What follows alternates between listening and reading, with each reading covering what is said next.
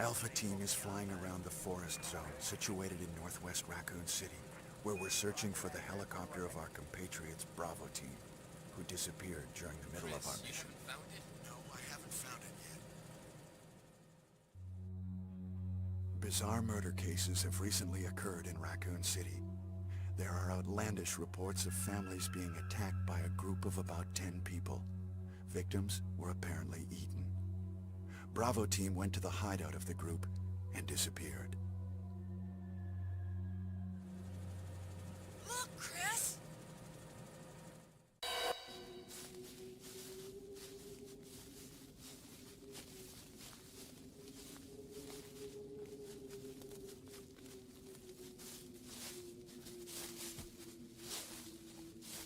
It was Bravo Team's helicopter. Nobody was in it. But strangely, most of the equipment was still there. However, we soon discovered why.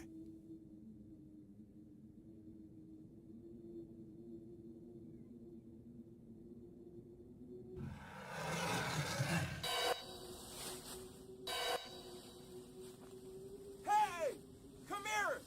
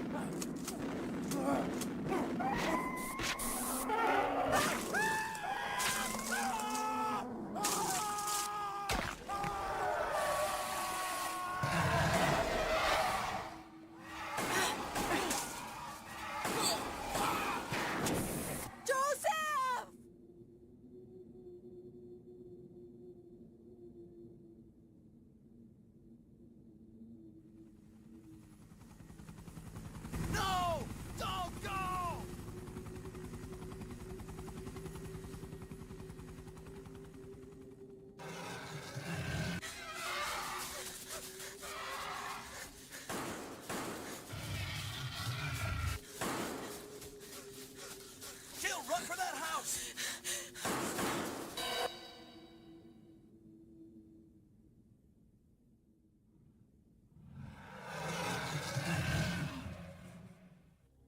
There are only 3 STARS members left now. Captain Wesker, Jill, and myself. We don't know where Barry is. Chris Redfield.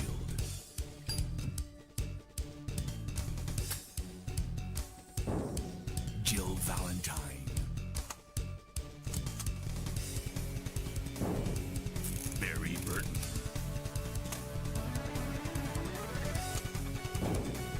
Rebecca Chambers. Albert Wesker.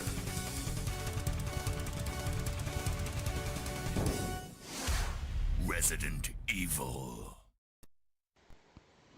Welcome back, everybody. Who's ready? Drop some likes if you're ready for some Jill sandwiches. We got some Jill sandwiches being prepared in the house today. Some Jill sandwiches. Oh crap! I gotta tighten the screws on this thing. I have a boom arm on here, and the more I use it, the more loose the arm gets. Might have to replace that too. Everything's falling apart here. My whole life. Don't have my mic on? I bet I don't. Yeah, I do. All right. But yeah, we got some Jill sandwiches coming up today. Resident Evil. I don't remember the opening being that brutal. Well, Lloyd, you probably don't because you played it on PlayStation. That is the uncensored PC version. The console version got turned into black and white, and it was edited heavily, which we'll see here. But that is the uncensored and my preferred version of the intro. So should have played the Legendary Frog RE1 intro. Then try to play the Legendary Frog. What is that? What are you talking about? Let me look it up. Resident Evil: The Legendary Frog.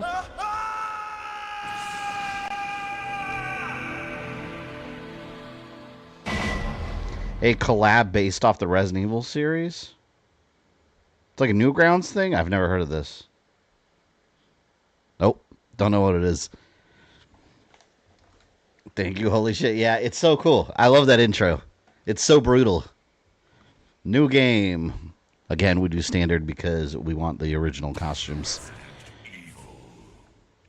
Legendary frog did fly. Was that an account? Was that like a person? Legendary frog or like a channel? God, it's some of that old Newground stuff. I still remember. Anyone remember Salad Fingers? Jill Valentine. This should, I quote, should be easy mode compared to last week because Jill has more inventory space. That alone makes a huge difference in these games. Instead of having trouble back and forth, back and forth, back and forth. Now we'll see what happened to Barry. Where's Barry? Alpha team is I hope this is not Chris's blood. Situated in northwest Raccoon City, where we're searching for the helicopter of our compatriots. Always with the quality game streams, yes. Except Shadow Labyrinth. That was not a quality game. That's the one game this year I'm like, man. Cases have recently occurred in Raccoon City. There are outlandish reports of families being attacked by a group of about 10 people. How's the game audio? We good? Were apparently eaten. Bravo team went to the hideout of. Oh, and any patrons, if you're hiding around in here, I put an update for Resident Evil Timeline stuff on the Patreon page. Look, Chris.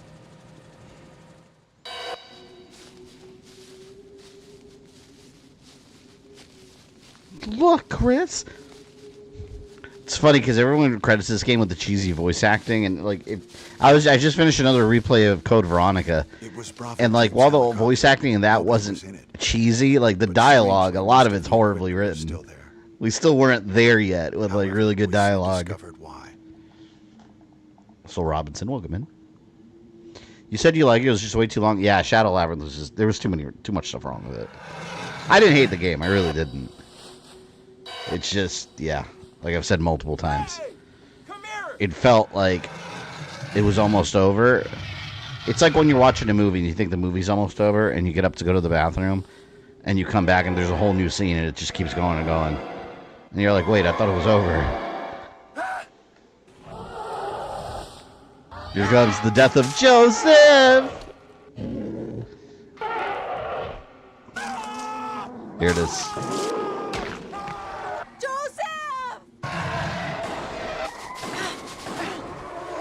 House of the Dead 2 voice acting is cheesy with his dialogue, very much so.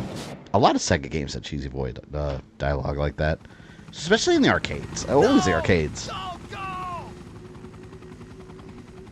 I love how they stop running at full speed from the dogs, and the dogs wait patiently while they wave away at Brad Vickers. Then the dogs are like, okay, let them watch them escape, and then let's start chasing them.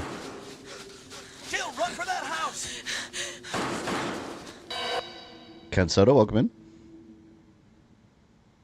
I wonder how they got separated, because weren't they all running together towards the house? Like, did Chris just, like, veer off in a different direction randomly? I love this intro. Chris Redfield.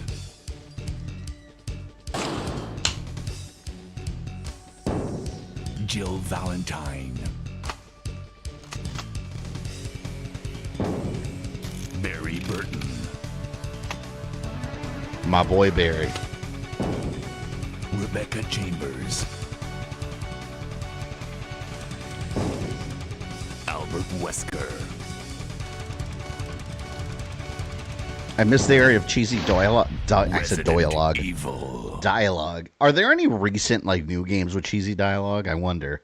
Like purposeful cheesy dialogue. There's got to be some new stuff that still retains that level of cheese infusion. What is this? It's got to be. Wow. What a mansion.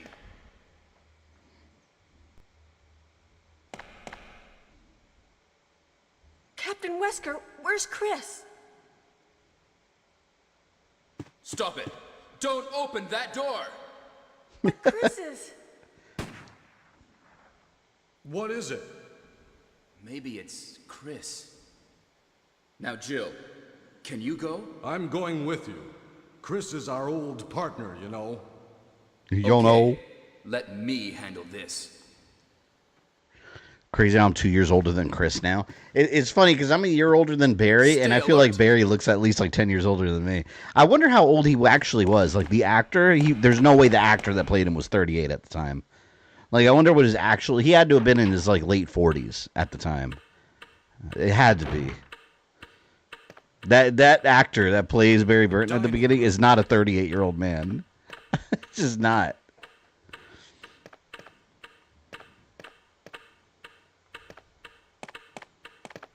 God, I keep wanting to press X. And it's square. Look at that. Look at that inventory space. Ooh. Ooh, that's so delicious. What a relief. They're all so young, I know, right? You know, it's funny. There's questionable stuff in Resident Evil if you think about it by U.S. standards. If you look at Code Veronica, like if you load up the battle game, What is this? it shows Claire Redfield, age 19, Blood. and then See if you can find any other clues. oh, that doesn't make I'll sense, be does it? examining this. Because wasn't she 19 in Resident Hope Evil this 2? is not Chris's blood. Oh God, this is my messing up. Look, see, my controller like holds left. If it does it again, I have to switch controllers. But no, I was saying if you play Resident Evil Code Veronica X and you go to the battle game, it says, yeah, I gotta switch controllers. It says Claire Redfield, age 19, and it says Steve Burnside, age 17.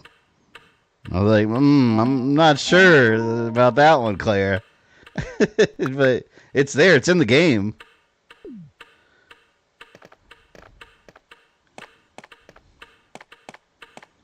Is it knife only time? I never said that. Barry is investigating. I like what is Barry exactly investigating? Look at him. He's just sitting there going left and right, looking at the blood. I love the line in a remake when she comes running back. She's like, Barry, look, it's a monster. How old's Barry? In Resident Evil 1, it said he was 38. And he was considered the old man of the team.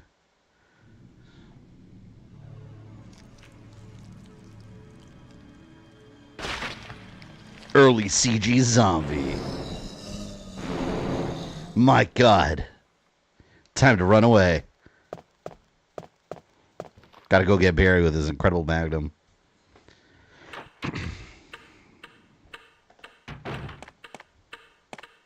Barry? What is it? The one zombie that can open It's the door. A monster! Let me take care of this.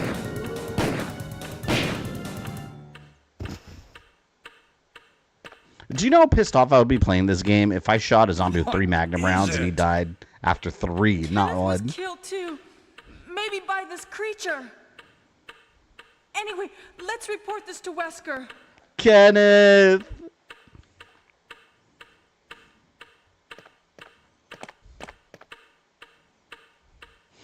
Barry Burton's legit the reason I purchased 357. You want to be like Barry Burton?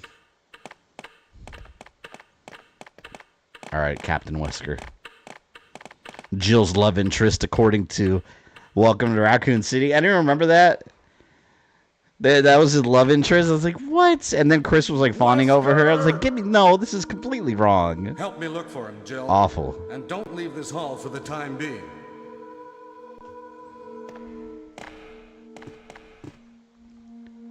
Anyone got any more of those ink ribbons I love so much?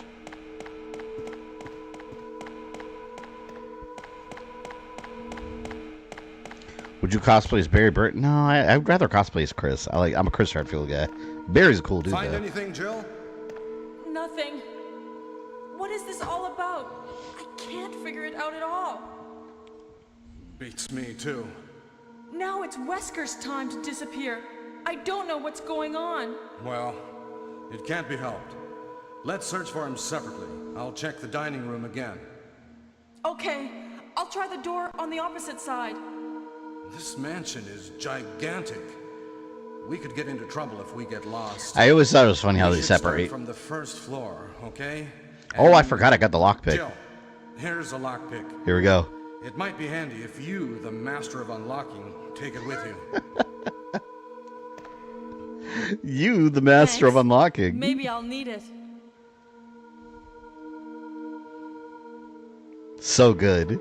Listen, if something happens, let's meet up in this hall. I wanted to watch it. The internet ruined it for me. Oh, Lloyd, you haven't seen it? The movie? You should watch it. Just, it's something to behold. Cause I don't even know how to describe that movie anymore to people that haven't seen it. It's like the games. It's like, here's Resident Evil 1 and 2. Let's pluck out 40% of it and smash it together and throw that on the screen. That's what they did, essentially. It doesn't work.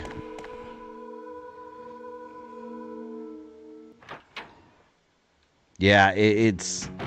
I only recommend people watch it, like, out of curiosity, but don't expect, like... I don't know. Just don't expect it. It's one of those movies that's pointless.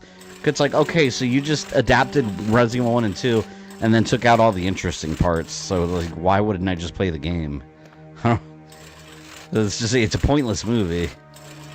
Oh, damn it. Wait a minute. I did this wrong.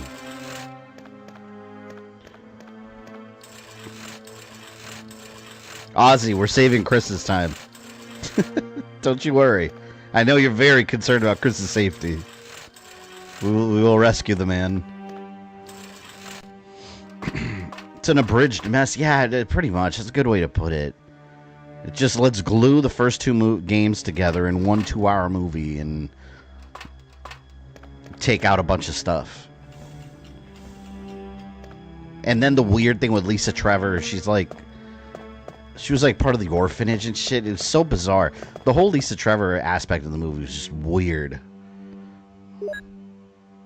And then her and Claire had like a weird it was like a little weird friendship going on. Like when she was a kid. It's just the little girl. Bizarre. Uncle Joe from Resident Evil. I did like Uncle Joe. Uncle Joe. Now you still let him die? No way. Christmas live. Let me move this.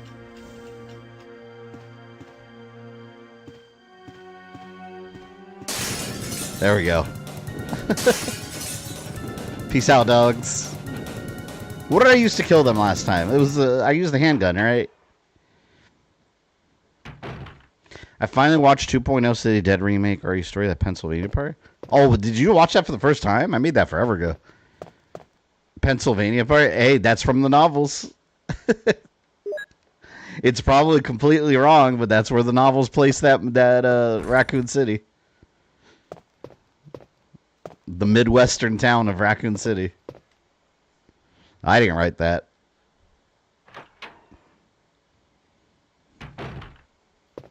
Yeah, I've been working really hard on the Resident Evil timeline.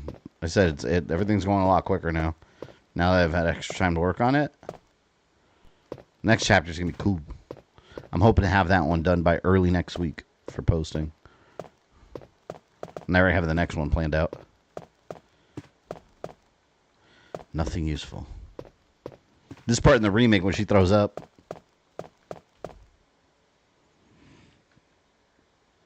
Japan don't know anything about geography. Well, not just that. They don't even... I mean, they don't really know how the U.S. government operates either, like our branches of government, because remember when they blew up Raccoon City, it was authorized by the Federal Council. We don't have a Federal Council. We have the U.S. Congress. But that's, they don't know. It's just some Japanese developers. They don't know how stuff works over here. I mean, you could argue that in the Capcom universe, the United States, yeah, they have a Federal Council. There you go. Maybe it's the Capcom version of the U.S. Being a person in the Midwest, shit like that would start here. Yeah, a lot of people place Raccoon City in Colorado. But I guess New Raccoon City, as in Resident Evil 2 and 3 remake, they don't really show it like a Midwestern town. And if anything now, it's like a big metropolis. It's a big city now in like the most recent renditions.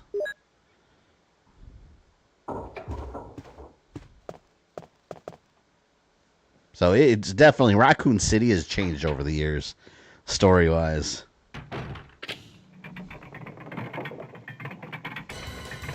Oh, God. Sandwiches. Jill sandwiches. We can't become a Jill sandwich. Barry.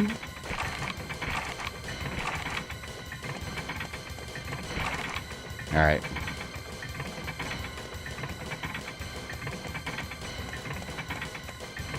Hey, what's going on? Jill? Is that you, Jill? What happened? Barry, help me, please. The door won't open. She's so calm. Barry, help me, please. I'm gonna kick this door down. I bet you see us. Calm down. Get me the fuck out of here, please. Hurry! This way! And she's still standing there. She would have been screwed if, like, the ceiling is slowly coming down, then just slams. Oh, Barry! That was too close. You were almost a Jill sandwich. You're right. Barry, thanks for saving my life. Amazing Barry, dialogue. I love Didn't you it. say you're going back to the dining room to do some research? Why on earth are you here? I just had something I wanted to check. Now, let's get back to Kooky searching for the lost 217. I don't know who that is. Said captain, shall we? Missouri, so I'm good with that. Well, here's the reality. No one knows where Raccoon City is state-wise because Capcom you, has never Barry. told us. Yeah, So, yeah. there's that. It is wherever you imagine it to be. It's somewhere, maybe kind of in the Midwest. And it's a small town that became a giant city. They explained that lore-wise, too, that the mayor, Michael Warren, like, fast-tracked the construction projects in Raccoon City with Umbrella's funds to hide the underground facilities when, and the city expanded like crazy. So I guess it makes sense story-wise now. Loser. Alright, we do our first save. Say Jill sandwich or Jibble sandwich is what he said.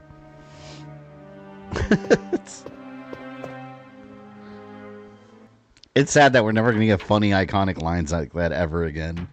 Now we have good dialogue in video games.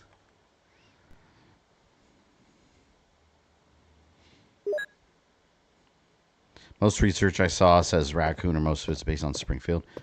Well, also Springfield from The Simpsons. That's another one they purposely always play with the idea that they don't know what state.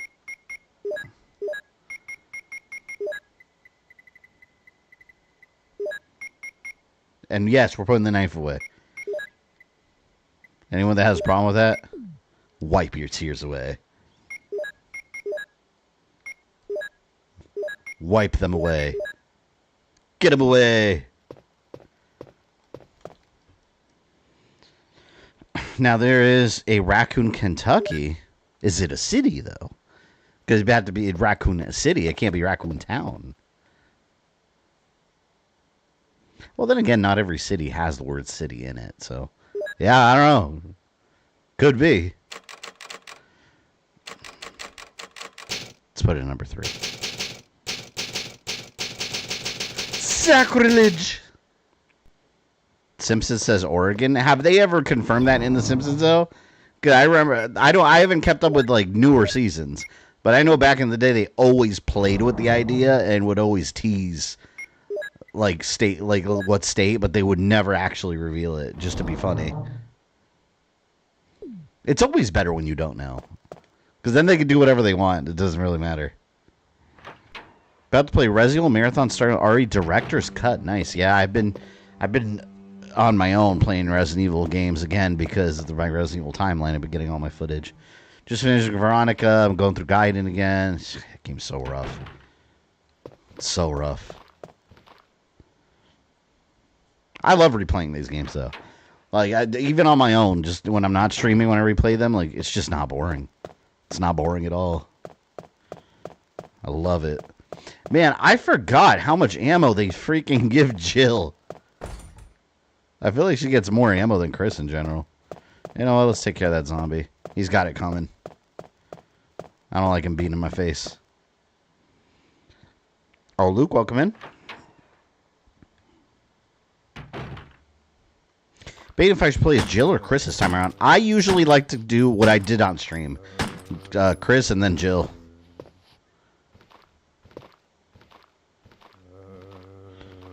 Go through Chris's campaign, then go through Jill's, and that way it's all complete. Oh, you son of a bitch. I can't stand that. That's one of the most annoying things ever.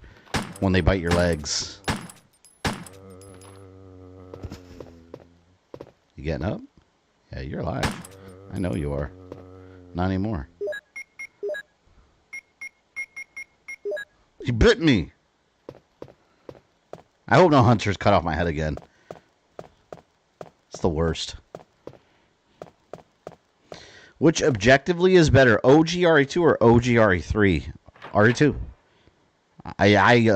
Okay, here's the thing. I love RE3. I love both of them. I think they're both great games. But RE3 was really built off the success of 2, and it's just kind of, if you think about it, it's kind of the same thing again, right? It's someone escaping Raccoon City, just different person. So I think by far RE2 is a better game. I love that game. All right, we got to go to the infant, the baby, the newborn. And they're very different games, too. Think about it, because RE3 is very much like an action horror, whereas RE2 was a little slower, a bit more suspenseful. RE2 is my second favorite video game of all time, though. So maybe I'm biased. And it's my favorite Resident Evil game, so I mean, yeah. I'm going to say that one naturally. A picture of an infant.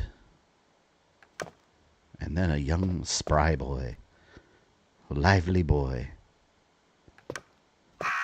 What was this? Bold-looking old man. He's bold.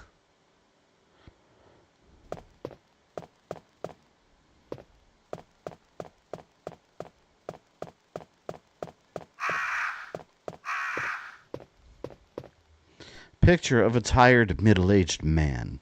And then we go with the bold old man. Don't mess with me, birds.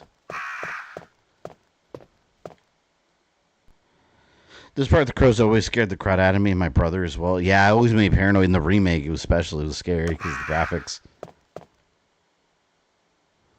Did I miss one? I don't think I did. I missed one. Wait, didn't I?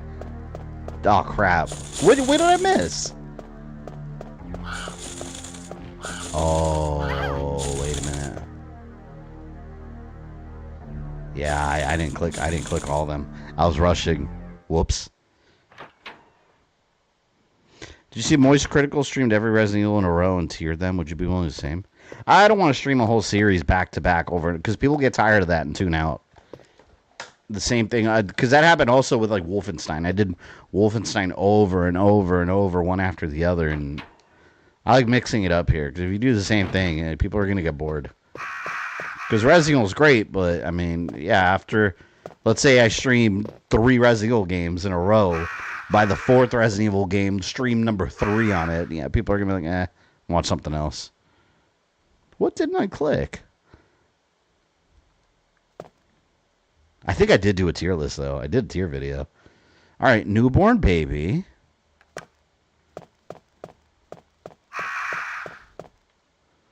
I missed the young man. I never pressed it. That's the one I missed. Damn it. I need the newborn baby, then the infant.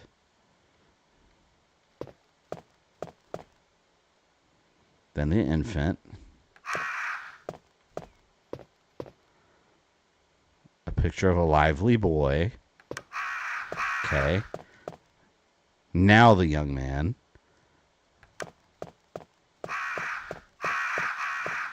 And now the tired middle-aged man, and then the bold old man. Did you tier Wolfenstein? No, I didn't tier it. I just streamed it. I love that series, though. Except Youngblood. Youngblood was... Yeah, Youngblood I have very, very mixed feelings on. Just nowhere near as good.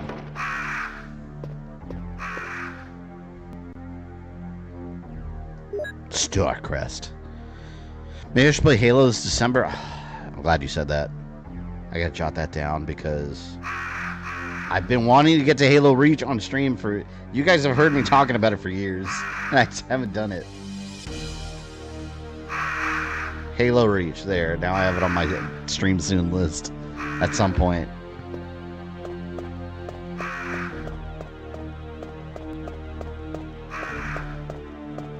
I've been wanting to play Halo again lately.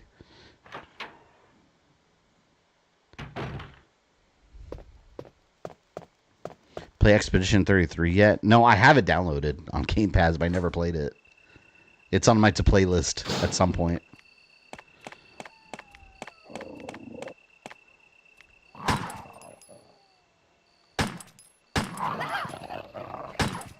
I hate you.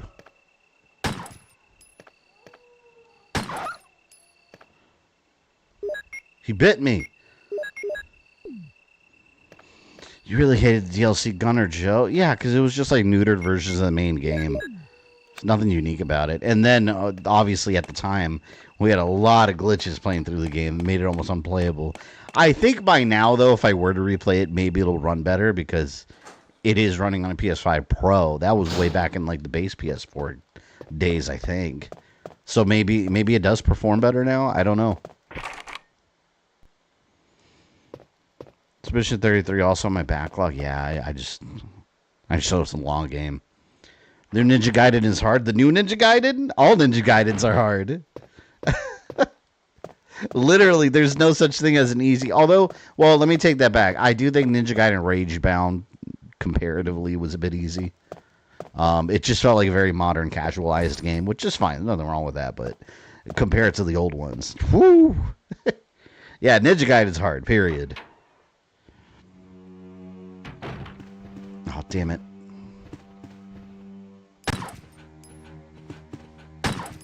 I don't want to use all my ammo this early.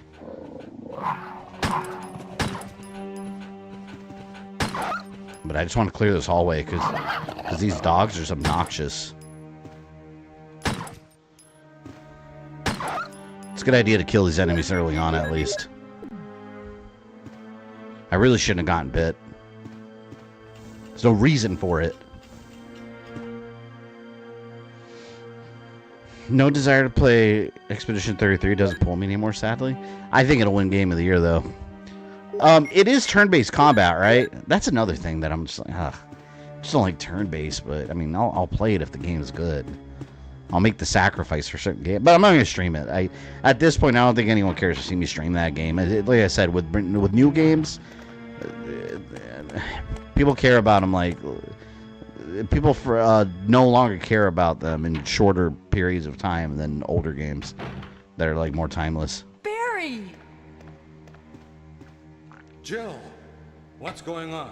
Any clues? No, but something's wrong with this house. And thank you to the 37 of you here. If you guys are having a good time, make sure you leave a like. Maybe it's better to secure our escape route first. There must be a back door somewhere.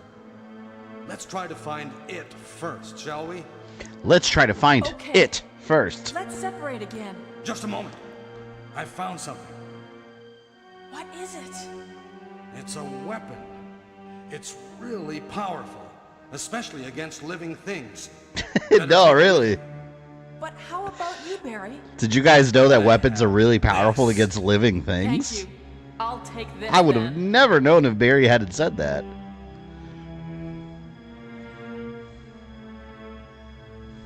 I like how he says the acid rounds are powerful against living things. So I don't have the weapon to shoot it, though. So it's not so powerful yet. From what little I played of Expedition 33, feels like Final Fantasy X turn-based combat. Oh, and Ozzy, that's your favorite game of all time, too, right? Final Fantasy X? So you probably love it. Alright, let's do a little bit of a exploring. Exploring. Let's go up here first. We're going to clean up this house a little bit. True, but E33 has been blown up all year. People are still talking about it. It's getting free DLC. Yeah, the people will probably talk about it till the end of the year, and then when it wins the Game Awards, because it probably is going to, people will talk about it for a couple months, and then people will just stop talking about it because something, or at least until the next big thing, something else will come out, and then everyone will forget all about it. It's just how it works. I see blood on the floor. Whose could it be? But the things here aren't living. That is true. So, in other words, he's saying the weapons don't work.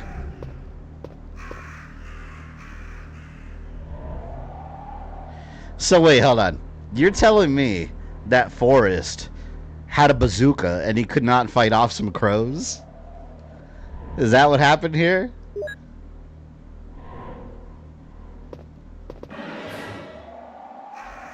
It's Forrest. He's been pecked to death by crows. Fuck these crows.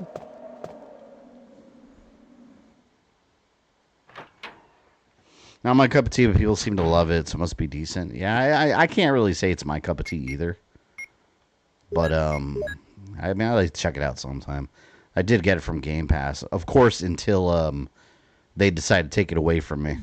That's why I worry about, like, that's why I worry about starting games on Game Pass that I can't finish quickly. Because I know it's only a matter of time before I try to load it. It's like, this game's no longer on Game Pass. Please buy it. And then I have like a third of the achievements. I'm like, well, crap. Now I have to pay for Game Pass and buy the game I was in the middle of playing. Like, I'm telling you, they did that to me already with Atomic Heart. I was starting to get into that game. And then I went to load it up one day. And then it said it's not on Game Pass anymore. And I'm like, oh, shit. And then I click on the game and it takes me to the Xbox store to download it. I was like, okay, well, I was already playing it. It's just annoying. You finished Atomic Heart? Yeah, I got to rebuy. Well, I got to buy it now. Although I was playing it as part of Game Pass, I wasn't even gonna buy it. I only played it because it was on Game Pass, and it was good, you know. But I wasn't planning on buying it. It was just like an extra game that I was like, cool, Game Pass game. Let me try it out. But you know what? I forgot. Game Pass is all about renting games, basically.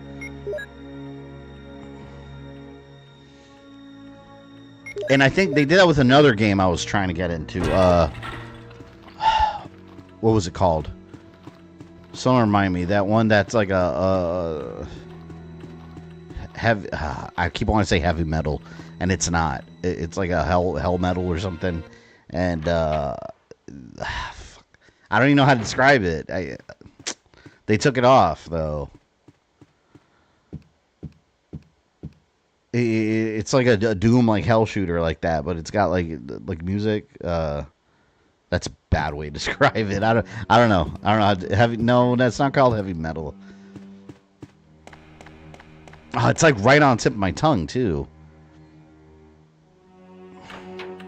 It's got music. Yeah, I just don't know how to. The music's like a big focus of it in the title, and I just don't remember what the name was. Based off Warhammer? No. Let me. You know what? If I Google it, I know it'll come up.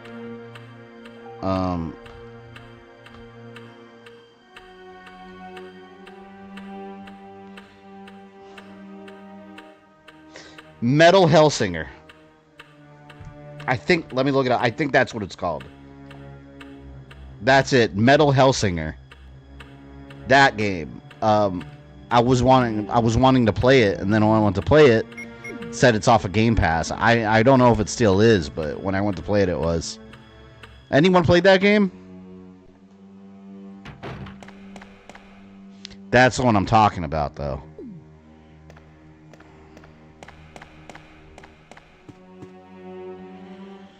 Heard of that one, never played it. What game? Metal Hellsinger. I was interested in checking that one out, and then when I went to go play mine, I couldn't play it anymore on Game Pass. And that was, mind you, that was like a week after Atomic Heart, too. I was like, what is going on here? Every game I go to play. Screw you, zombie. I'm going this way. And kiss it. Peace out. I'm going this way. All around you. It even has a song from the lead of a System of a Down on it. I suck at rhythm, but it was doomed to the beat. Yeah, I was interested in it, and they screwed me.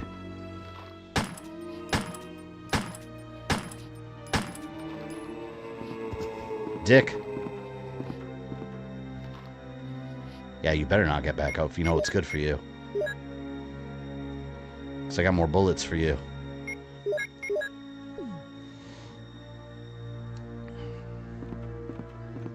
I gotta go back to my storage bin and get health.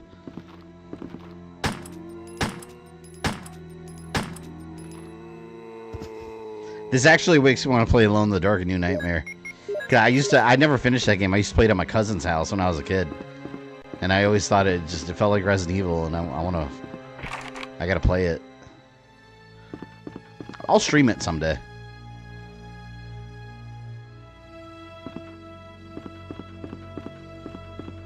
I played it with so boring. Which one, Elite? Metal Hellsinger? Oh, I see you switch your name from Prime Elite. I still recognize you. Which one is your favorite Albert Wesker? I love Code Veronica Albert Wesker. I thought he was cool. He was like deliciously evil. And he likes doing his evil laugh. Nazi flexing those 46 months membership. Very long time, thank you. There's my serums. Alright, let's heal up. I guess it's a good little place to save. I'll leave my bazooka. I'll save that for the yawn. You're staying here for now.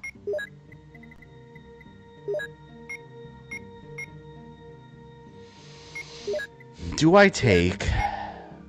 Yeah, I'll take that with me. I wonder if I should take this with me. I don't need it right away, but I'm going to. And then I won't have to go back for it.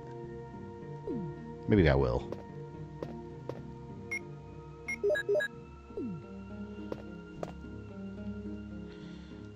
I like Umbrella Chronicles Wesker. Oh, that was a great Wesker. Yeah, but well, that one... And it had new parts completely because it showed the downfall of Umbrella.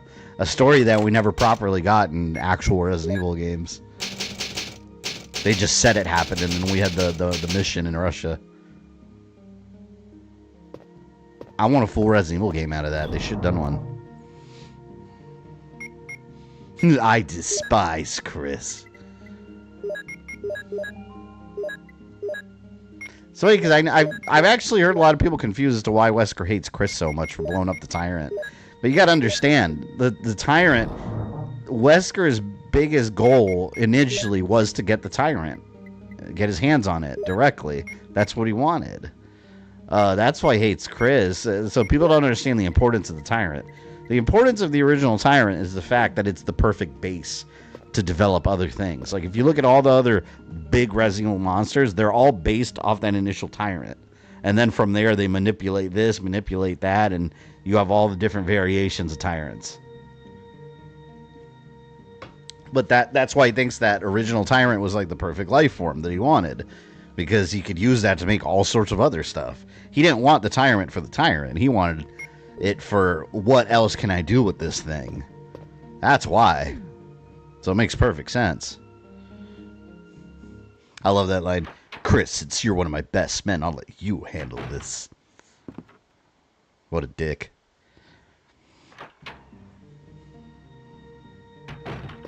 I do miss Wesker as a villain. I miss a Wesker quality villain in Resident Evil. But I don't want to see him back. Like, he had his time to shine, and he did. Ugh! What's up? I mean, TO2 was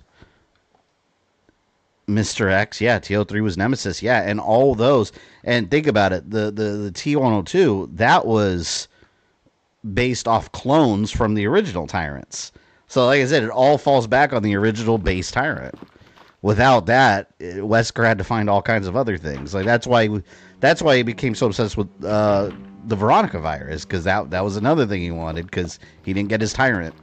So he's having to go through all this trouble because of Chris. That's why in canon, it's recognized that Chris is the one that blew the Tyrant up with the rocket launcher. It doesn't make sense for Jill to be the character to do that, because otherwise Wesker would hate her as much as Chris.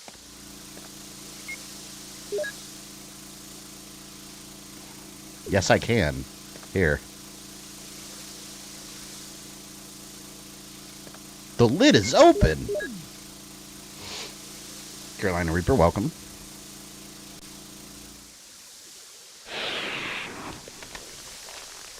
Proto-Tyrant from RE0 was terrifying. I hated that thing. I mainly hated that thing, though, because Resident Evil 0 I always thought was so hard already, and then they added another Tyrant into it. I was like, come on, man. Like, this game's hard enough already. Resident Evil 0 is so brutal. The T00. I was rewatching your Metroid timeline, so excited for Prime 1. Michael, did you notice that the thumbnails were all updated? I went through and I updated all of them, and I did it for my Resident Evil ones too. Yeah, I'm prepped for I have the thumbnail for Prime 4 almost done, but I don't know what to call it because I don't know exactly where it's going to fit yet. So is it going to be like Chapter 10.2 or Chapter 11.2? I don't know yet. I want to play it first. There's speculation. And you can't, with Metroid, again, I've talked about this before, you can't really go by the year. Because the years have never been consistent in the Metroid saga. It's just a fancy way of saying this is the future of the calendar year blah blah blah of the galactic this and that. It's just science babble. Sci-fi babble. Call it Samus Return. We already have a Samus Return. I always like to call it based on the events of the story. Since we don't know what that is yet, I can't name it yet. Or Chapter 12. No, I already have a Chapter 12, though. Well, no, hold on. Yeah, I think my Dread video, I think that was considered Chapter 12. But it'll be chronological, so wherever it fits. So it's going to be between something and something else. Because it doesn't take place after Dread.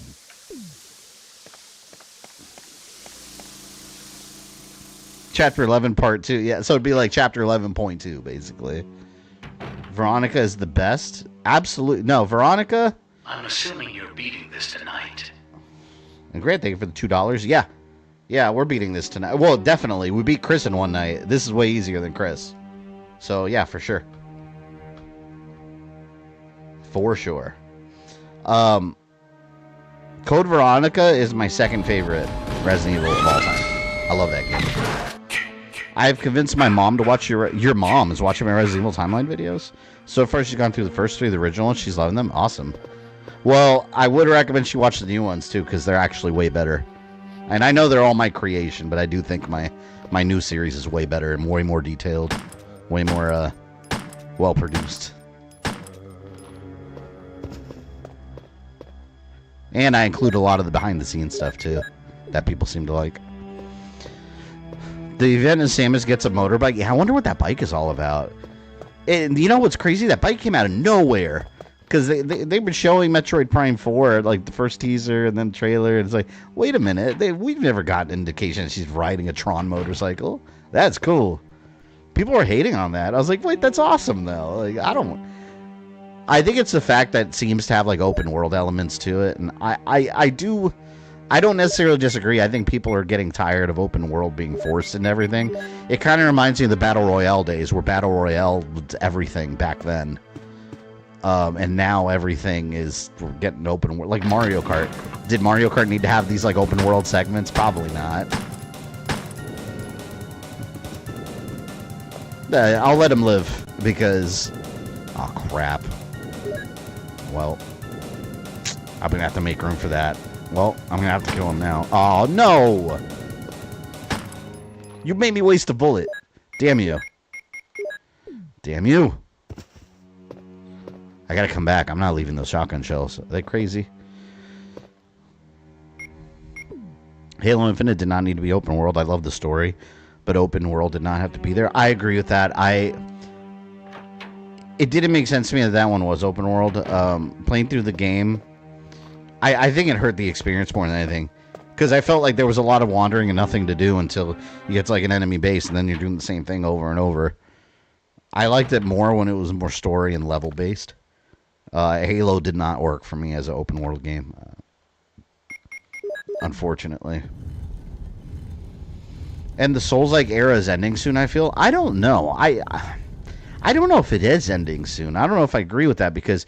Every time any game gets Souls-like elements, people are all over it. They love it. So, like, I don't know. Is it coming to an end? I don't know. I haven't seen that. I haven't seen it slowing down. Like, look at Silent Hill F. Even Silent Hill has some elements from, like, Souls-like games now. So, it's like, they're incorporating then all kinds of other things.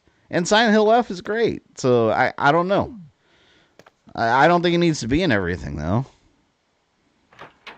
Speaking of Tron, Ares put me literal... So you didn't like Ares? Oh, I loved it. I thought it was good. I do like the second movie better. No, but I liked it. I don't think it was a Jared Leto disaster like some of his other movies. Oh, fuck. Oh, look, I can get it now. Well, in that case... My cord for my capture card works. I got 2 of them cords. Nice. It's always good when a capture card is functioning properly. Are you capturing gameplay in 4K? Not that it really matters. When you run stuff in 4K on YouTube anyway, it's still compressed. They just use a better codec for it. ODST work as an open world game? Yeah, it did, but it was still level based at the same time though. Because you had open world segments and then like specific levels. And oh my god. And you remember Halo Infinite on Legendary?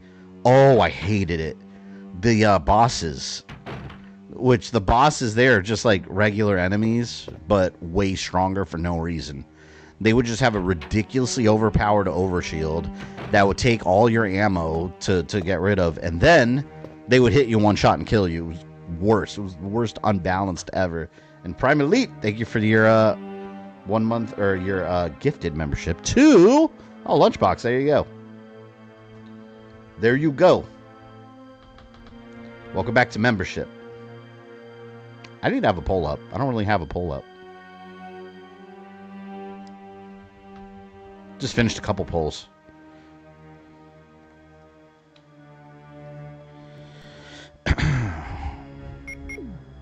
It abandoned everything Legacy set up. Not really. I mean, I'll keep my comments spoiler free, but Legacy set up the idea that AI people could be alive, right? And could be in the real world. And this continues that. It continues that same idea. So I don't know. I don't know if I agree with that. I mean, I think it continued a lot of it. Now, there's pieces of Legacy that it didn't really get into very much. Like what happened to Flynn, where Sam and Cora, but I mean, they're clearly saving that for a potential sequel. And the movie did better opening numbers than Legacy did. So, I don't know. Here's hoping. And Elite, thank you for another membership. This time, Javier Wong. You have become a member of this excellent channel. This music's so relaxing. This is like the kind of music you'd hear in a spa when you're like laying down, you got a towel on you, and they have like cucumbers on your eyes. And you're just sitting there relaxing with the little like Chinese candles they light up and stuff. Where is Freddy? Here you are. There you are, Freddy.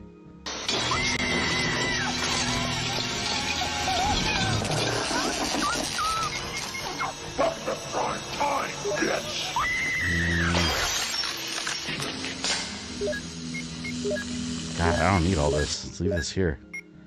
I'll carry one with me just in case. Go vote. Well, I don't have a poll just yet. Right now. We just finished one for Resident Evil. Code Veronica won, by the way, by a ton. So when I do another Resident Evil game, that'll be that. Halo, 27 shots from a plasma rifle killed you on... Oh, Halo 2. I heard that as Halo 27. Yeah, oh, God. Halo 2 is still by far... I've always stood by this statement that Halo 2 on Legendary by far is the hardest Halo game. It is absolute brutality. And it's even harder on co-op, surprisingly, if you play the Master Chief Collection, because it's not like Halo 1 Anniversary, where if one of your friends, if you're playing with one of your friends and they die, what happens next? You just run around the map away from enemies, and then they'll respawn. As long as one of you are alive. Not in Halo 2. In Halo 2, one of you die, you both die. It's like, wow, what a slap in the face. It's brutal. Brutal. There's a broken shotgun. No, but the bosses in God, yeah, the boss in Halo Infinite, it was horribly done. I don't know what they were thinking. Like all the balancing that Halo is known for, when you fight the bosses in Legendary and Infinite, out the window. Out the window completely. I just learned this. Lawrence Fishburne was in Nightmare 3. Oh, yeah. Yeah, he's very young in it, clearly.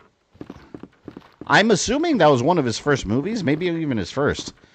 He played one of the orderlies in the children's hospital, where the kids are locked up.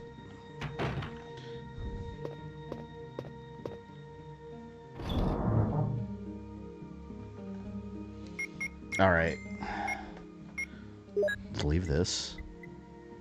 I might leave these mixed herbs for now. I don't need them right now. Shotgun shells, we'll leave that. Well, we'll hold on. I don't like having only 2 inventory spots. We're going to go drop off the crest.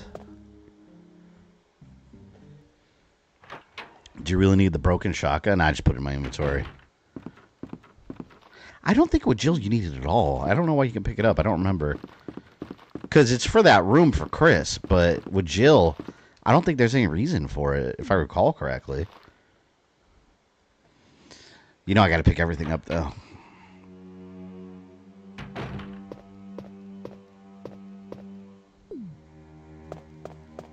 Okay, that was the outside. Did I leave anything? Okay, I got my shells from there. The first Halo game to get the secret ending, you have to play in the hardest mode on 2-player. Oh, yeah, isn't that where the Elite and what was it, Johnson? What's Sergeant Johnson, right? Was his name Johnson? Am I remembering his name wrong? When they hug each other? That was funny as shit. I think that was Halo 1. Or was that Halo 2? It might have been 1. Halo got a Season 2. Yeah, Halo Season 2. I have such mixed feelings about that show. Because Season 1, like... See, my problem with the Halo show is that it has parts of it that are good and well made. But then you got long stretches of stuff that you're like, why'd you do all this? Like that whole storyline with Quan, that Asian girl. Like, they just... It was interesting, I thought, in Season 1.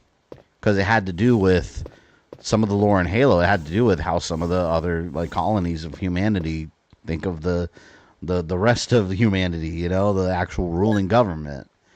So that was actually kind of interesting. I forgot my my plaque. I got to go get it.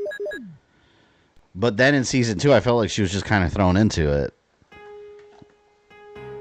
After developing her character in 1. And that one chick that was with she was raised by the Covenant, she didn't need to be in that story. I don't know why she was there at all. I don't feel she added anything to the show. It was weird. But then in Season 2, you had that when Reach gets attacked, that was like peak Halo television. I was like, okay, this is what the rest of the show should be.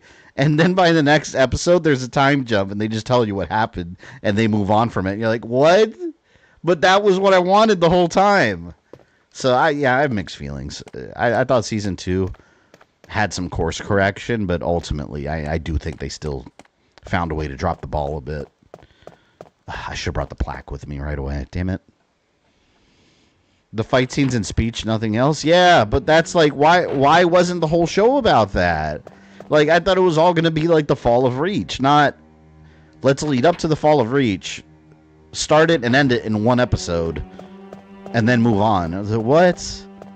No, like, that's what I wanted. And then at the end, we finally, like, get to the Halo ring. And I was like, okay, cool, now we're going to get the story of Halo 1. And then, well, show's done. It's canceled. But I wonder, I am curious if Netflix is going to take over the show. Part of me thinks that they might, because it's on Netflix and it's getting really high viewership numbers now. So, could Netflix go ahead and continue it? It's possible. Will it be better? I don't know. But I would not mind them trying. Said baby hold me. Want a good show? Twisted Metal? Oh yeah, Twisted Metal. I had mixed feelings on season 1 and the beginning of season 2. Because season 1, I was like, okay, like this is entertaining, but like I want the tournament. And then by the end, when they announced the tournament, I was like, oh, okay, I'm down. And then in season 2, like when they actually have the tournament episode, you're like, my God, this is the video game. It was amazing. But then you have some episodes like that whole like prom episode. It just that whole thing. I was like, this kind of sucks. I don't know. I like it when they were in the cars all just killing each other. And I really like Mr. Grimm. I've always liked Mr. Grimm in the games. I thought he was awesome in the show. I liked him. I liked how like they made it seem almost like maybe he's not actually sucking up people's souls, but in his mind he is. Yeah, because like he will like suck up people's souls, and then you see it all CG coming over to him. But then people are looking at him, and he's just standing there like this, and they think he's doing nothing. So I was like, man, is he really doing it, or is he just mental and he thinks he is? I love that because he was locked away in the asylum. It was a really good rendition of Grimm. I take a reboot, ignore season 1 and 2.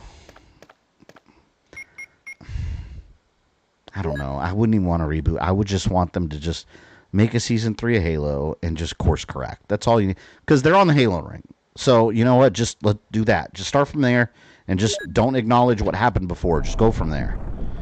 Just go from there and course correct. It doesn't need to be a reboot. Just don't acknowledge 1 and 2. Just make vague statements about 1 and 2 and just move on. I did like that made up Spartan. That I forgot his name. Anyone remember his name? The black guy. He looks kind of like Dave Chappelle. I've always thought he looks like Dave Chappelle. What was his name?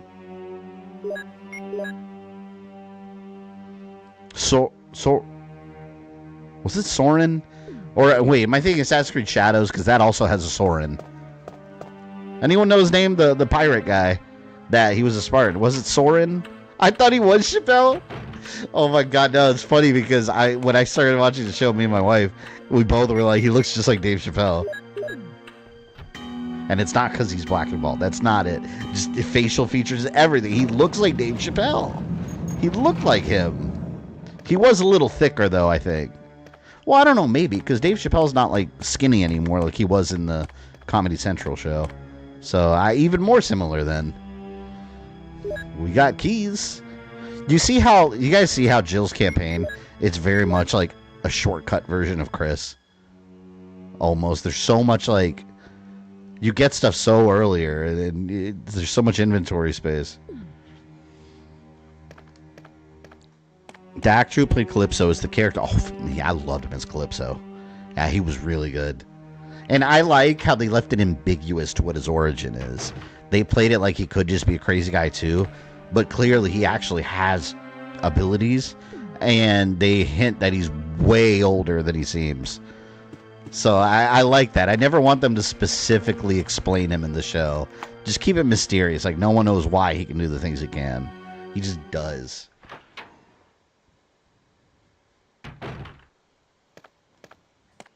See, I remember this part with Chris. I was already running low on inventory space, and I had to keep running back and forth constantly. We need weird keys in RE games again. You know what I did? Or what I almost did? Let me see if I can find it. I gotta show you guys this picture. Whenever, you guys remember, I think we talked about this last stream. I wanted to go to E3 last time before it got canceled. I wanted to go cosplaying as Chris Redfield from Resident Evil 1. Let me see if I can find it. Yeah, I found it. Look. On Etsy, you can buy the keys from the mansion or something similar. They're not the mansion keys. There's a variation of them. These are for Resident Evil 2. But just look at this. Copy image link. Let me see if it'll let me. Yeah, anyone interested, check this out. I wanted to get like a key ring. Dress up as Chris Redfield. and get the Spencer Mansion version of these keys. Put them on a key ring and walk around with them on like my belt. That would have been so cool. Because I had and they're like, I think that's like $50 or something. But I bought like a real, like, I think it's like a hunter's jacket or something. I found it on Amazon, but it looks like Chris's Stars uniform. All I had to do was get the stencil and write stars on it, spray paint it on there, and it would have looked, I was going to make it look just like this game. And I was going to get that key ring and put the keys on there. And I was like, man, that would have been so cool. But then E3 got canceled, and I never got the chance. I was so pissed off. I still have that jacket cover. I still have it in my closet. I've never used it because I don't need it. I just wanted it for the costume.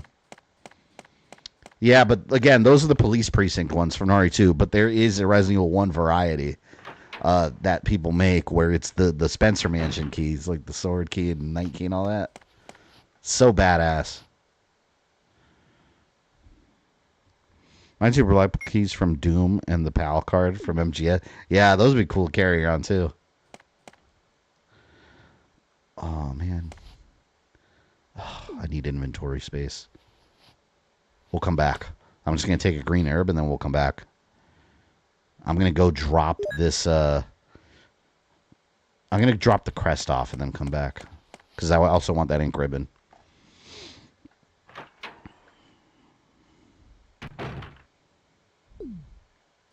It would have been cool cosplaying as Leon also and bringing a set of those keys. Leon would be fun to cosplay. Just get like a Leonardo DiCaprio Titanic era wig. And throw it on your head. You get that Leon hair.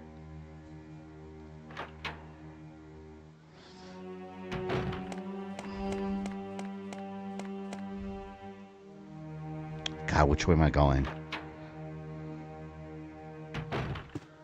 So you realize the keys in Luigi's Mansion after you beat a boss are non to Resident Evil? I've always thought that. I've always thought it was very Resident Evil-like.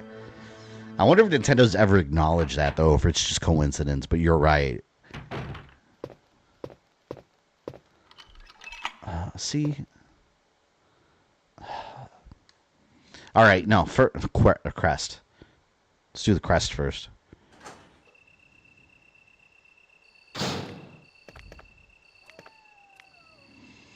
Then people asking you, where is everyone going? Then you say bingo, 100%. That's where everyone went. Let's play bingo.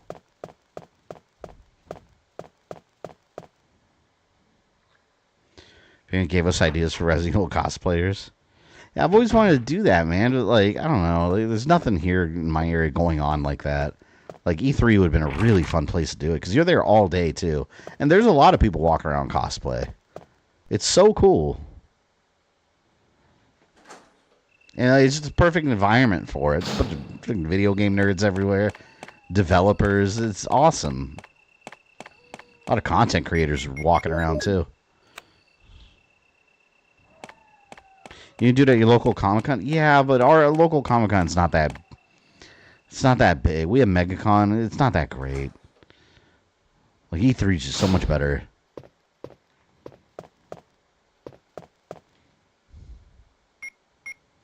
So, yeah, guys, I went to MegaCon in Orlando once, and, did I go once? I think I went 2 years in a row, actually. I went 2 years in a row. Both times I was just like, yeah, it was kind of a letdown. Like, it was like an overpriced flea market, you know? They just had a bunch of stuff you can get cheaper online. I did meet Commander Shepard from Mass Effect. Well, from Mass Effect. Male Commander Shepard. He was there. He autographed. I have Mass Effect 1 and 2 because 3 wasn't out yet. I had Mass Effect 1 and 2, and he autographed my disc and the actual box, so I'll never get rid of those. Who else? Christopher Sabat from Dragon Ball. He was there. He autographed one of my Dragon Ball games. I forgot which one it was. Raging Blast, I think. Raging Blast 2. It might have been Raging Blast 2. And I have a Vegeta and Goku wall scroll that he autographed. And he wrote on Vegeta's head, it's over 9,000. And then he wrote over Goku's head, this guy sucks. Thought that was funny. But yeah, he seemed like a nice guy. Who else? I don't remember who else I met. Those were the two only ones I was really excited about. A lot of the other people, I didn't really know who they were.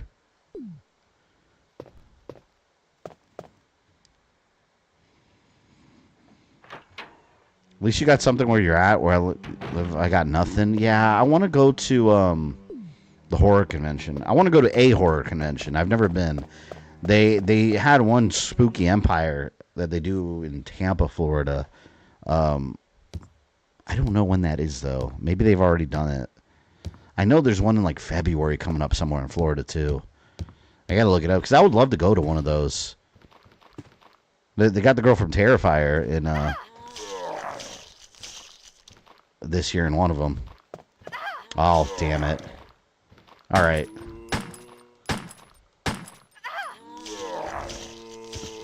I messed up. Man, I got like stuck on them. Holy crap. All right. Well, now they're going to have to die.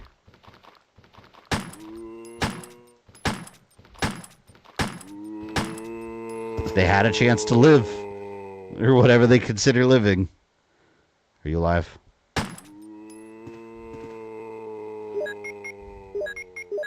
Well, good thing I have health. Let me go get some. Spooky Empire's been at the hotel outside Universal before. Yeah, wasn't it outside Universal? Wasn't it at the Rosen? In which hotel? If you tell me which one, I know exactly what it is. I thought it was Rosen. You hear Megan Fox's voice in Chica for Five Nights at Freddy? Yeah, I didn't. They talk? I didn't even know they talk. I don't know anything about Five Nights at Freddy's. I love how the zombies moan. They sound so like, I don't know, relaxed. They're just like, oh, they sound like they're just tired and they're gonna lay down for a minute and they'll be right with you. I'm going off track. Where was I going? The little secret room. There was an ink ribbon there.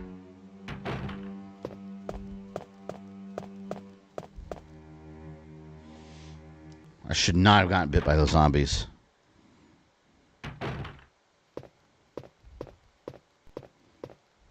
go over here by the dogs. It's the one that got a Burger King near it. I remember it's literally across the street from Super Saiyan. I know what you're talking about. I think, is that a DoubleTree? It might be a DoubleTree. Maybe not. I know exactly which one you're talking about. I want to say it's a DoubleTree, but it might not be.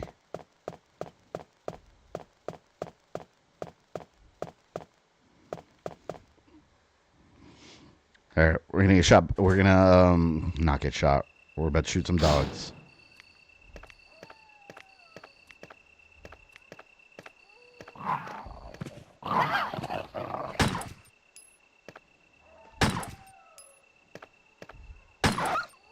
Stupid. Look at all these herbs. So many. Did my game freeze? Hold on. Thought my game froze. My receiver. Alright. Matt Pat's Toy Bonnie, so it's gonna balance out. They're just getting like content creators then, because like they had a YouTuber, I think it was a YouTuber, a Twitch streamer or something in the last one. I don't know his name. The guy that was he's a black kid, he was in a taxi. I guess he was a content creator, like a big one. He was in the last movie.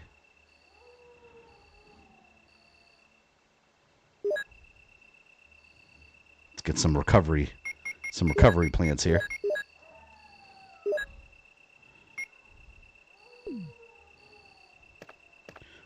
We do a little inventory management here. Corey X Kenshin? Dude is yeah, I don't know anything about him. But I remember them talking about that. There was a content creator in Five Nights at Freddy. I was like, that's kind of cool though. That's a good way to acknowledge like the importance content creators had blowing up some of these games. Because without content creators, a lot of these games no one would even know about. It's true. Five Nights at Freddy's blew up from content creators. I gotta go back to the inventory box. We got a couple herbs left behind. Talk about games you want to stream with the Chris run. Have you ever played Jade Empire? No. I have it on my Xbox. I've never played it, and a lot of people have actually told me about that game. That was a BioWare game, right?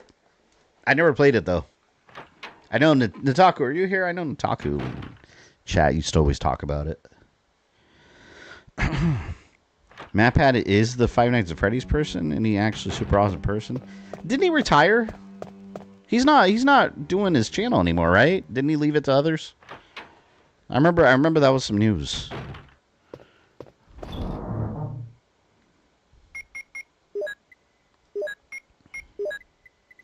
God, look at all those green herbs I have. I have so many of them. But you know what? You can never have enough. You need the healing factor. He did retire. He does sometimes show back up, but he's primarily retired. I mean, shit, if he earned his money and he left his channel in a good spot and left, you know, the machine running, you know, in his absence, more power to him. I mean, nobody wants to work forever. And he was able to retire at an early age. Props to him. What are PewDiePie? Is PewDiePie still around? He's still doing stuff? He really doesn't need to ever work again. That dude is set for life. I haven't heard about him in ages.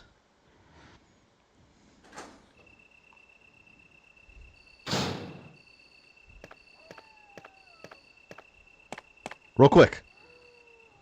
Oh, they're going to bite me. They're going to bite me.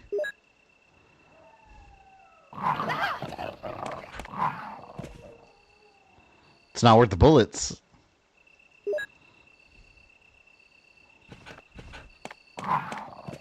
Okay. He only got one chomping, so it's not too bad. That's the only taste he's getting of this sandwich. Oh, he almost got another one. Dude, we got 53 of you in here? Nice. We only got 25 likes. Where are all these likes at? Where are all these likes hiding? Still working. PewDiePie still doing stuff? Jacksepticeye has his own coffee brand. What is it with content creators making coffee? I don't understand it. I know there's several content creators that make their own coffee brand. But, like, I think, from what I've heard, they just get, like, off-label brands that, like, rebrand with their logo and name on it. I don't know. But, like, I don't know what it is about content creators and coffee. And then you see the prices and they're insane. It's like, I just go to the store and get, like, my Puerto Rican coffee, the big vacuum sealed bags, and brew that every morning. I don't know, man. To me, coffee's coffee. At least the type of coffee you get. Well, Zake says finishing up your Chris run, adding to the metrics. Nice. So I appreciate you watching those things. Very much appreciated. I'll make a whole channel of me brewing coffee and not drinking it. You're just going to make it. What will GamerThumb have his coffee brand? You don't need a GamerThumb coffee brand. There's plenty of coffee brands out there that are fine. I can't imagine there's a lot of money to be made on coffee. Like, that coffee is a big industry. There's already giant names making coffee. Like, do content create? I mean, shit. Hey, if you make a coffee brand and people buy it, hey, more power to you. It's just weird to me that, like, that's a thing. Like, hey, I make videos about Resident Evil. Then the next day, like, here's my coffee. It's like, wait, what? Why do you have coffee? It's just bizarre. I don't like coffee. I love coffee. I can't live without coffee. Every morning. If I don't drink my coffee in the morning, I get a headache. I hate it. Tastes like burnt dirt. Oh, you're drinking the wrong coffee then. That's like coffee that's like overbrewed or like burnt almost. Like, I don't know. I don't watch many big channels. I don't watch a lot of YouTube channels, period. Like, first of all, I'm so busy. I'm always working on content. I don't have time to really watch a lot of channels to begin with. I'm trying to think what channels I do watch. You know what I watch a lot?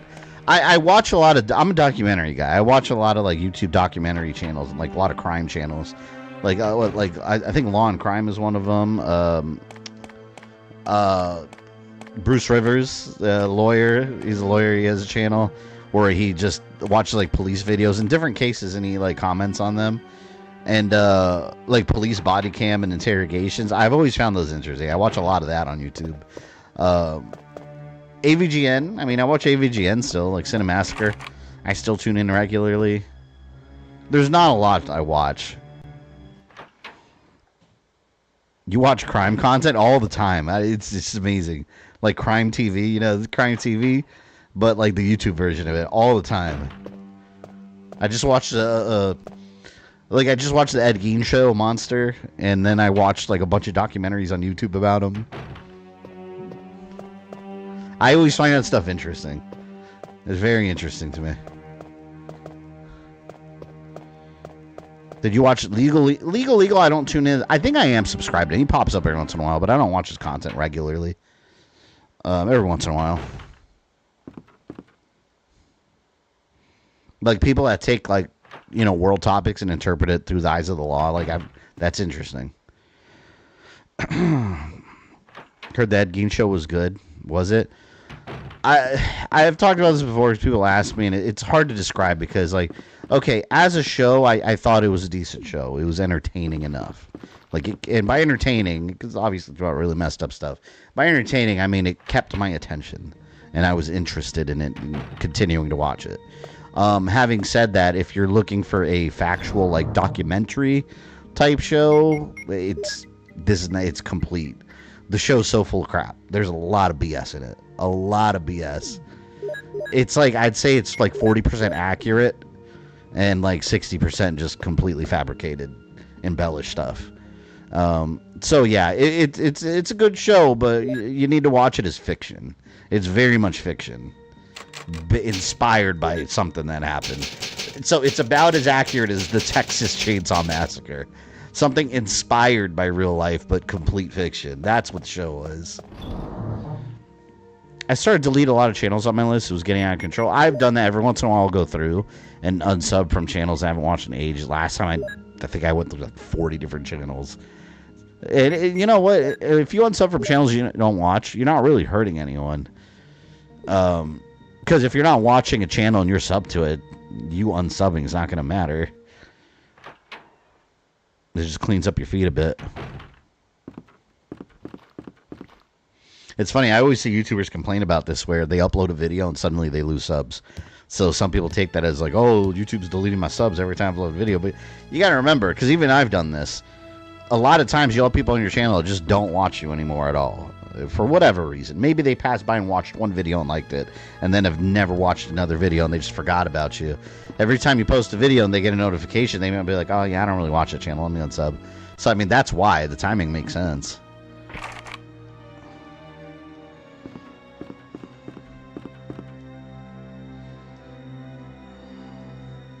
I love killer content, but I can't stand BTK.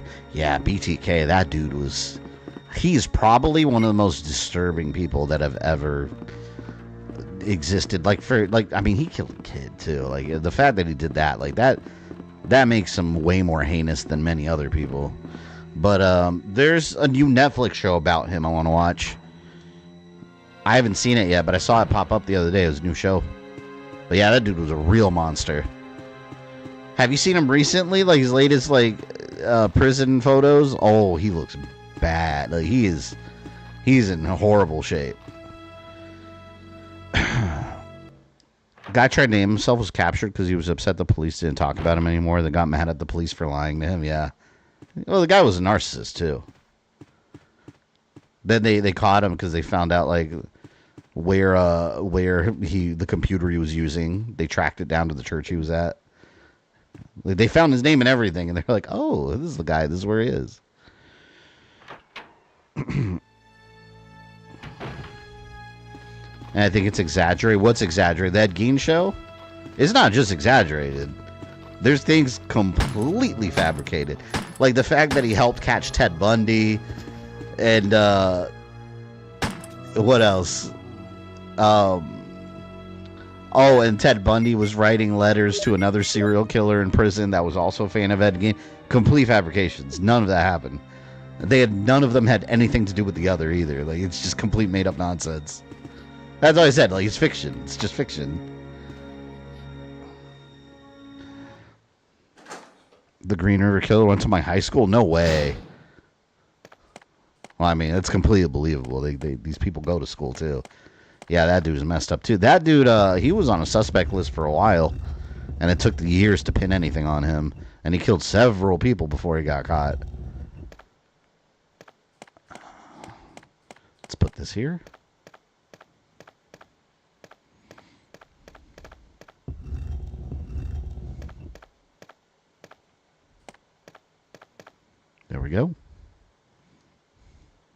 Oh yeah, and another thing too, like the show, the Ed Gein show, the pacing is all over the place. They'll be showing like Ed Gein like digging up bodies, and then the next scene suddenly it's Alfred Hitchcock making Psycho, and it's like, okay, I get the idea that Psycho's inspired by Ed Gein, but it's like it just keeps jumping back and forth to different things, and you're like, wait, the pacing's everywhere. Not to mention that Alfred Hitchcock didn't base Psycho on Ed Gein at all. The author of the Psycho novel did. And then Alfred Hitchcock thought it was a good novel and he didn't research Ed Gein at all. He just based the novel, or he just took the novel and made the movie. But again, the show just fabricates stuff. Would you say Ed Gein show is disrespectful to real life story? I think it is in many ways, because I get embellishing things for dramatic purposes. But like, for example, one of the women in the show that he murders, one of two women that he murdered, he was like having a relationship with her and having sex with her, and she was like after him, and he didn't want anything to do with her Richard, no more. And what happened? in real life, that was like an elderly grandmother that ran a shop, and he asked her to go like roller skate one day, and that's it. They never had a relationship. So imagine being part of that family, and then you're seeing that show. The demon attacked you. It was a huge snake, and also poisonous. Ugh. Hey, we got Richard this time. Oh no. Richard, hold on. Terrible Serum? demons. Oh no, I should have brought some with me. No problem. I'll go and get it. Thanks. We didn't get to hear Richard talk at all in the last stream, because we came and he was just laying there dead, and I was like, oh no. Get the serum.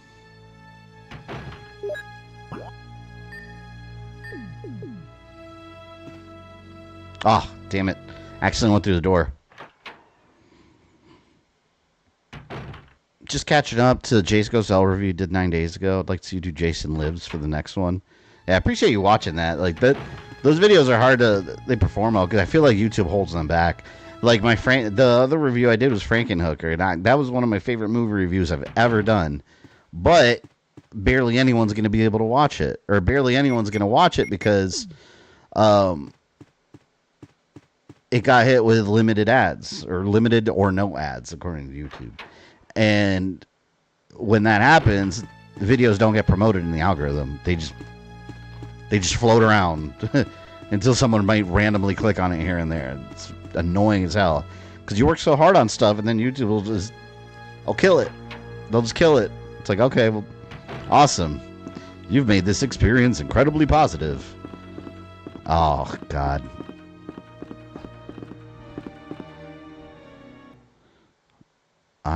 Oh no, this is where I'm wanting to go. Yeah, but going back to that Gein thing, as far as it being disrespectful, I think that's the only part that I was like, oh, that's kind of gross they did that. Like, why do they do that? Like, imagine you have a family member that's like a victim of a serial killer, and then years later someone makes a show and they show your family member that is a victim of that serial killer getting plowed by that serial killer and loving it. Like, I mean, come on. I don't know what they were trying to accomplish by that. A couple of Flintstones vitamins will fix him right up. Yeah, you gotta be careful you don't OD on those Flintstones vitamins, Richard. He needs all the Flintstones vitamins. Yo, anyone remember the SeaWorld vitamins? Every time I mention them, no one knows what I'm talking about. I swear, I had SeaWorld ones. They had SeaWorld ones with, I don't even remember the characters' names besides Shamu. There was a little otter, the walrus, and they were all like friends and shit. And they were the SeaWorld version of the Flintstones ones.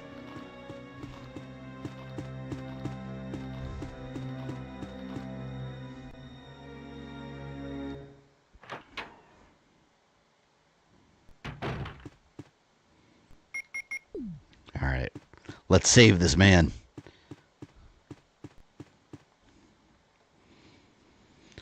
Sorry Review, definitely not the kind of movie I'd watch, but he did a really good job. It's a funny-ass movie. It's just campy. It's campy, it's goofy. It's the same circle of people that made, like, the Toxic Avenger, Trauma. So it's, like, ridiculous and over the top and inappropriate. Here's the serum. Richard, Hold on. I'll give you a shot now. Jill, here's my radio. You should keep it. I'm... No! Richard! Jill, be careful. I like this line.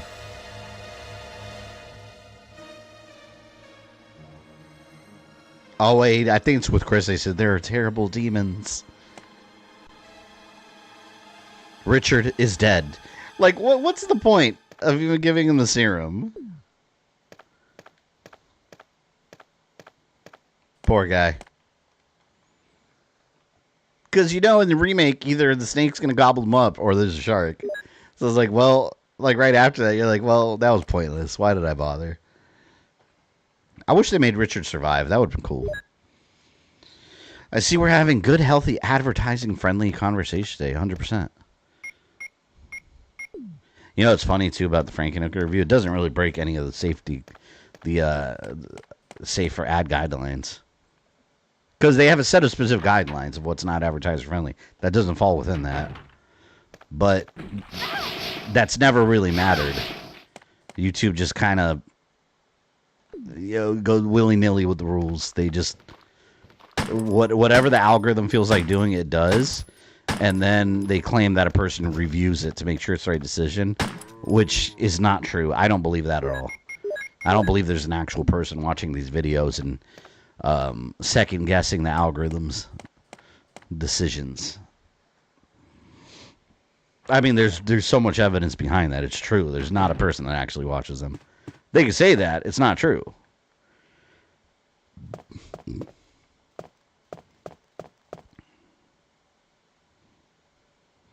As much inventory space as she has, and I still have to go back. I've got this crest to go dump too.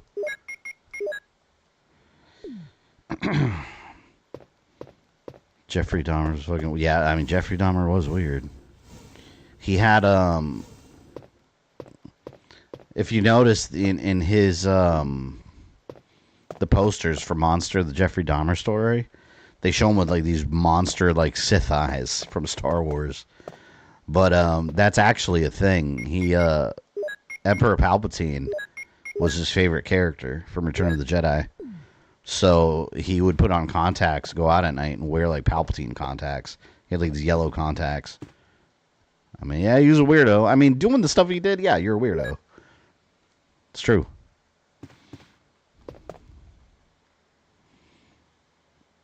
You didn't do the dresser's cut version? Yeah, but they ruined my costume. I want my Stars uniform. Is there a way to do it without losing your Stars outfit? I don't think there is, right? That's why.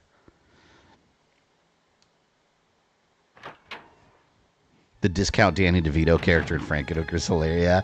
Every time I see that guy, I'm like, this discount Danny DeVito. 100% it's him. He explodes. Alright, what am I doing? I need to clear out inventory. This is frustrating. Let me go do that now.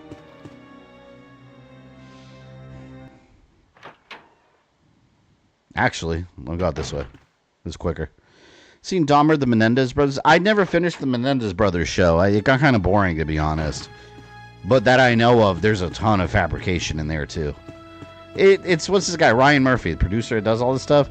It's the American Horror Story guy. He always does that. He just does crazy, shocking things just for the hell out of it. Just for the hell of it.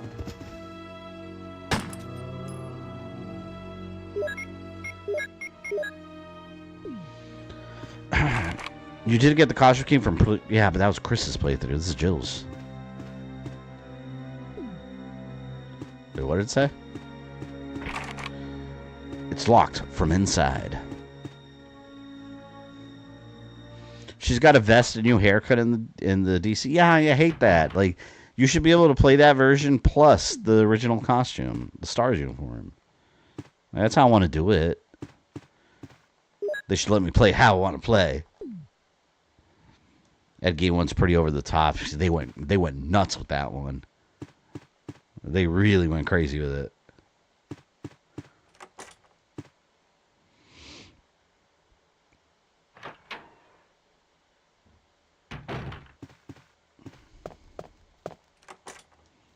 Unlocked. All right, let's.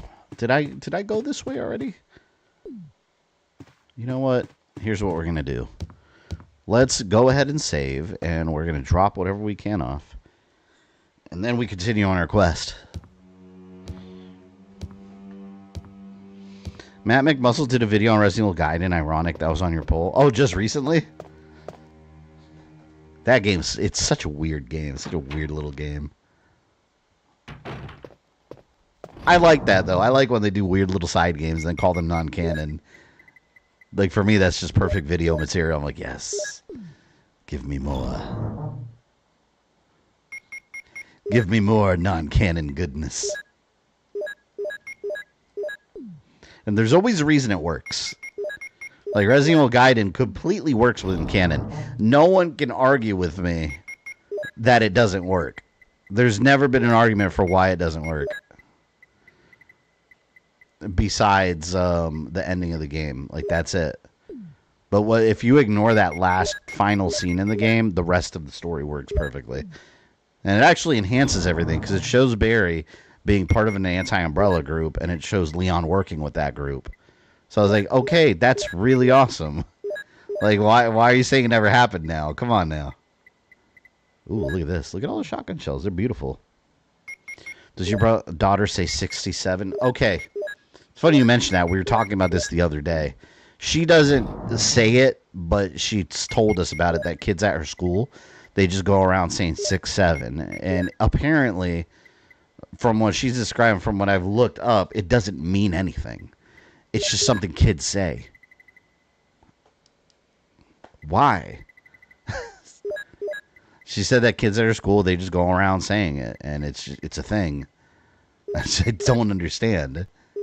And I was like, does it mean something? No, it doesn't mean anything. At least none of the kids at her school know what it means.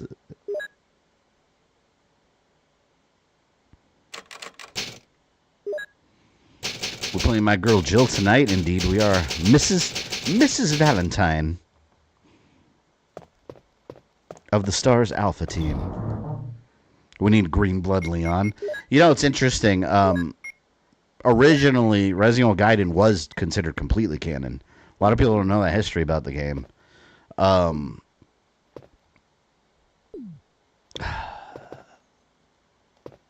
Yeah, I'll stick with what I have. Yeah, but that game, originally it ended with the BOW, like, you know, they secretly had replaced Leon, implying that Leon might be dead or missing somewhere, and it had green blood, and that's how it ends. Resident Evil 4 was going to acknowledge that and explain it away. But the original version, you guys remember the original version of RE4 that had like a ghost with like a hook hand kind of thing in a castle before it became like Devil May Cry? That game was going to explain that ending, and they just, after that, they're like, nah, it's non-canon. Because I don't know, maybe they couldn't figure out a way to explain it away, and they just said, screw it, that game never happened. But originally, yes, it was going to. I know what 6-7 mean. What does it mean? As far as from what I've been explaining, it doesn't mean anything. But it has some kind of origin in like some rap video or something. So there you go. One more than 66, but one less than 69. I mean, technically true, yes. We all had our own secret language as kids that only we understand now. Our parents, yeah, but they don't even understand it. That's the problem. So is that a secret language or just babble? It's nonsensicalness.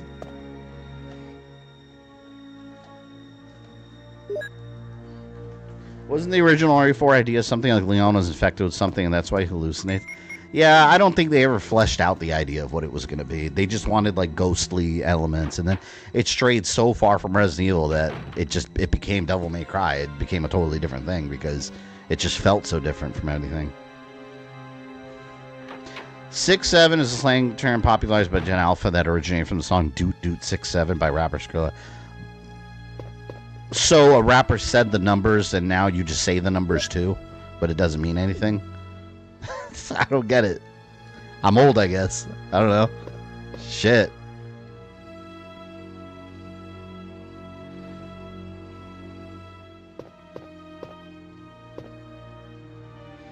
seems someone has searched here already. It appears to be a Switch. Will you push it? It appears to be a Nintendo Switch. Will you play it?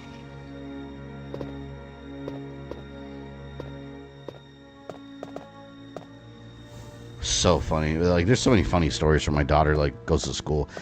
Kids will get into the funniest shit. Like, there was this one story where my daughter's in, like, she's in 4th grade now. When she was in 1st grade, like, first starting, fresh out of kindergarten, mind you, my daughter's always been a strong reader. So, she tells the story when she got home about how all the kids were just amazed because her and a bunch of kindergartners, mind you, she was in 1st grade, her and the kindergartners were in the playground, and there was a group of kindergartners that came running to go grab her because they knew that she was the strong reader in class. And they discovered a bench with writing on it, like off the playground. And they were all trying to figure out what it said. So they came and got my daughter. And then my daughter's telling us the story, and we're like, well, what did it say? And she's like, yeah, they came over, they ran over to me to come get me to read it because I'm the best reader. And I read it, and it said, you're gay. And I was like, oh my God. Like, I just started laughing. I was like, this is what you kids are doing? Like, 1st grader and all the kindergartners are amazed because there's writing on a bench. And then they come to get my daughter. Is that the only one that knows how to read? And she has to read that aloud to them. And I was like, oh my God. I remember we were in the car driving. Me and my wife just lost it. And we had to explain to my daughter, like, well, you don't go around saying that to people at school. But this is a funny story. This is shenanigans they get into. It's amazing.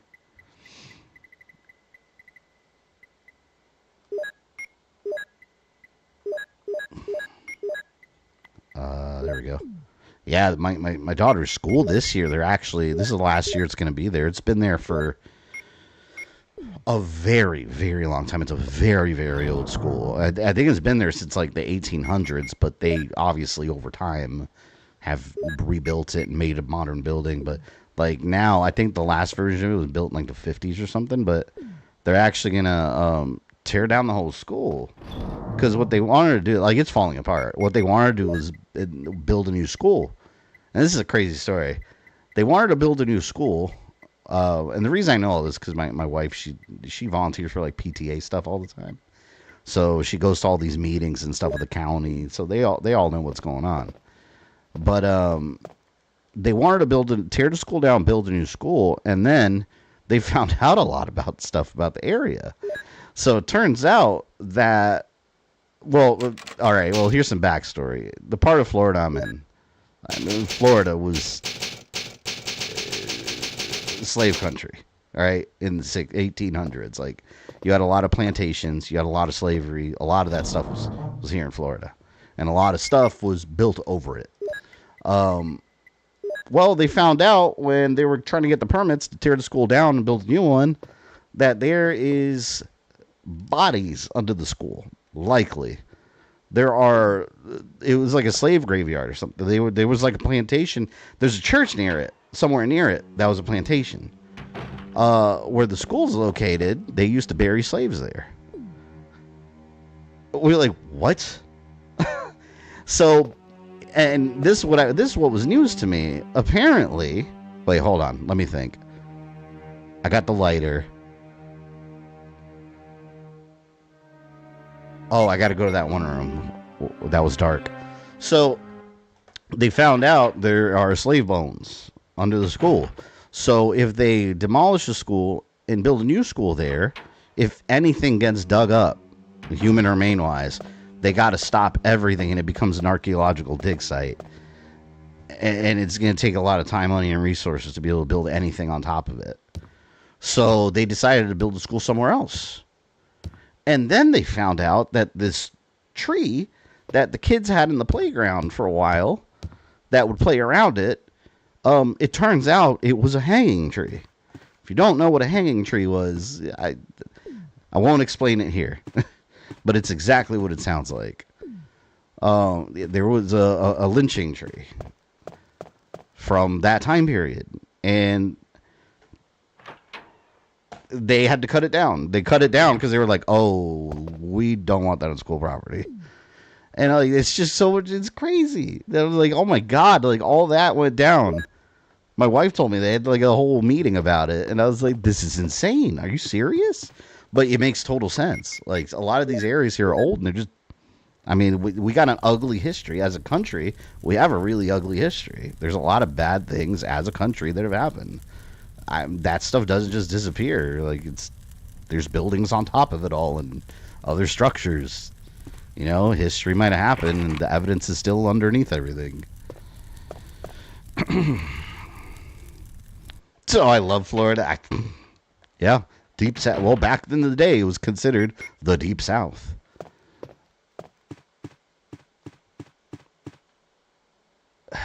Where was this? The snake room. The Richard room. The Richard room. This is why we need to preserve history? Yeah. Very much so. I agree with that. It's important to know history and learn from it. Because, like, what they say, you know, that saying that those who don't remember history are doomed to repeat it. Like, that, it's literally true. It's literally true.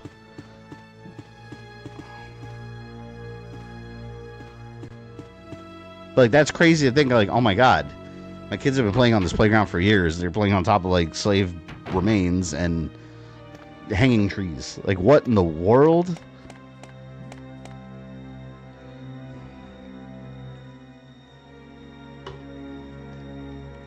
Well, Florida, I live in Idaho, and I feel bad for you. Yeah, I don't think Idaho had anything to do with that.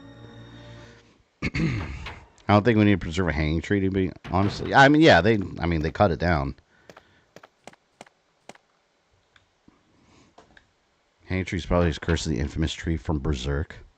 Is there like an evil tree in Berserk? I've never seen Berserk. The only thing I know is from the the Dreamcast game. And I had no idea it was based off an anime, by the way. I rented it at Blockbuster years ago. And I played it. I was like, this is a cool game. I had no idea it was an anime or a manga.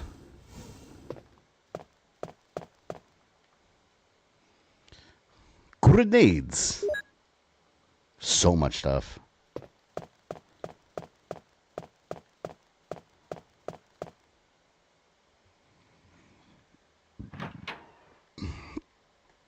There's a messed up place in Kansas, too. At least you guys got Superman. You got Smallville over there. You've used the shield key. Oh, no, the snake is going to appear here. Well, you know what? I think I'm in okay shape. Oh, man, but... wait a minute. Wait. I want to go back. Because I don't want to carry my lighter. I remember last time when I went down here, I kept running out of inventory space.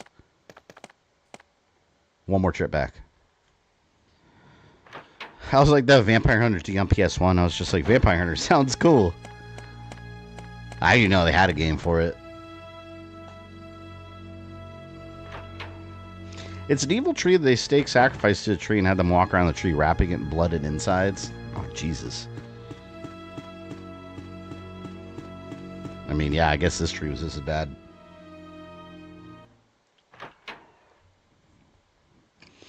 It was funny, too, because, like, you know, having to explain to the kids, like, why did the tree get cut down? Like, it's a very bad tree. Don't worry about that part. You'll learn in school at some point on things. It wasn't too bad of a game, the Vampire Hunter D for the PlayStation 1. The only problem is the control select. I feel like that was common for a lot of games back then. I always find it funny, too, the argument that, like, the N64, like, Castlevania had a bad camera. I always bring that up because I'm like, you know what? Every game back then had a bad camera. Like, all 3D games back then, the camera was ass. All right, you know, I should combine rounds because I think I am more. Yeah, see? Look, I got 6 and 6. It's so tedious that you can't combine rounds, like, in the box in this one. You have to do it outside the box. Let's do... Man, I really got to organize this. I know Rogue Dragon in the chat loves the way I organize my storage box. Hey, look at it. It's a variety of things, see? There's a variety. Let's leave this. I don't think I need my lighter for anything right now. I'm trying to think. I don't believe I do.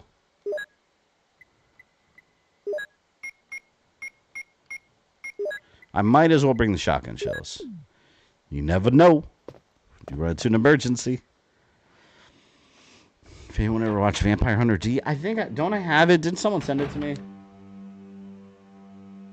No. Wait. One of you guys, let me know in chat if it was you. Who was? Well, George, was it you? Oh wait, I don't have. I have Hellsing, the complete series, 13 episodes on 2 DVDs, and I have Hellsing Ultimate, the complete collection, volumes 1 through 10. So I have those 2 Hellsing. I think one's the original series and one's like a remake, right? Like a reboot? I forgot. One of you guys from chat sent it to me.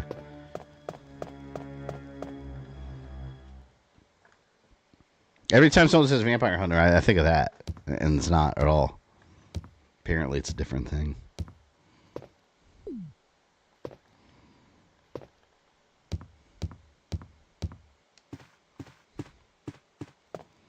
Alright, back to the Richard door. The Mr. Aiken door. Oh, God, my legs asleep. Just streaming 2 hours already? I feel like I just started this stream.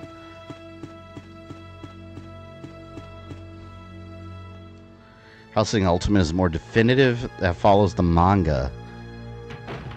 I got the manga Hellsing Ultimate in the first version of the anime. I can't. Has anyone heard anything about the Ronin Warriors redo that they're doing with the updated like animation? That I'm really interested in. Samurai Troopers. Oh, I forgot to drop off the crest. I should have done that.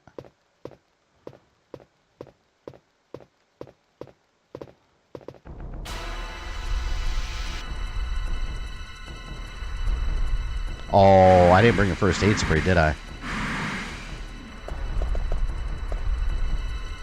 Oh, crap. I forgot to bring one.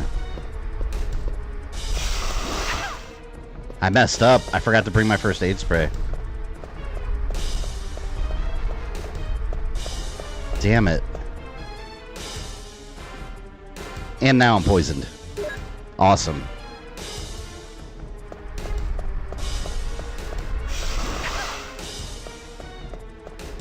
Son of a bitch.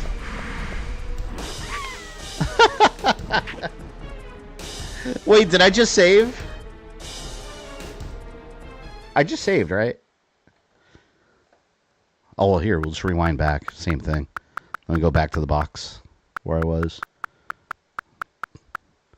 And there you go. Reload. We're back at the box. Yeah, I don't know if I did, but either way, we're back at the box. Same result. Yeah, that was a delicious Jill sandwich, right? This is what I wanted to bring. I would have fought it, but you know.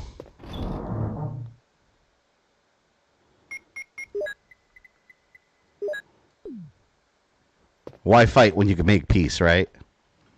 Cheater, you wouldn't give it a rewind? Well, it was either that or a load game. It's the same exact thing. I went back to the typewriter. If that makes you feel better. That makes you feel better. I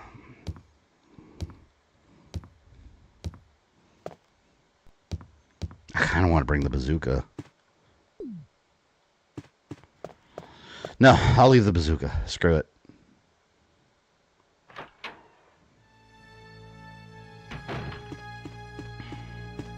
It's funny, recently when I replayed Code Veronica, I beat the game without... I had like 400... Here's the thing about Code Veronica. I love the game. It's my second favorite Resident Evil game. It's also one of the easiest. They give you so much ammo in that game. If you're smart about it and use the crossbow a lot, the regular crossbow, and the submachine gun and AK when you get them, for like the regular enemies, you will beat that game with like 400 plus handgun bullets, a ton of shotgun shells, and a ton of grenade that you'll never need to use. I used a couple for hunters. That's it.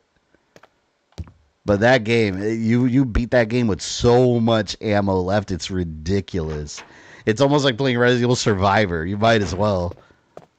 I love that game, but yeah, it's definitely not one of the hard ones. Not like Zero.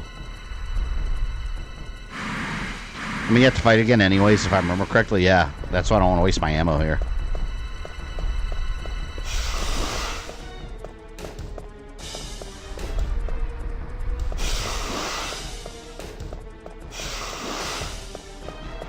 Get my way, jackass. Ooh, maybe I could do this without getting bit.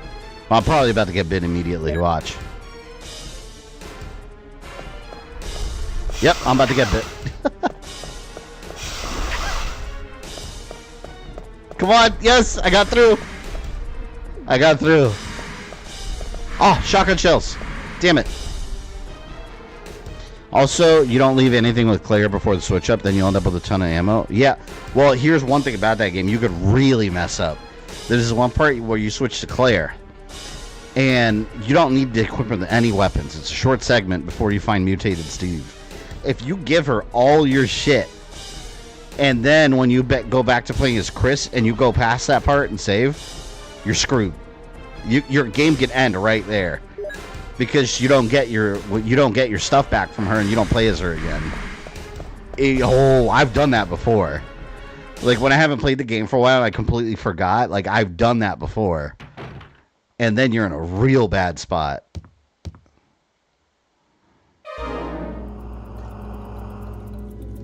Am I poisoned? Give me the serum. See, if she wouldn't have wasted the serum on Richard, she would have been fine. She wasted it on a dying man. What a fool. What a fool.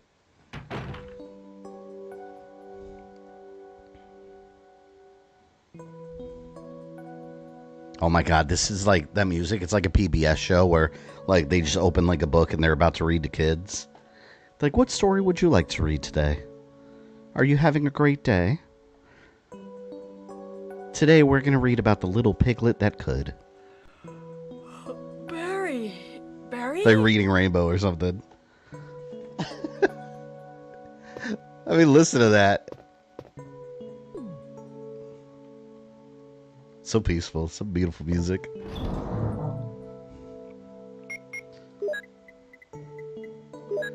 Alright, Ink Crest. Or Ink Ribbon, not Crest. What am I talking about? What's wrong with me? I'll bring these just in case. I don't anticipate to need the mixed herbs. But whoever does, right?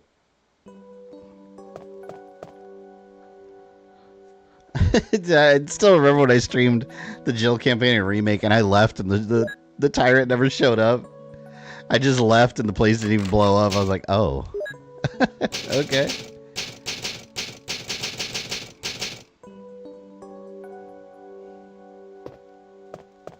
So do you go to the basement level on the stream? Sarix, are you talking about like where Lisa is? Is that what you mean? Because that's only in remake, if that's what you're referring to. It's not in this game.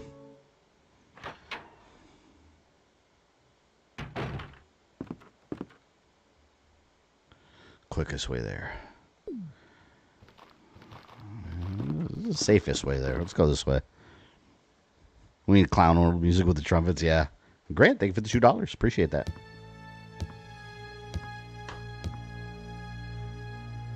Jill has plot armor like you wouldn't believe. You know, I think you're right. I think Jill, has the biggest plot armor out of any Resident Evil character. Right? I would think so. Because, I mean, just taking the events, everything that happened to her in Resident Evil 5 even. And I remember before that, all the advertisements were making it seem that, like, she was dead and Chris was, like, on a quest for revenge. They had ads like him laying in front of her, like, kneeling in front of her gravestone and all this. I was like, okay.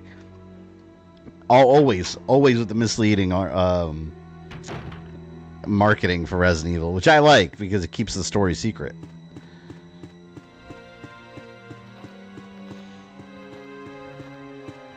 Technically, Sherry has got plot armor now. because now whatever happens to her, she'll just heal. So, I mean, in a way, that's kind of some plot armor right there.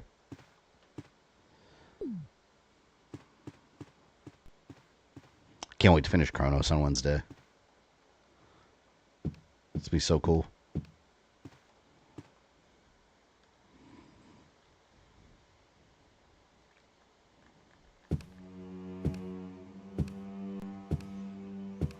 First, oh, we got someone watching a stream for the first time. Ultra Unique, welcome in. Appreciate you jumping in here. Thank you for that. It's always cool getting first-timers in here. You know what I like? I like when we get first-timers in here or people that have been lurking forever, and then you see them in chat regularly. I always thought that was so cool. Because it truly is like a little community building up of people. It's like the neighborhood bar, you know? You go see your old friends at the bar, have a couple drinks, have some conversation, see how everything's been going on the last week or so, and then you go home at the end of the day. Or at the end of the evening. But yeah, for any newcomers, Monday, Wednesday, Friday at 7 p.m. is when I stream.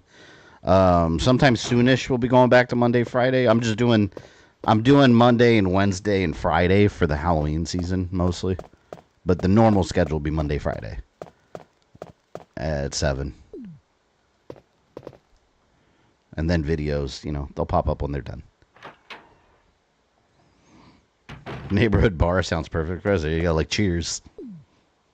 I'm showing my age with that. Some people here are like, what's Cheers?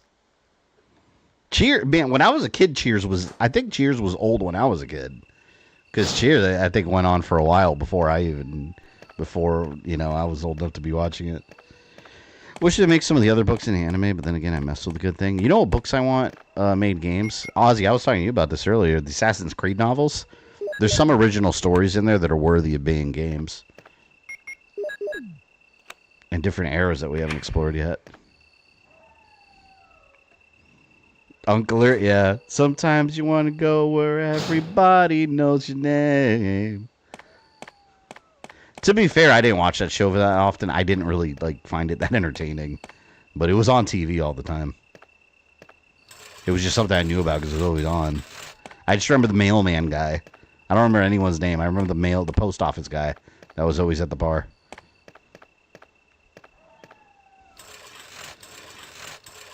Cheaters was oh my god, I remember Cheaters. The only reason I know about that show is because my sister used to watch it all the time. I was a kid, she was like in high school, and she'd always have it on. And she'd always be watching like talk shows like Ricky Lake and Jerry Springer. So I was always exposed to it. It's so bad. Terrible TV. I want the Castlevania mangas bad. Yeah, they're good. You know what I want? I want the actual comic of Castlevania The Adventure with Christopher Belmont. I've used it in my videos. I had the digital version, but I want the actual paper comic trade back. Everyone can relax. Gambit of the X-Men fame has returned. Welcome in. Alright, let's get some of this stuff so I don't have to come back later. Kelsey Grammer, was it? Oh, you're right. Isn't that what he was known for? Was it? That is what he was known for, right? I think so. Because I remember when he played Beast in X-Men 3, I was like, oh, that's the guy from Cheers.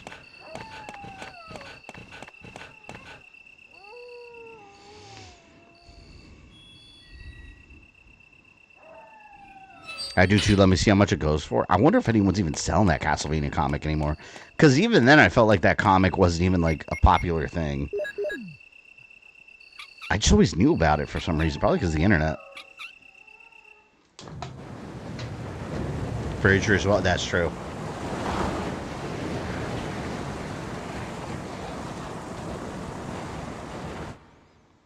Kelsey Grammer played Frasier in both Cheers and Oh, wait. Hold on.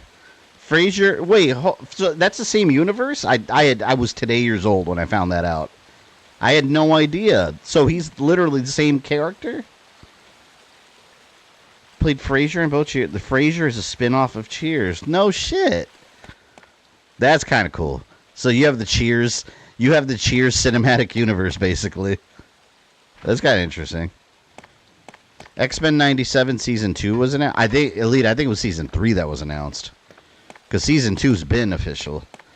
But I think they officially greenlit a Season 3. Which, alright, cool. But I want to see Season 2 first.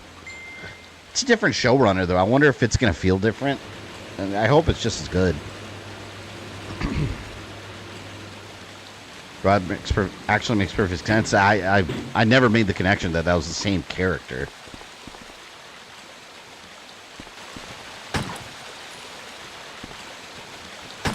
Oh, shit. Oh, no. I'm in a bad spot.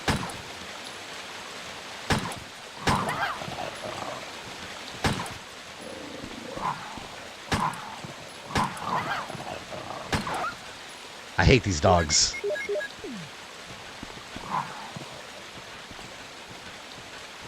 I'm sorry, puppy. You bastard. He hurt me. Kind of want to go back and get the other ones.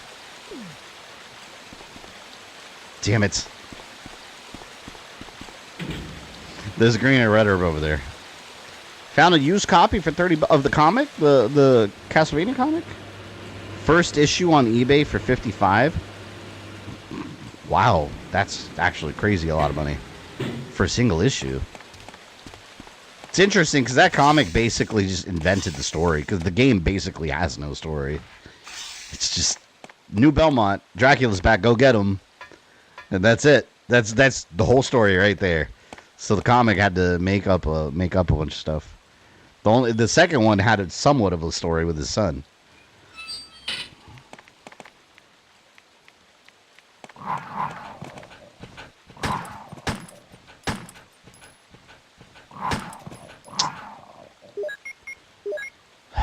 It's almost not worth the ammo.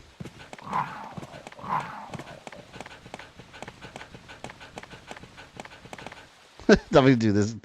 Turn around. I'm just going to get it, go in the door, get it, go in the door, and then run away again.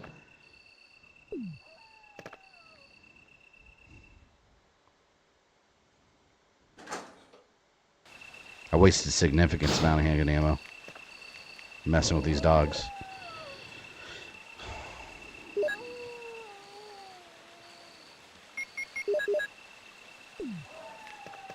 We get that red one. I'll mix it and then I'll get the green one and run away.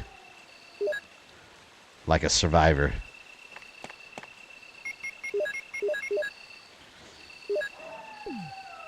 There's still the other one over here. There's a blue and a red one. Or there's a blue and a green one I'm going to have to leave behind. Damn it.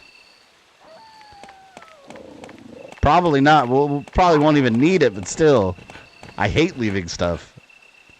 Makes me stressed. Makes me very stressed. I still gotta finish Alien Earth. I keep forgetting about that. Damn it. Bridgeport, welcome in. You want Jill Sandwich to go? Yeah, she did become a Jill Sandwich earlier. The yawn ate her. So she was a little midnight snack, sadly. But Jill has returned. So you mean human Earth? It's not even human, it's synthetic Earth. Because you have the Adventures of the Robot Kids.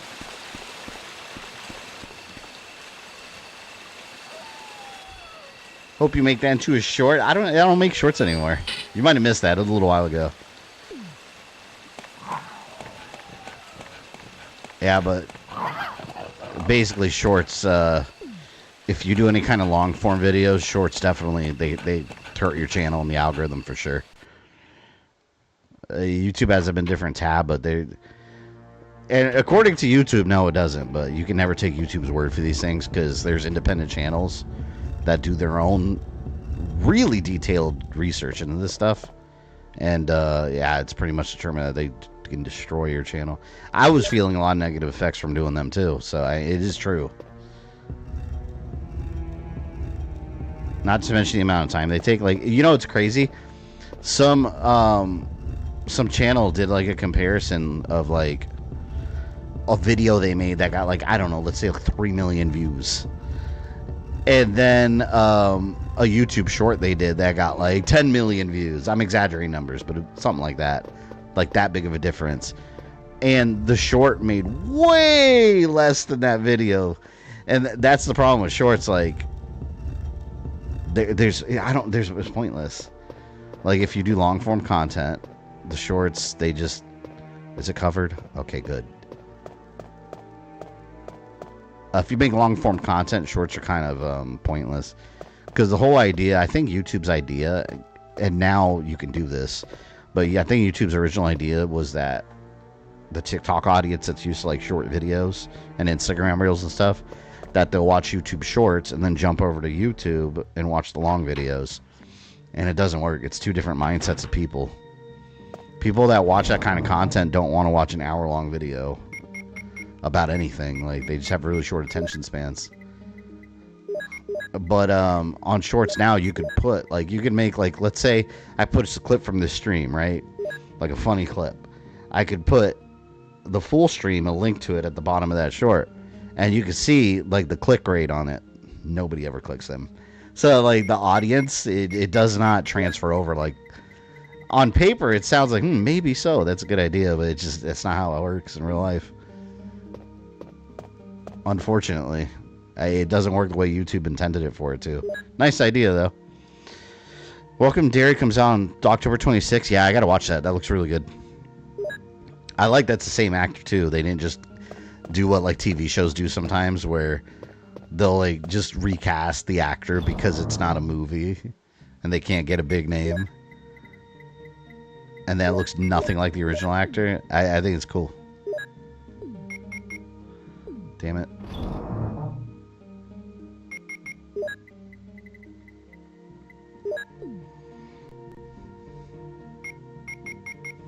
Maybe you could take the best moments of your stream and post it on Instagram Reels. Yeah, but you see the problem with that is that's not going to do anything for my YouTube channel. It's just, I'll just get people on Instagram, which, what does that do for me? You know, this is where I run everything. And people aren't going to find me on Instagram and jump to YouTube. Like, again, people stay on their platforms. And it's like I said before, you know, on paper that sounds good, but it's just not the psychology of how people work.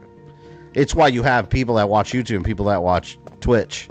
And then most of the time, they don't cross over with each other. They just stay on their respective platform. People like what they like, and they already have their routines, and they don't really operate outside of it. What YouTube didn't take into account was the psychology of the viewer. They thought, oh, maybe if we make short videos like TikTok, people will also see the other stuff. And it's like, but you're not taking the psychology of the kind of people that watch that stuff. Man, I don't want to mess with these dogs.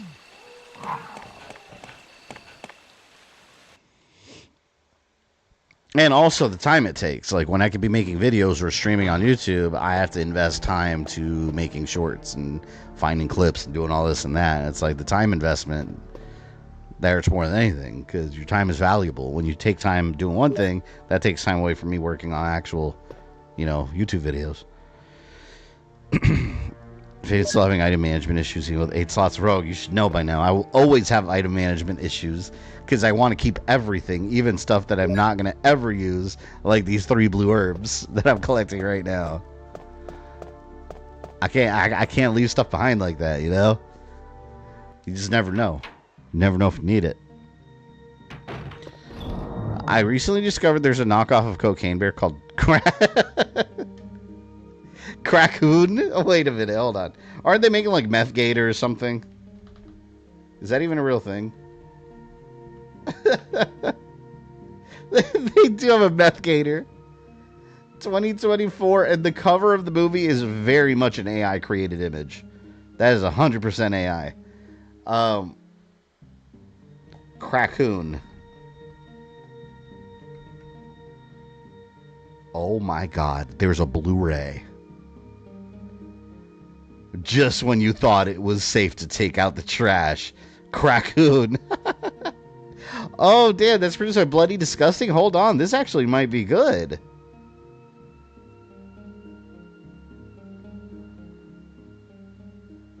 Oh, man, I might pick this up. I'm looking at Rotten Tomatoes. There's like no reviews for it. All right, here's the description. When a synthetically altered street drug is discarded in the woods by a drug dealer during a car chase with police, the fallout proves nothing less than horrific when an innocent raccoon eats it, transforming into the nightmarish killing machine, Crackoon. All right, I'm going to save that tab for later. That is hilarious. Oh, my inventory. Rogue, I was talking earlier. I don't know if you were here, but I was talking earlier about how much you adore my item management skills. You love it. Did I don't remember if I saved. Did I save? Well, looks like I'm saving again if I didn't. You want to watch the Killer Sloth movie? I know about the Killer Sloth movie. I got to see that, and I got to see the Steamboat Willie one still. I never finished it. Screamboat. Griffey, welcome in. Anyone remember Threads, IG's alternative to Twitter? Threads is still around. I don't really use it much, but I mean, I post I post all my streams on it and shit. Like, anything I post on Instagram, I post to Reels, or not Reels, to Threads automatically. It's still around. It's too much social media to keep track of. The only social media I regularly interact with regularly is my own Discord, which I'm really bad at that, and then X, which I don't know. It's just so much shit to keep track of.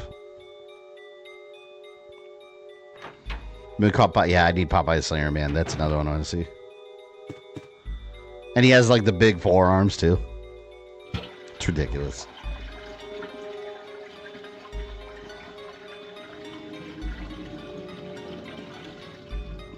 What terrors hide in the bathtub? Serum key.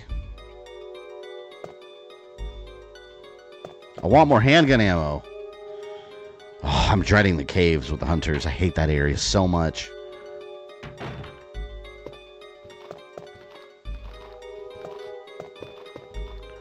Alright, here. You want some of this?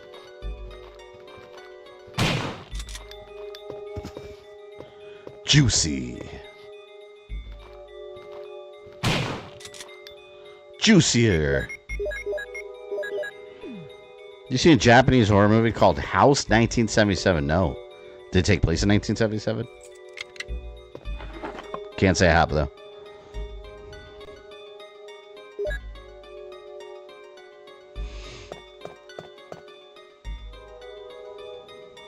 Got my book.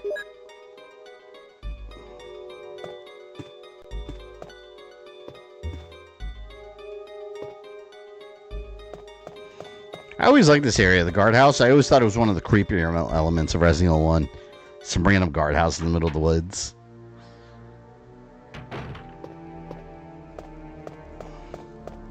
The place I never really liked very much, though, was the caves. I've never liked that one, that area.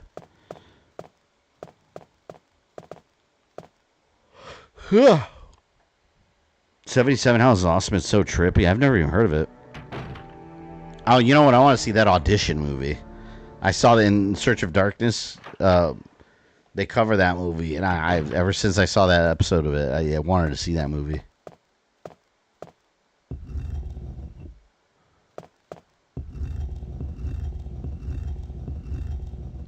Screw those bees.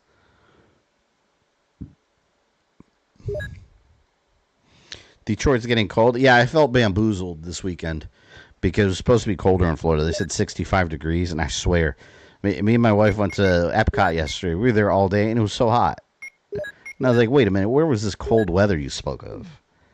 And it's like, it said like 73 degrees, which is cooler than normal, but at the same time, can I get that?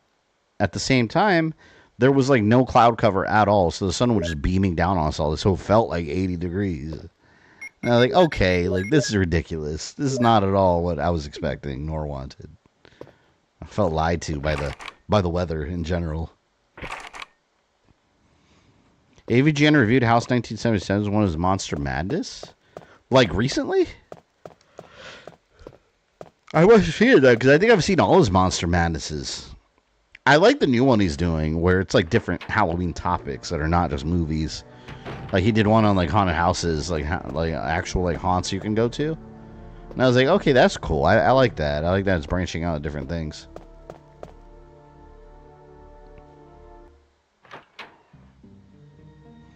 Audition super creepy. It's slow burn, but very good. Yeah, it's like about some crazy woman that tortures a guy, right? It's the one scene they always show.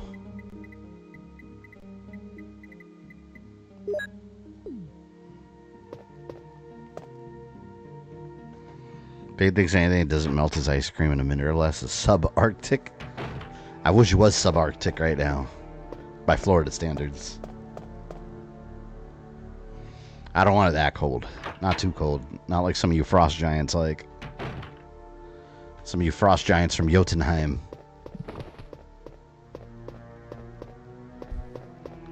Dope. You know how terrifying that would be? Walking in somewhere and you see this giant... Like, after being in a house full of zombies, and you think it's just zombies, and then you see a giant spider just rocketing towards you. It's horrifying. That's far scarier than any zombie slowly walking towards you. Random pinball machine. Is that a pinball machine?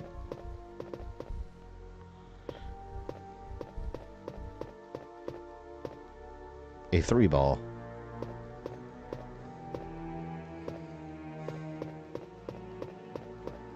Three 9.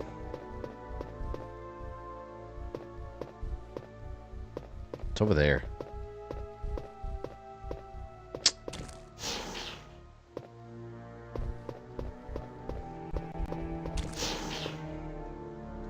Three 9 6.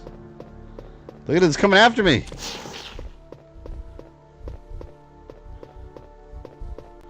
There's so little furniture in this area compared to Remake. This guy confirmed Frost Giant from Jotunheim. There you go. See, I know where you guys are. I did say 396, right? 369, 936. Post David Jen's house, 1997. Are you on Discord? I'll check it out. Yeah, it's funny. I don't think he ever he never reviewed it, but he never I don't think he ever watched that Ghostbusters reboot. The one with the ladies. Severe outcome coming with 2 big $1 bills. Thank you. See, return to classic survival horror always. You can never have too much survival horror. Which reminds me, Tormented Souls is coming out soon. I have it pre-ordered actually. Comes out in 26th, I think, something like that.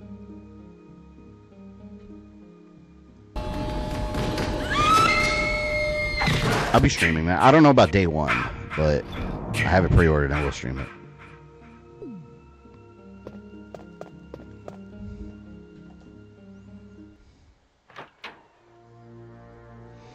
I don't feel like shoveling. You know, Florida, we don't have to worry about shoveling, but I always have to shovel dog crap.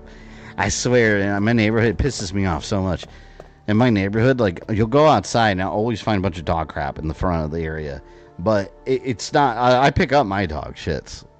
So I know it's not mine, but like people, I'll see them. I've seen them through the windows. I'll see people walk by and their dogs will take a nice little swirl, just a huge dump and just leave it there.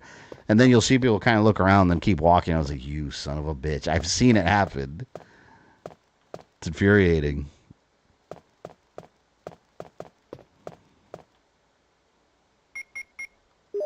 Where was I going? All pages are blank. What's it for? I have the control room key. I need the O2 key.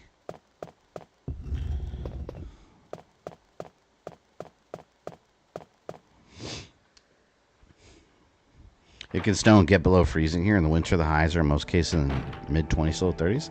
Yeah, just, you know, I would like cold days like that on during the holiday season, but we don't get a lot of that. It's annoying. Like sometimes, I remember most Christmases it's kind of warm still. I'm like, come on, like Christmas, like, I want it cold. Dormitory key. Screw you.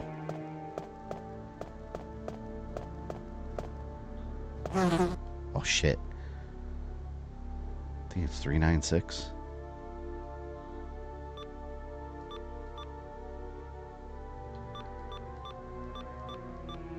Well, let's try to guess again.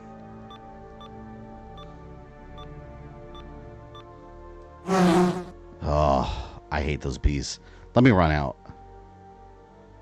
I hate them.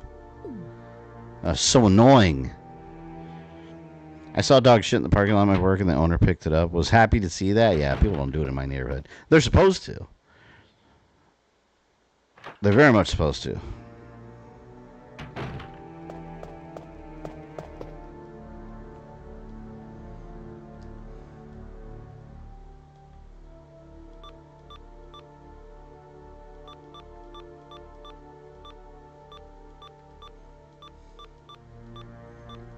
I've always hated these puzzles. I somehow always figure them out accidentally. I know it's the combination of those numbers, but...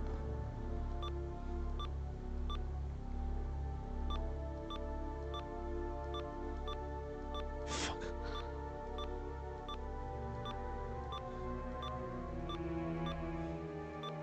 I hate you.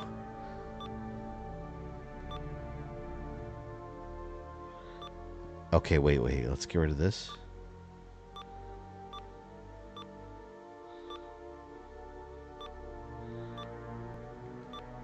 Oh, I thought I had it for a second.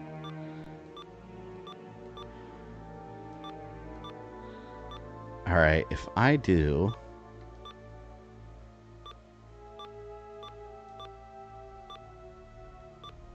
It's so annoying.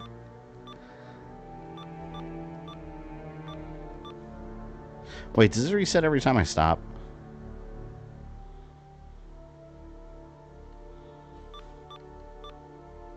Let me see. Yeah, it does. 36. I did 369. This part I always guess like immediately, or it takes me forever. It's never anything in between. 693. Oh.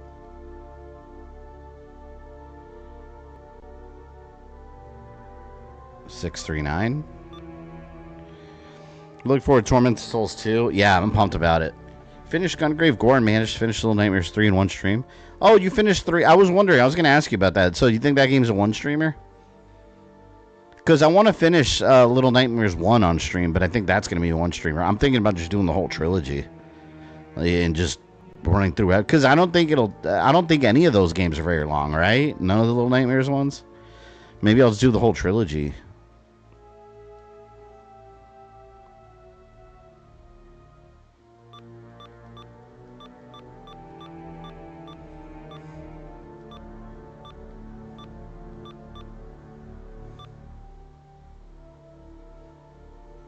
Oh, wait a minute. Oh, there's always one.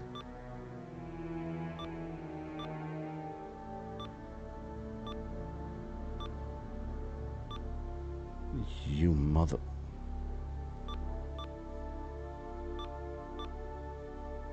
Wait.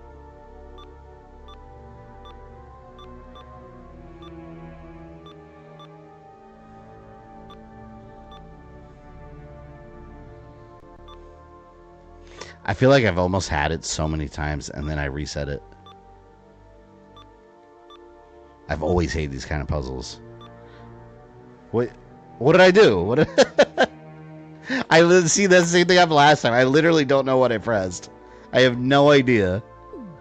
But here's the thing. I accept it. I take it as it is, and I move on with my day. Screw this, man. I gotta look up V-Jolt again because I never mess with this. I don't like this. And I gotta go make a deposit. This is because I have too much stuff. All right, I know we're gonna have to fill one with water, so let's do that.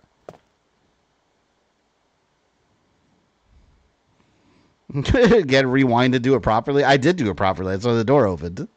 Done. It's over. It's over. Jill being a playable character was a late addition to the game. Yeah. Well, and also the whole Stars team is going to be different. They're gonna be like crazy, like cybernetic arm soldiers, and Barry's gonna be this massive, like Frankenstein dude. It was very different. I talk about that in my Resident Evil Timeline series. He's useless now. Discard.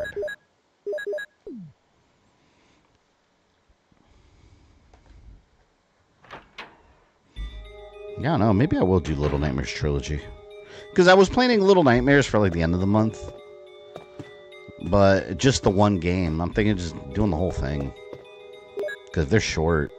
You know, why not? And I never finished the first game.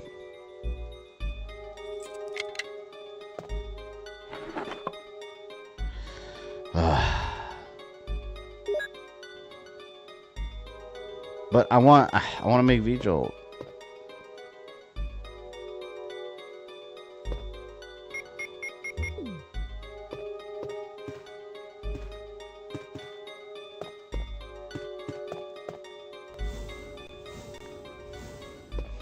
$60 people here. People love some classic survival horror, apparently. Very much so.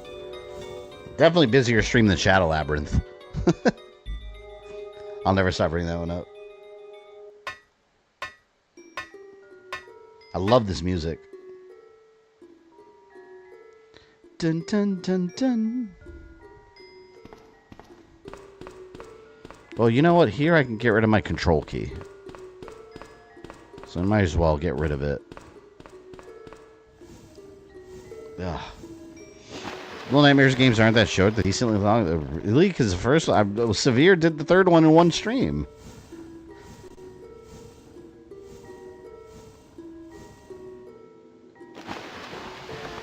I know the first one's not very long. But I never finished it. I never played 2. They're about 5 hours long. I don't recommend streaming the trilogy. Well, no, not in one stream. No. I meant like back to back doing the whole trilogy. Because it wouldn't take that many streams. I wouldn't do one. I wouldn't do the whole trilogy in one stream. That's crazy. But maybe like one per stream. That way we just knock out the whole thing in one.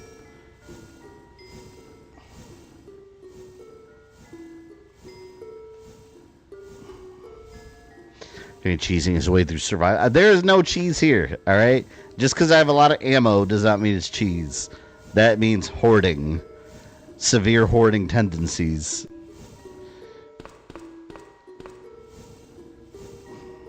I love the music here. The remake, and I said this last stream too, but the remake version of the song is so good. It's just so creepy and atmospheric. It's amazing. Oh, damn it, herbs. All right. I'll be back. I promise I'll be back for those health items.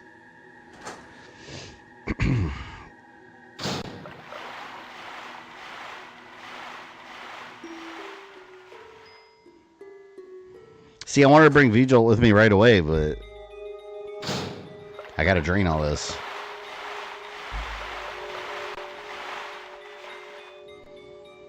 Man, another thing too, speaking of Resident Evil, Code Veronica, that game, so much. I don't know, what do you guys think? I think Code Veronica has the most backtracking of any Resident Evil game, right?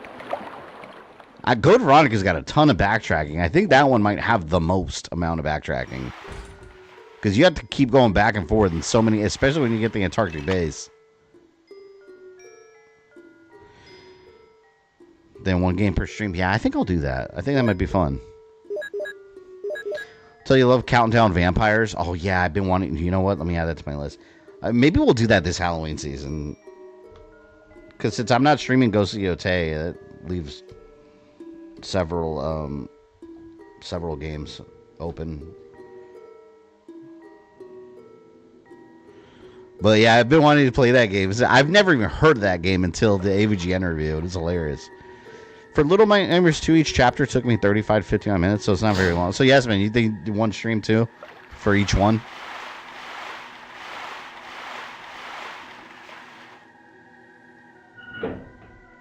I mean, even if one of them takes 2 streams, not a big deal. As long as they're fun games, you know. As long as people are entertained watching them.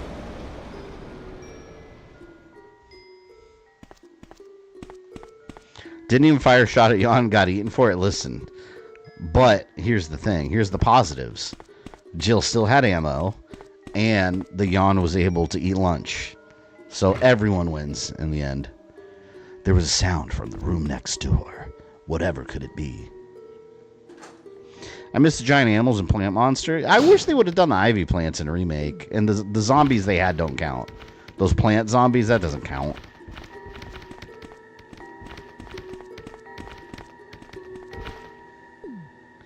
Alright, let's go make this thing. Hello, fishies.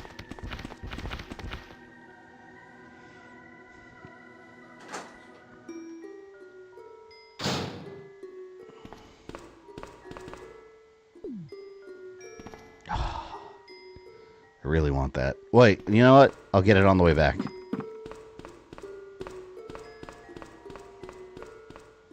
I'm gonna have to look up V-Jolt. I always look it up because it's a pain in the ass.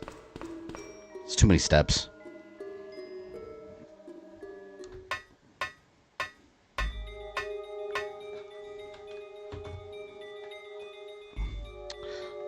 Yeah, Little Nightmares to my list. Miniature Nightmares. Oh my god, I wrote down Countdown. I've just noticed. I meant to write Countdown Vampires. I wrote Countdown of Yotei. The hell is that?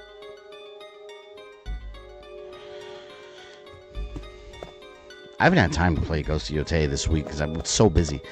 Been so busy setting up for a Halloween party. It's this Saturday. So we've been cleaning the house, setting up decorations, doing a bunch of crap. I gotta go Friday to the liquor store. So I'm making 2 special Halloween drinks. I'm gonna get big gallon containers. It's gonna be fun. I want to invite you people if you live close by.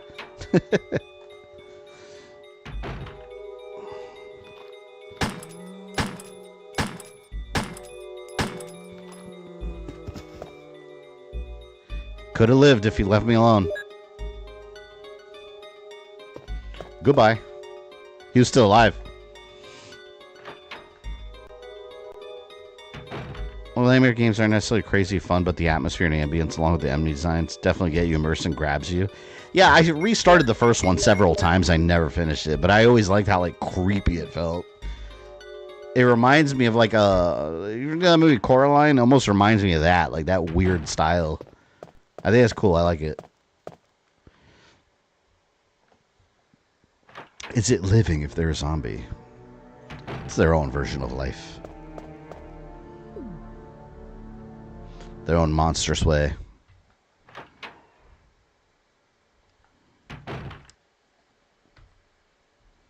Alright, V-Jolt.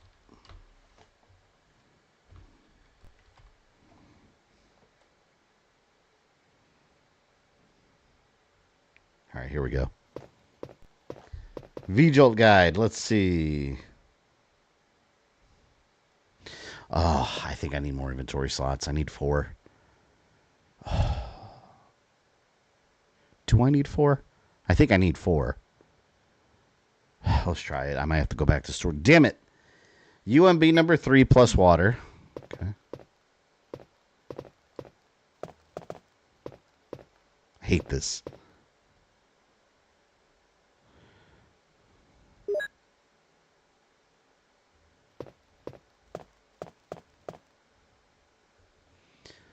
All right.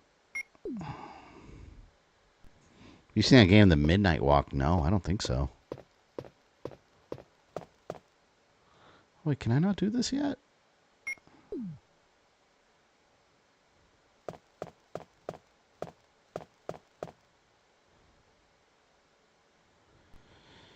The Midnight... Hold on, the Midnight Walk. That rings a bell. I think someone mentioned it to me the other day.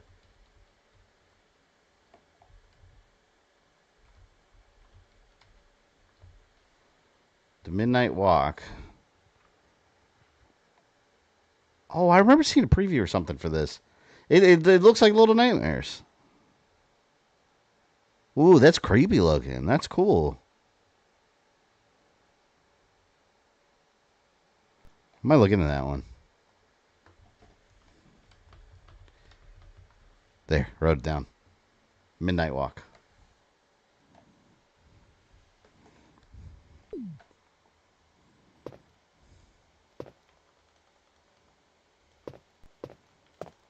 Can I not do this yet? I think maybe I can't do this yet.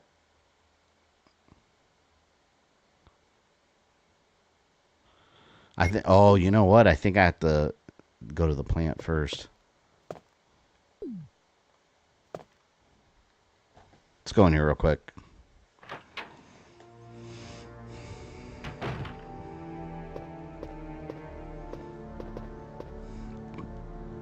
It's got that Tim Burton fantasy horror. Oh, what the yeah, Little Nightmares. Yeah, it's just like cute and creepy at the same time.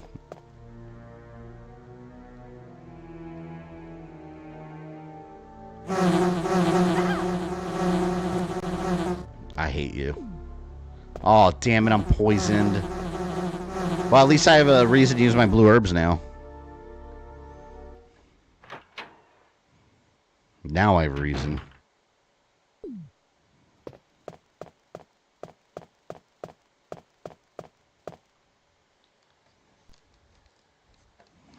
Some people can't play Battlefield 6 because... Wait, what? Because there's women in it. The other Battlefields also had women in it. I don't understand. Like, whoa, like Battlefield 1 had women in it. Why is it a problem now? I mean, you don't have to play as one if you don't want to, you know? That's my understanding.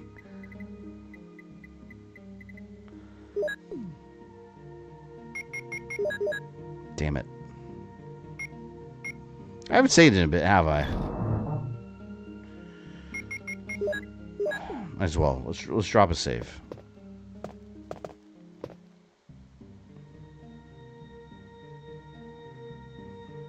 I don't want to run into any mistakes, any particular errors. Yeah, in matchmaking games, there's a chance to end up as a woman player. Oh, who cares? But you don't even see your player, though.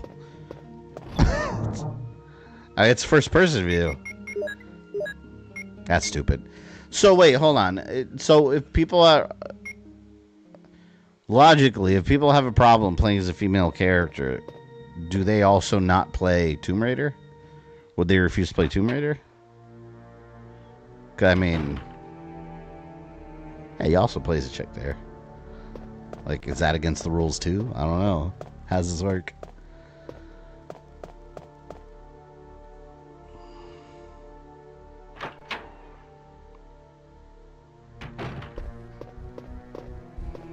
You hear their voices and moans and all that crap? I don't just mute the TV then. I don't know. Play the game with no sound effects.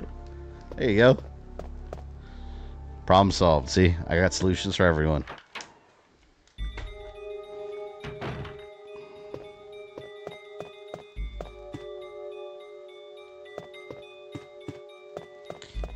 Why can I not? I forgot why I can't make the vigil. It wasn't picking it up in the room. Did I miss something?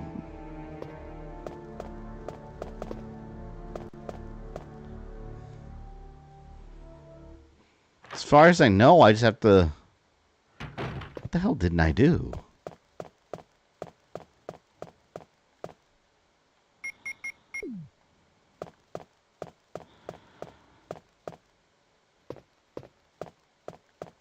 What am I missing?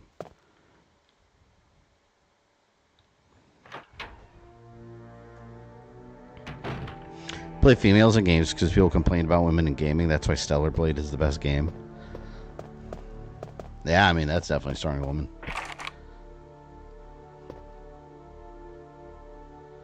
Didn't I have the 003 key? Did I put that away?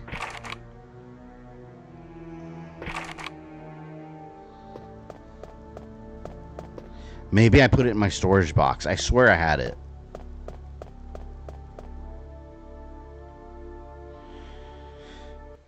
I gotta finish Stellar Blade. I might just restart that game over again.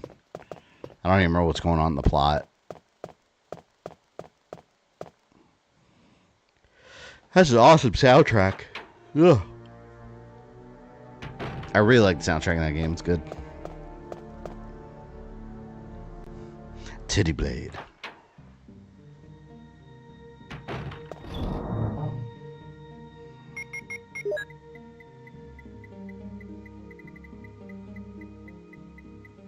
I thought I had the key. Did I imagine that? Yo, I must have imagined it. I swear I got the key. The 003 key. Let me go back down. You stream Fear Effect? Yeah, I do have that on my list of the sometime soon games. I haven't forgotten that one. Because they have it on PSN, right? The remaster? Wait, they did come out the remaster, right? Or was that canceled? No, that was canceled, right? The actual remaster?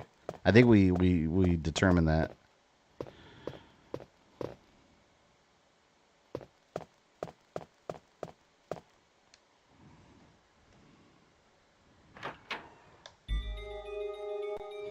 I remember seeing Fear Effect at Blockbuster and thinking the graphics look so interesting. Because it was like the first game I ever saw that was like that weird, like cel-shaded, like cartoon look. It's kind of awesome.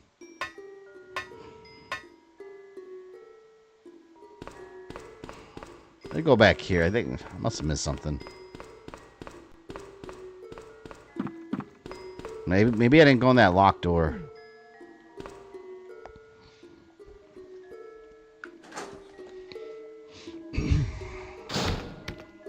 Hello, sharks.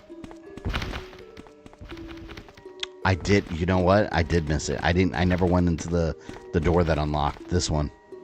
That's what I was supposed to. There we go. Here's what I'm looking for. Let me watch. I'm gonna run that inventory space again. Let me get stuff that I know I can combine in here. Look at all those shotgun shells. Oh, it's so beautiful. Makes me feel very good inside. There it is. Alrighty then. Here's some handgun ammo. Ooh, look at that amount of handgun bullets. Ooh, yeah. You guys want some more? Let's get some more. Ooh. So many bullets. I can kill every monster. Hell yeah.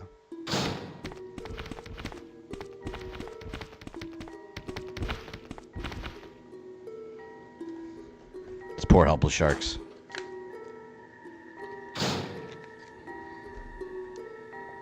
Someone's gonna call PETA.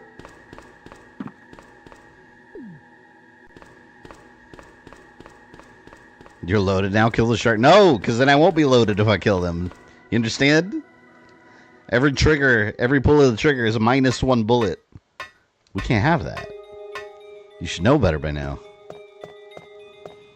Can't have such travesty.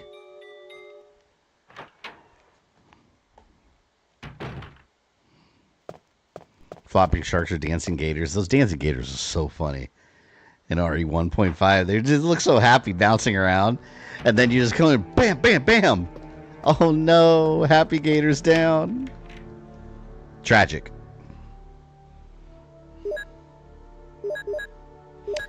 And also the fact that they just like they appear very, very little in part of the graphics in some areas. If you want a game with lots of inventory space, play the Yakuza games. You have to worry about inventory in those games.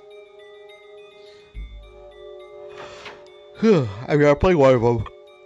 God. Oh, he's gonna bite me. He's gonna bite me. Ooh. Miraculous. He, in fact, did not bite me. Emulated Tomb Raider Anniversary is coming this month. Yeah, I have to pick it up. I'm not gonna pick it up right away though. Not till after I stream Revelations, or last Revelation. I got Resident Evil in the mind.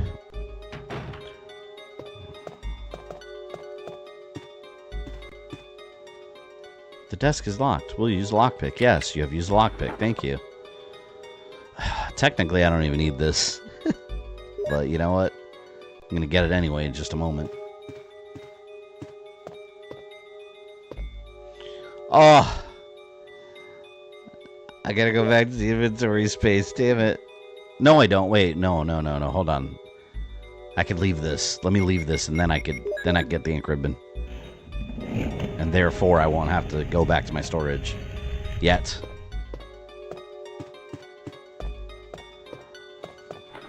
There you go. Completely unnecessary ink ribbon.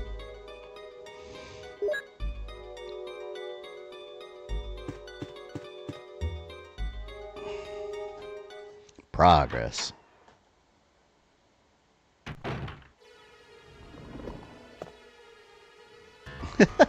Nope.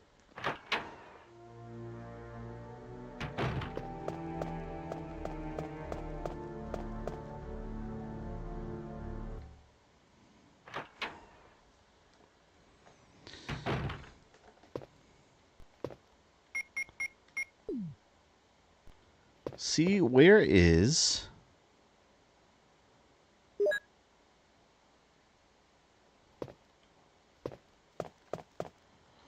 Something's written on the wall. Water wand. Yes, yes.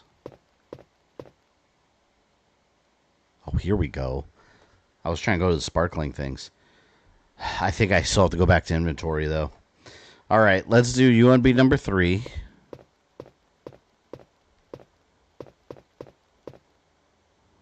Nope, that's number 2. Nope, that's number 2.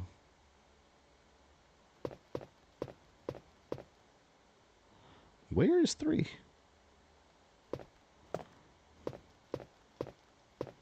I've always hated this part. It's so tedious.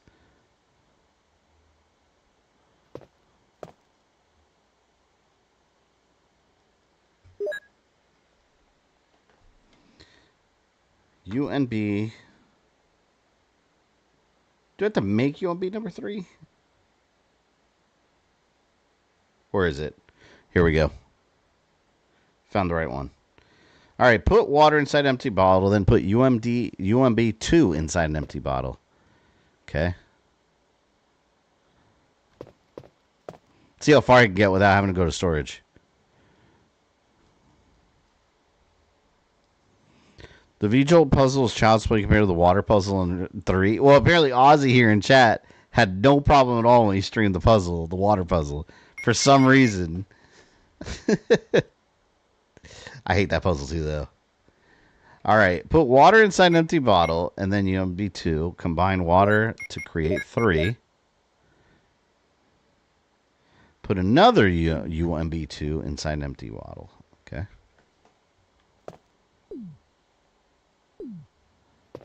There, all right.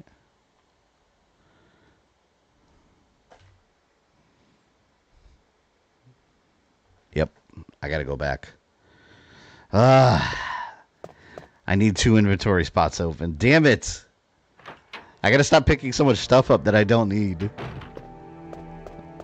But my inventory paranoia will not be satiated without picking everything up. Take another fucking trip back to the storage box. Even with all these inventory slots. Kidding me?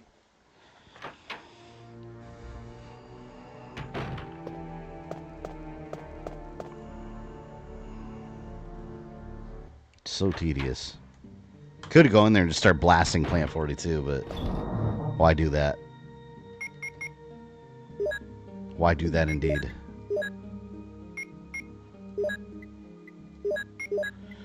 Alright, we'll leave this, we'll leave that, and there. I got my slots. Now we destroy this plant beast.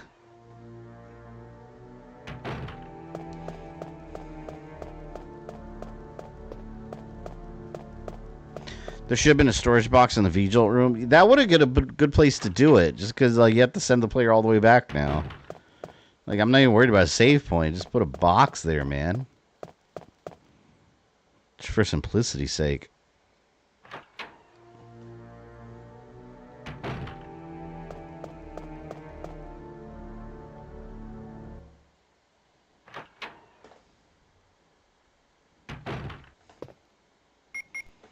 Alright. To create MPO3, put another 2 inside the empty bottle. Now put 4 inside an empty bottle. So we need another empty bottle.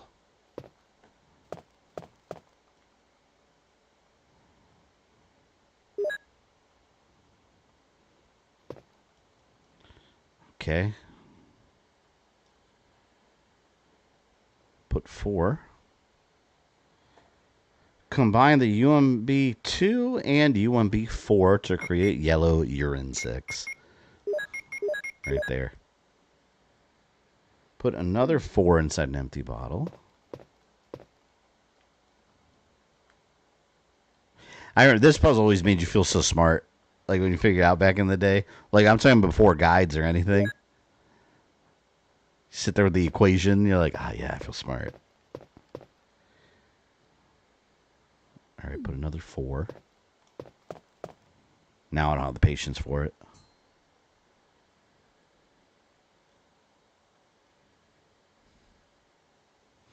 Okay. 4. Combine the O3 with the O4.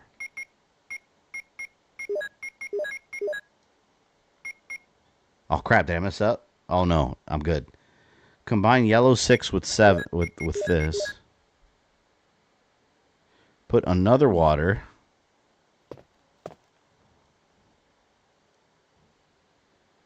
Inside an empty bottle.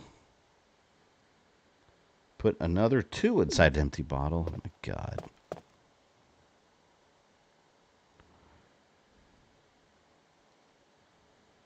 Then combine the water with 2 to create another 3. So water with 2 creates another 3. And then I combine the 3 with the 13. Boom. Like magic. Some V-Jolt. Plant poison, if you will. There we go. I hate that you have these empty bottles in your inventory still. Damn it.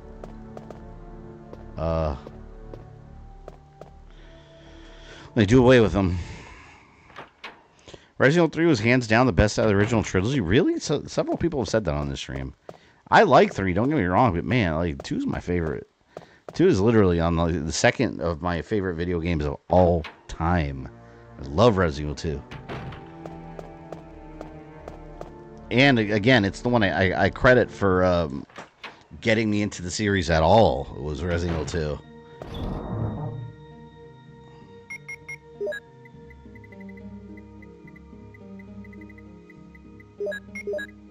God, my inventory's such a mess. Alright, let's save, because we're going to go mess with the plant. You know, it might be good here.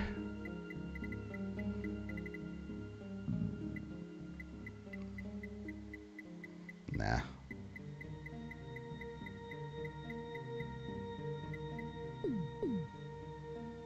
We'll keep shotgun. That's all we need against the plant. I was going to get some acid rounds, but I think we're good.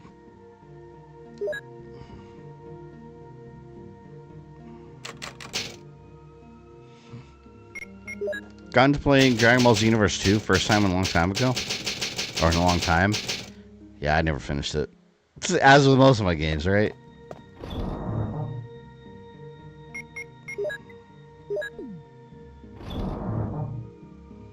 Oh, by the way, I finished Peacemaker last night. I don't know how I feel about the last episode was weird. Like there was like that concert. It felt like it was going on for like an hour. Like that scene with the concert on the boat. I was like, oh my god, this is taking way too long. It's just going on and on and on and on. And then Rick Flag, man, like the new Rick Flag, he's so unlikable. Like he's actually like I feel like he's almost worse than Amanda Waller in many ways. Like he's just genuinely unlikable. I thought he'd be like an improvement over Amanda Waller. And she was a cold bitch too. Cold as ice. DBZ Fighters getting SS4 Daima Goku. I saw that. Yeah, it's like a Super Saiyan 4 Goku. Super Saiyan 4 Goku, was he not already? GT Super Saiyan 4 Goku, he was already in Fighters, was he not? I don't remember. I thought he was in that already. I haven't played Fighters in forever. Fun game, but Kakarot so much. Well, I mean, Kakarot's a very different game, though. I don't think it's comparable. Because Fighters is very much a fighting game. Kakarot is not at all a fighting game. He wasn't in it in Fighters? I don't know why I remember him being in it. Man, that's weird. Who am I thinking about then? Gogeta was, right?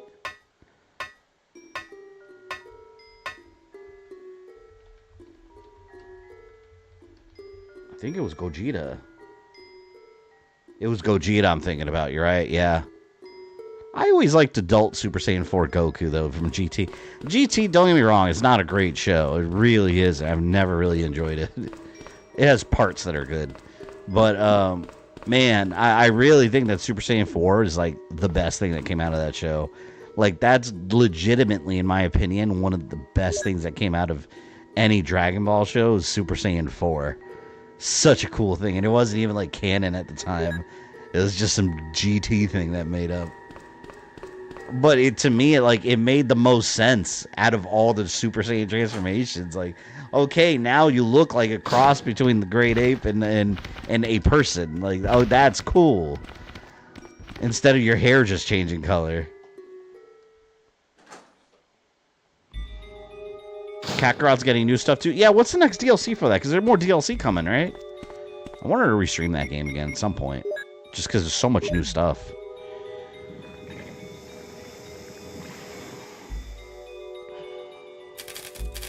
We have now shriveled the balls of Plant 42.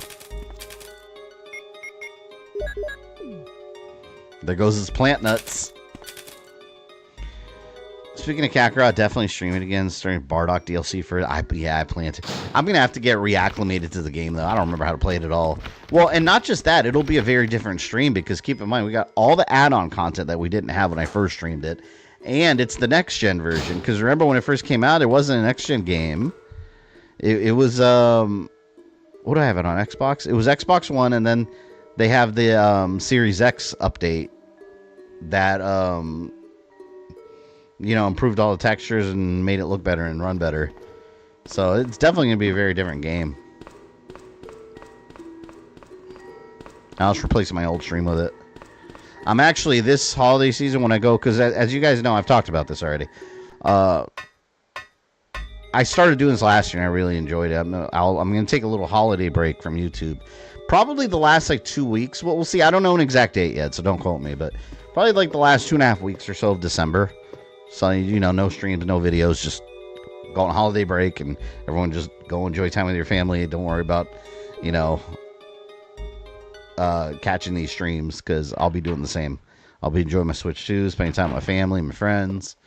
And then we'll be back in January. But I'm thinking, I completely forgot what point I was making. The hell was I talking about? Why am I talking about that? Shit. Oh, now I remember. Yeah, during that holiday break, I'm probably going to go through YouTube and make my 2019 and 2020 streams, and I think even 2021, make those public. Just I don't have time to go through them right now. But a lot of you bring up old streams and you can't find them, and then it's because back then I used to edit them and then I made them all unlisted. But then YouTube, complicated story, but YouTube changed how they sort it all out and everything. And I never got around to making those public. So they're in a playlist, but you can't see them. You can't search for them basically because they're unlisted. So I'm just going to go through and make them public. And you won't get notifications. I'm not going to blast everyone with notifications, but I went the wrong way. But yeah, I'm going to make all those public, and there's several of them that are just, I'm looking at them, I was like, my God, I remember this ages ago. No one can even go back and watch it if they wanted to right now. So I got to take some time out and go do that.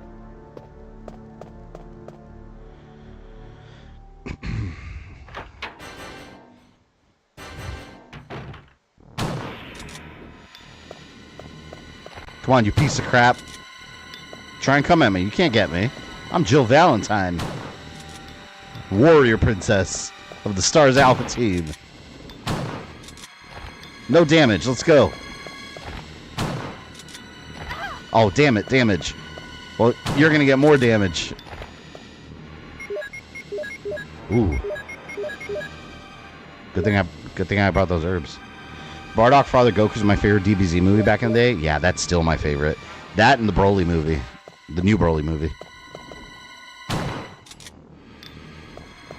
So my brother-in-law and my sister-in-law just started getting into Dragon Ball. They're very much into anime. They watch a lot of anime together. And they finally started watching Dragon Ball from the beginning. Dragon Ball Z. Because they've never seen it. And I was like, oh my god. And they're in the Boo Saga now. And they're wanting recommendation on what movies to watch. And I was like, Bardock. Watch Bardock. Like, I always recommend the Bardock movie. I love it. I love Dragon Ball. Where's Barry? Why doesn't he come along? Hope he doesn't die in my campaign.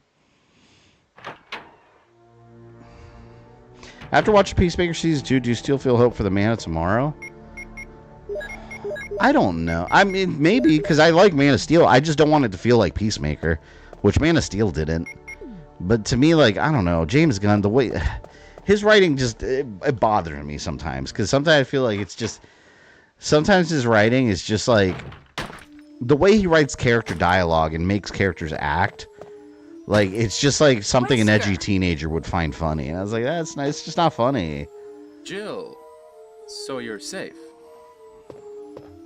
That's what I was going Like, to the way he writes characters, like, everyone just acts like assholes all the time. And it's just... I don't know. I'm sorry, but I have my reasons. Superman was amazing, man. Perhaps you guys have met them? It was all I could do to protect myself against those strange creatures. Is that right? Anyway, it's good to see you're safe. Jill, our first priority is And then all the get crap he out would of do to here. her later. Yes, you're right. Now, there are a lot of rooms in that mansion that we can't get into because they're locked up. I have been looking around for clues. Okay, I'll go to the other house and see if I can find any clues. You know... Can you do that? I'm counting on you. Here's one thing about Resident Evil. These are like super cops, right? Like super special ops, like raccoon police. And like a locked door stops them. Like, you have guns. Can you not just like shoot the door or like kick it down like really hard? I don't feel that not having the key is a big obstacle for someone of Star's skills. I don't know.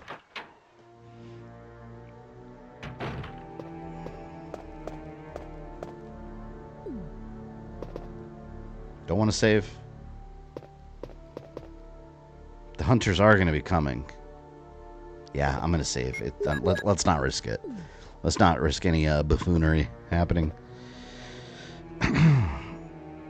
Chocolate always beats a lockpick, exactly. Unless it's like some kind of super umbrella metal that it's made out of. And it's just, I don't know.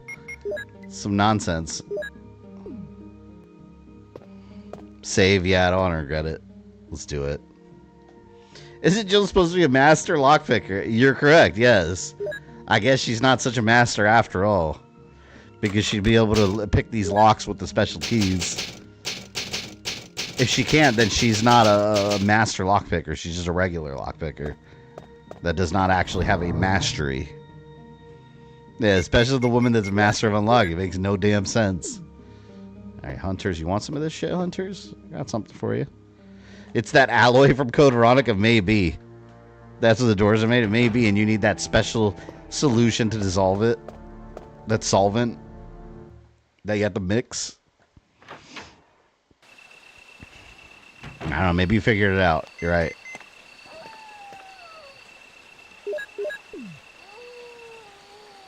This is Brad. I know you can't answer me. Man of Steel was good. Love the scene when Superman snaps Zod's neck. Yeah, that was my favorite DC movie before This is the Jill. reboot of Brad? the whole universe. It's broken. I really liked the new Superman movie, though. I thought it was great. Like, I was surprised by how much I liked the non-Superman elements in the movie. Like, Mr. Terrific. Like, whoa. Let's give this man his own movie. Like, that was amazing. He did such a good job in that movie. But yeah, Peacemaker I enjoyed, but it just feels so... It feels the same thing as everything when James Gunn is full control. Like, you just have, like, shocking humor just for the sake of being shocking. crazy sexual things. Like, at some point, it's just not funny. It's just like, okay, so everyone just acts like this in that universe. But it's so bizarre because, like, it's supposed to be the same universe as Superman, but it feels totally different. I guess that's what happens, though, when you have, like, leftovers from the previous universe that you want to keep and hold on to because you made it. So, I don't know. And another thing about Peacemaker Season 2 I had a problem with, like, they should have just called it, like, instead of Peacemaker, they should have just called it Christopher Smith, the show. Because you barely saw him in costume doing any kind of peacemaking. He was barely in it. Like, he was just in regular clothes the whole damn time. Not doing, like, super heroics or whatever he wants to call himself. Season 1 had a lot more of that.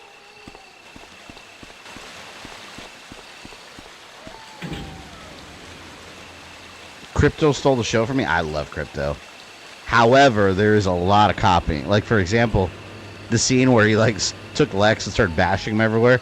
That's exactly the Hulk and Loki scene in the Avengers. Like, they literally just copy and pasted it. And also, James Gunn likes to repeat his own shit over and over. Like, what am I thinking about? The scene where Mr. Terrific in Superman, he's walking. They're playing some music in the background, which is a James Gunn thing. And then his little Terrific orbs are flying around, killing all the dudes, and Mr. Terrific's just calmly walking by. It's exactly like Yondu in Guardians of the Galaxy. It's the same scene. When Yondu was walking and his lid was whistling and the thing was going around killing all the dudes. It's just the same thing. Like, he just does the same shit over and over. That's how I feel like the James Gunn stuff. It's entertaining, but it's kind of all the same after a while. It just all feels the same. I do like Economos, though. Like, he's my favorite character in Peacemaker. He's fucking hilarious. I told you guys before, he's the guy that, like, you work at a call center, right? He's the guy that sits next to you, and every time he gets off a call, he just bitches and moans about a customer over and over, and he just can't stand them, and he hates his job, and then it beeps, and he just rolls his chair back around, takes the next call, and that's his whole day. Like, he's that guy. It's hilarious to me. That's how I feel about most James Franco, Seth Rogen, Danny McBride movies. I 100% agree with that. I've actually used that example multiple times, too. Yeah, it's just all the same comedy. You got the same, like, if you've watched one, you've watched it all. It's the same flavor of comedy. And I know there's a certain director has a certain style. Like, you watch a Michael Bay movie, right? It's all action, it's all slow motion, like slow-mo explosions. You know what you're getting, but, like, I don't know, it's all the same after a while. I love Alcoholic Supergirl. I want more of her. People said Supergirl's ruined because of that. They don't know shit. Well, I mean, that's very... I'm not saying it's accurate to the comics, but it all makes sense for Supergirl because she never really wanted to be a superhero. She came to Earth to watch her baby cousin, only to find out that he was older than her now for convoluted comic book reasons. But, yeah, and what do girls want to do? Like, young girls like that? Like, a lot of times, young girls... like teenagers, early 20s, they want to go out and party and have fun. So, I mean, she's at that age, and now she's on Earth, and she's also got powers that she has no idea how to control. So, yeah, she needs her cousin as guidance on how shit works over here. So, I don't know. That, to me, wasn't that big a deal. It was funny, though, because it shows how, like, why Crypto was so out of his mind, too. I don't know. That was funny. I thought that was fine. He made Guy Gardner that asshole. I mean, Guy Gardner's always an asshole, though. Like, very much so. I need the lighter. Oh, wait. No, I think there's a switch, right? Yeah. Yeah, if any character is going to be an asshole normally, it is Guy Gardner.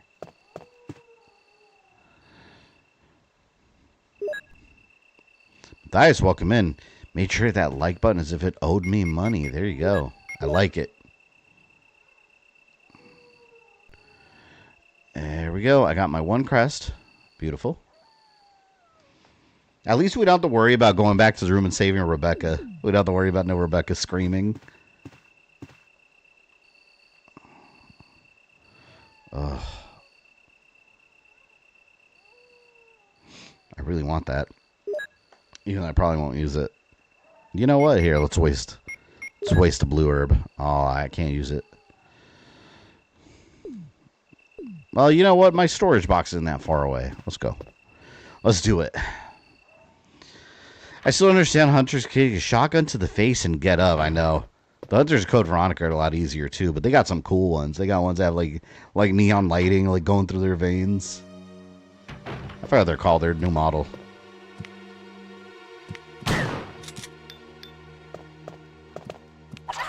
Oh, damn. Dick. How did he get a swipe in? Come on. How did he get a swipe in? What an asshole. I'll put some bullets in the back room. Use them in case of trouble. Barry.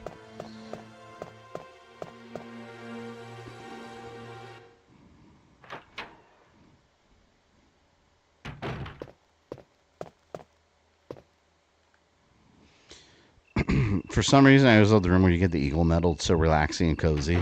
Until you realize there's like hunters waiting outside of it for you. It's like, uh-oh. Can you imagine if like some random Umbrella employee just fell asleep? He missed the whole outbreak. He just like fell asleep and he just kind of keeps to himself. So he's just in his room like watching TV. And then like not realizing what happened. Not realizing that the STARS team is in the mansion. They never find him and they just activate the self-destruct. That's so funny to me thinking about that. He's just sitting there minding his own business, then it just explodes. The whole area explodes. Poor guy.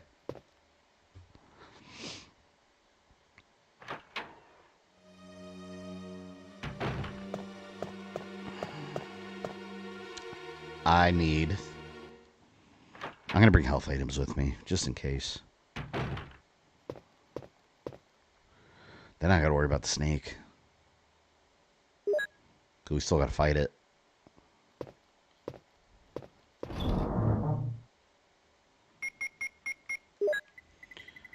don't know what to bring. What should I fight the snake with? Maybe the shotgun, right?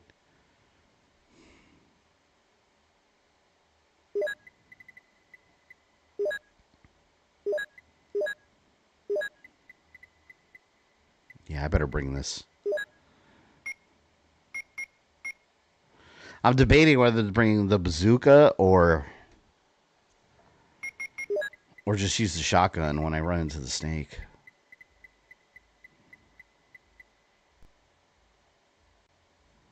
Problems.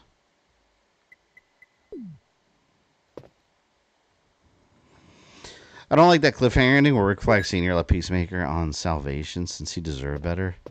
Yeah, I don't. Like I said, I feel like he's worse than Amanda Waller is now because he's like Amanda Waller was cold, but she did everything like calculated for a reason. He's just like he just wants payback for his son, which you know as a character you understand, but it's like so wait, hold on, but you're like running this crazy government agency and then like you're doing that. I don't know.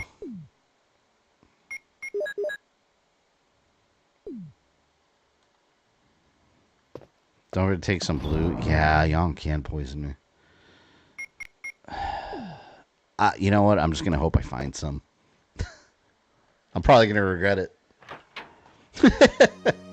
You've been avoiding the bazooka the entire time, haven't you? How do you know, Rogue? What do you know? No, hold on. I have not been ignoring it. I have not been avoiding it. It's been safely stored away in my inventory. There's a difference. There's a difference. Yeah, I should bring the acid rounds. You know what? I will, because then I'll save the shotgun for. You know, let me leave my handgun for now. I'm gonna leave my handgun. I'll bring the shotgun and I'll bring the acid rounds. Because the handgun's worthless at this point for this area.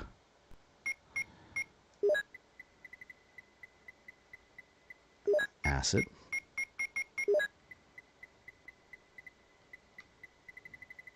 Bazooka. Thought I had more acid rounds. Ooh, I certainly do. I certainly do.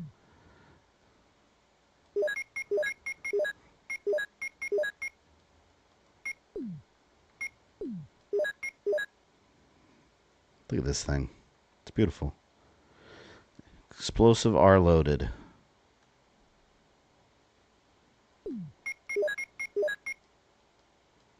Wait, why can't I combine the acid rounds? Oh, do I have to use what's loaded first? I don't remember. Does that work? It should work just like the grenade launcher. Why can't I? What? I didn't remember. I should be able to just load whatever I want. Why can't I? Maybe I do have to use the regular rounds first. I don't remember having to do that though.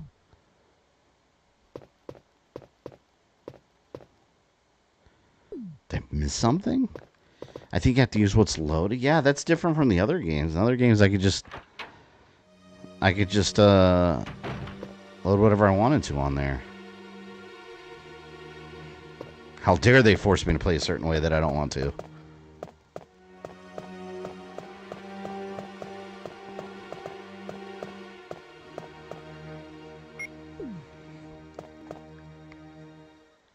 Yeah, Jill's campaign is ridiculously easier than Chris.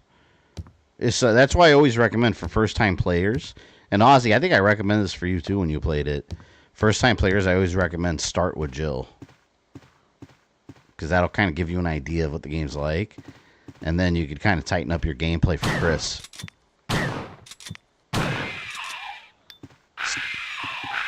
Stupid. It was changing the remake, yeah. They spoil. I'm telling you, they spoil you in the remake. Oops.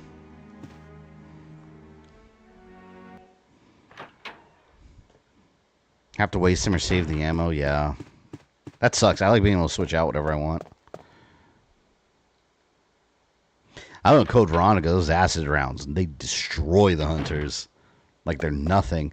Like if you get one like right in the hunter's face, like they're boom, they're dead in one shot a lot of the time in Code Veronica.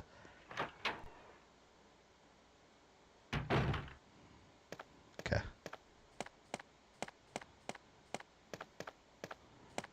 Did I bring health? Yes, I did. Now I'm feeling like I should have brought blue herbs, but I'm just hoping if I get poisoned, maybe I'll find some.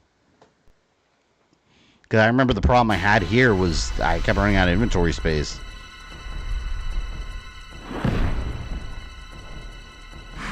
Alright, Beastie. Let's go.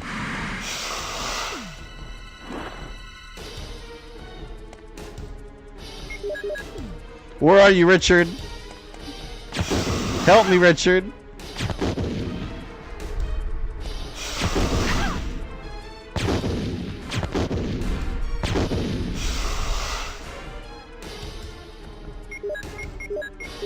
There.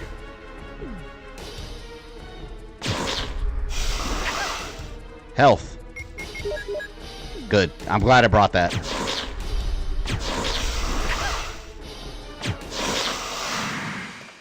Melt, you bastard.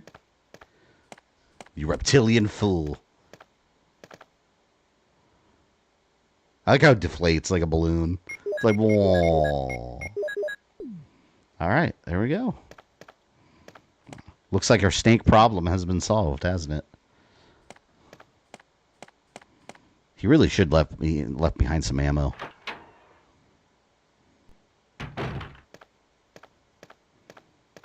Jill, have you found anything interesting?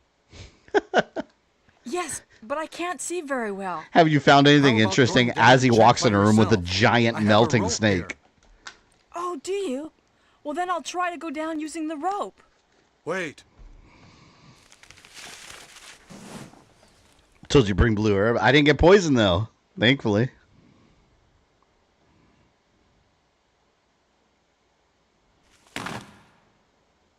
Hey, what's going on? Now I've done it. Sorry, Jill. Wait. I'll go and get another rope. Oh, suspicious theory. Barry! Where did he find this rope? I haven't seen any rope in this game.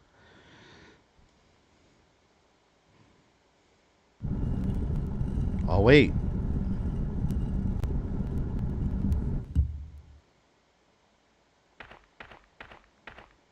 Barry, where are you? Don't wait for Barry. He needs to pay the price for his betrayal. We always wait for Barry. He's our buddy.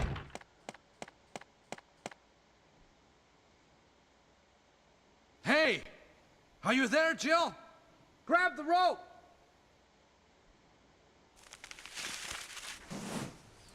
He's my friend Barry.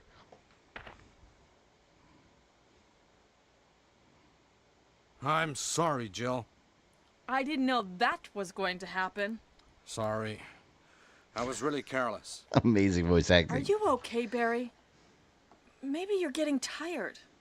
No, I'm all right. Don't worry. Jill, I found something. Pass number.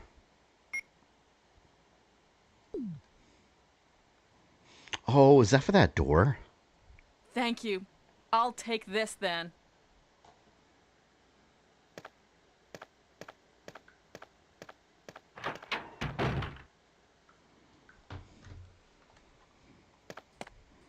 I think that is, right? That code for that mystery door.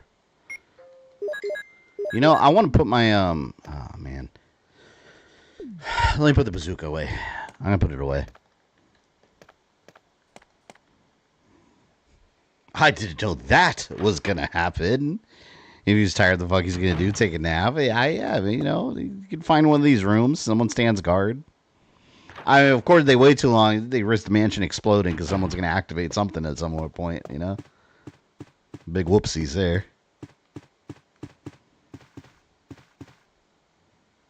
It's the quickest way.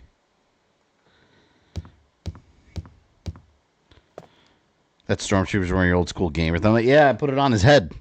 I had to be on my door. I figured there it's still part of the channel because you can see it. I'm telling you, the guy, the back is so messed up. It's all like the leather's all like torn, like flaky, like basically all flaked off. I want another one so bad. That was like one of my hats that like fit the best. Like it just had such a comfortable fit on my head. It was already like molded to my head.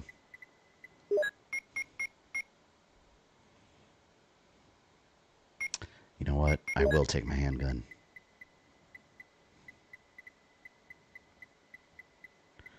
Let's do it. Clip. That was my clip.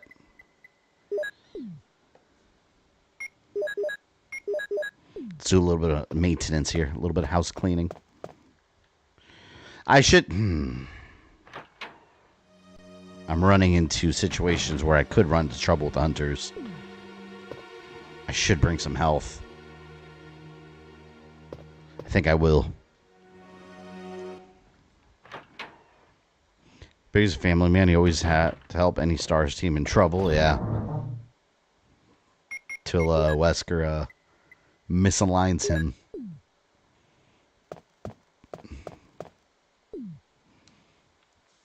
And now, on this evening, we hunt the hunters. More like getting them out of the way so no mistakes happen. They're so deadly. Honestly, in these games, the only enemies that ever make me nervous, not even the Tyrant does, the only enemies that ever make me nervous of like messing up a playthrough are the hunters. Like, they're the worst. Because the zombies and spiders, you can like run around easily. The hunters, though, like, man, if they get you just right, like, you're screwed.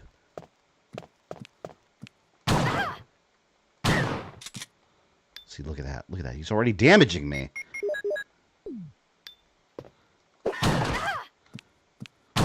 Oh, you're an asshole. He's still alive. Oh, I hate this one. He wants me bad.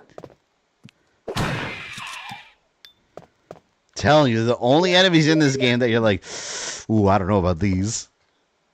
They just they annihilate you. See, look at the spiders. Look, see, just run right by, no problem. Easy peasy. Hunters, though, they'll ruin your damn day. Choose a grenade launcher on them. I need to save that, though, for Tyrant. And maybe a little bit of Magna.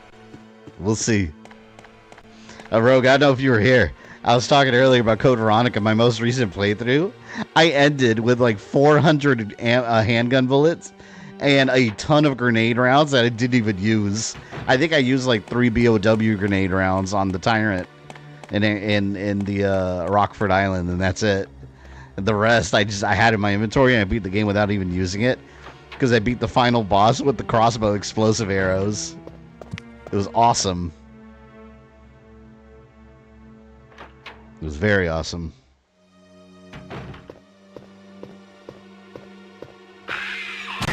You want to surprise me? Yeah, eat that surprise. I hate you.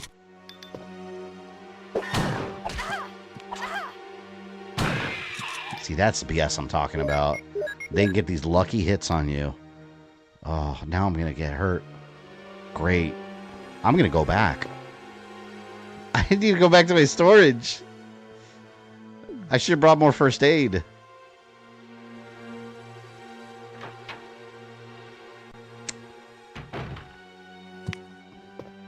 Bye. Oh, just another one. Oh, I'm going back to my storage and I'm saving. Screw this. Don't go back, no balls. Fight the hunters in danger? No, thank you. Look at that. Literally like one flick. One flick from a hunter's claw. And I'm dead. I'm done. Oh, no. Now if I run through the hallway with the spiders, though, I might get it. Oh, is there a better way? Oh, fuck. See, no, I can't go through the top because there's a hunter up there. On the other side up the stairs, there's going to be a hunter waiting. So I have to basically, like, run through here and hope that spider doesn't get me.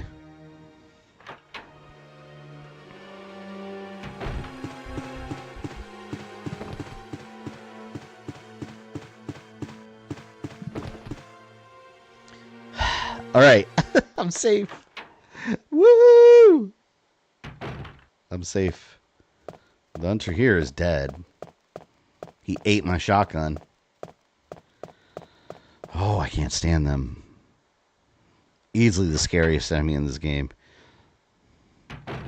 Just because of sheer game over risk. Them are these fresh cuts for a Jill sandwich. Yeah, I know. I want some Jill sandwich. Cold cuts. Some sliced ham there.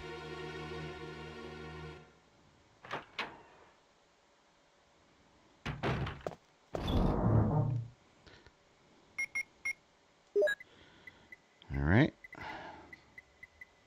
Do I have first aid spray? Thought I did. I want to spray myself.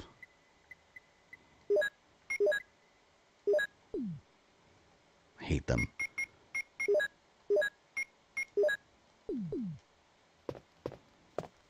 They ruined my day. At least now I have time to get my revenge. Slowly and methodically. Because during my last stream with Chris, I came up around the kitchen upstairs, and then that hunter there messed me up. I want to get rid of him. Them. There's 2 of them up there. The grenade rounds might be the better idea here. I feel bad wasting them, though.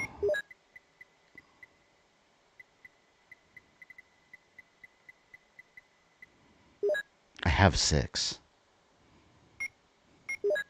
Well, actually, I have more. No, I don't. Yeah, I do. I'll bring this as a precaution. Let's leave the handgun for now.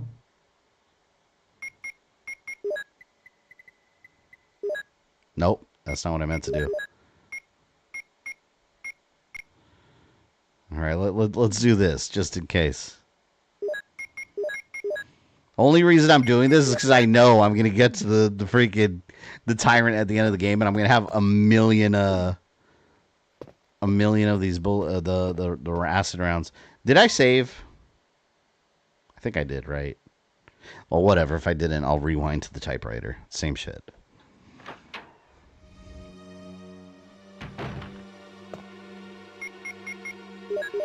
Alright, let's give him a fresh dose of acid. I know there's one up here just waiting for me. Waiting to de-skin me.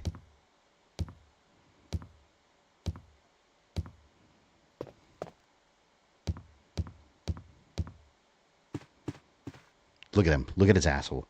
Look at him. He's right there. That's what he gets. I feel bad for using that round. Now I'm panicking. I'm not going to go for the tyrant. What have you made me do? What have you made me do, Rogue Dragon? This is your fault. Oh, you son of a bitch.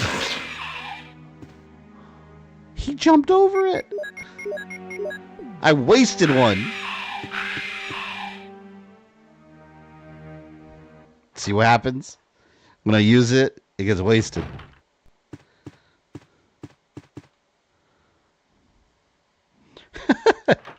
Take one of the empty bottles and throw it at the hunter.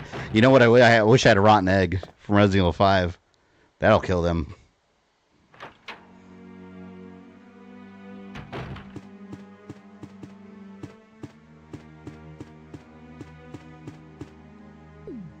Told you guys my revenge will be swift and just.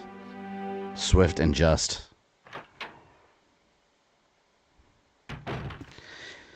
Fabian refused to play Director's Cut because this is Director's Cut. You saw a title screen. It says Director's Cut. See? You saw it. Right there on the title screen. It's a requirement to give them their daily dose of vitamin acid. That's vitamin A. I hear him. I don't know what side he's on, though. Oh, there he is. Bye. Oh, no. His friend's over here. Let's run away from him. You don't make me use my acid rounds. Yes. I'm going to regret that later if I go that direction.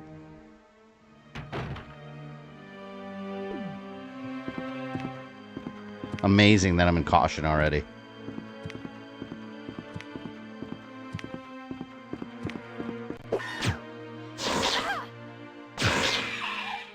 Two rounds because he jumped over it. I absolutely hate them.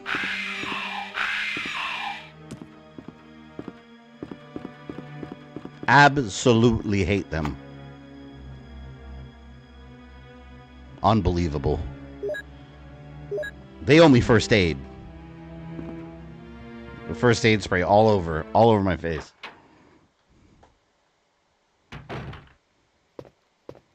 Give me health. Is there any health in here? Shotgun. Damn it. It's infuriating. This is always part of the game that stresses me out because it's making me use a lot of ammo on these assholes. And a lot of first aid. Because you have all these health items, and then suddenly they start getting these extra swipes. And every swipe is like a third of your health. It's messed up, man.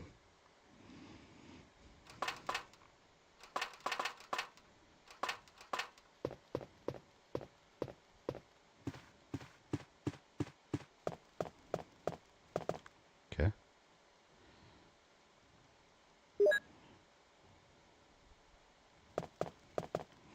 Hope I have a bunch of Magnum ammo by the time I leave. Or by the time I get to the Tyrant. You remember all the Magnum ammo I had before? Last stream, I had like 32 or 36 rounds still. Just waiting to be used.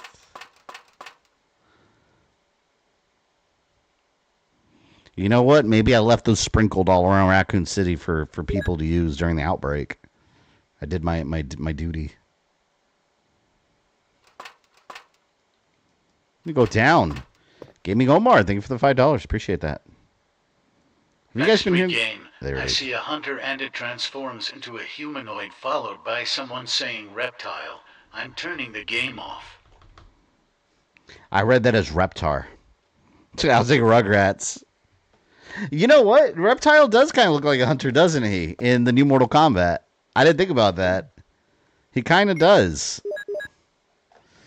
He kind of does with the MK, not MK, what am I thinking? MK1 mode. And Cosmic Kaiju became a member. Thank you very much. Very much appreciate that. You guys are awesome as always. Here, let me change this here. I'm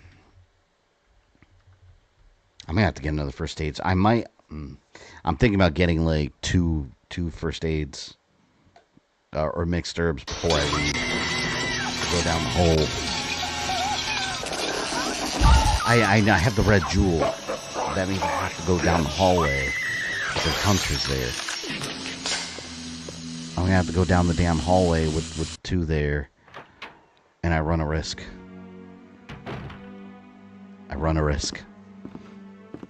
Thank you for your spirit bomb energy. Very much appreciated. You've entered the pass number. Wait, with Chris, you can't open this door, right? This is only a Jill door, I think. Oh, God. Wait, hold on. I really... I shouldn't be doing this. I really should go somewhere else. I really should get some health.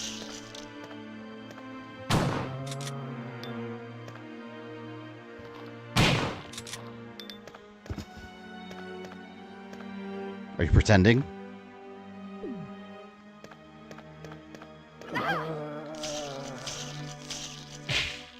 I knew he was doing it too. I don't know why I crossed him still. Alright, I'm going to walk very slowly and very carefully. Because I did not bring any first aid. I see a green herb.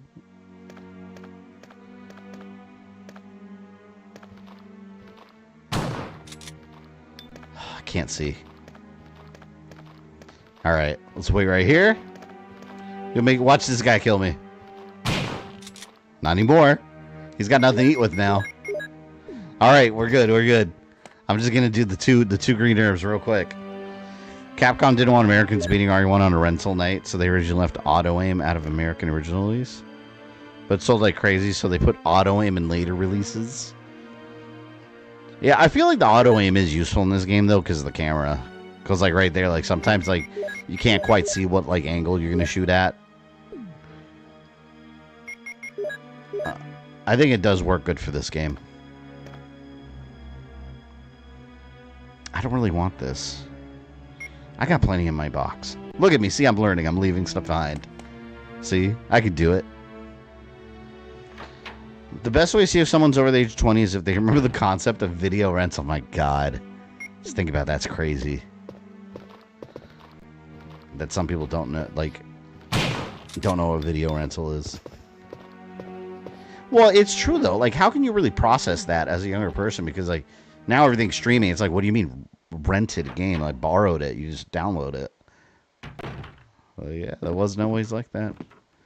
Back in my day. Back in the golden days of 1992.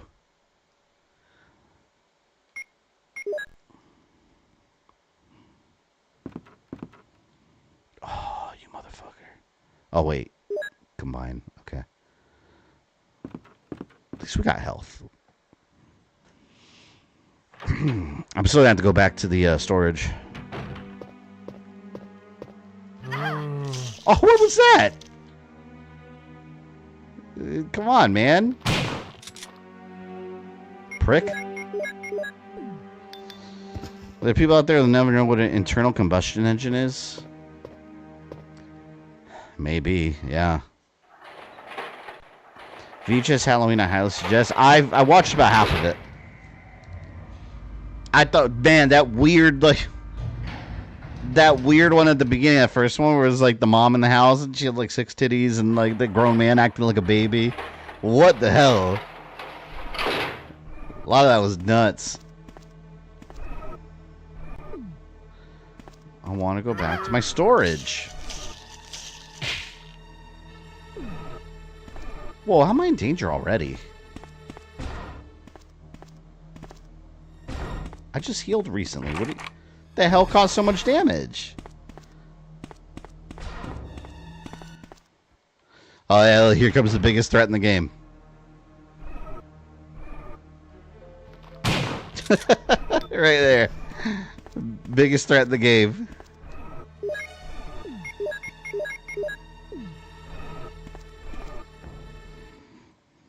If someone doesn't know what Blockbuster is, they too young for you. It's true. It's like one of my buddies. He's my age, and he has not had. How do I word it? He has not had the best luck finding a female, a young female, in a very long time. And he started his job, and he and this girl were talking, and he was like, yeah, he found out later she had a boyfriend, so nothing happened. But yeah, they're talking, he was talking about how she's kind of cute, and he wanted to find out more about her and all this. And then he found out she was 21, and I was like, oh, well, yeah, okay, legal, but I mean, what does a 38, 39-year-old man have anything in common with someone that young? Like, what are you talking about? So at that point, even he was like, nah. But I told him, I was like, you know what? If she didn't play the Nintendo Entertainment System or knows what it is, she's too young for you. And he's like, you basing it all on like video games? I'm like, yeah. If she doesn't know what an NES is, maybe even a Super NES, then that's a little young. You need to go up a bit. I thought you were playing the GameCube remake. No, I've already streamed that one. Figured people have not seen the original on stream yet, so I figured that was a good one to showcase here. Oh God, it's annoying. Can't even.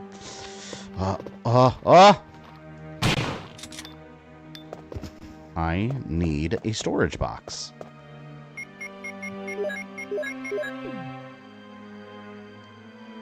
I need one.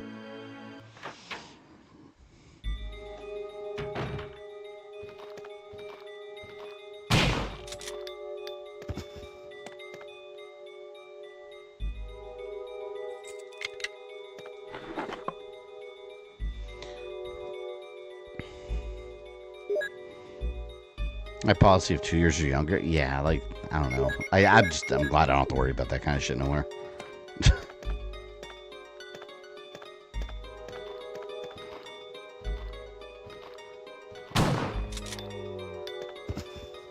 Oh, God. I wanted to headshot him, but I'm running the risk here not going back. I'm worried something's going to surprise me and then kill my ass. But I know there's no hunters in here, so it shouldn't be a big deal. I just need some health.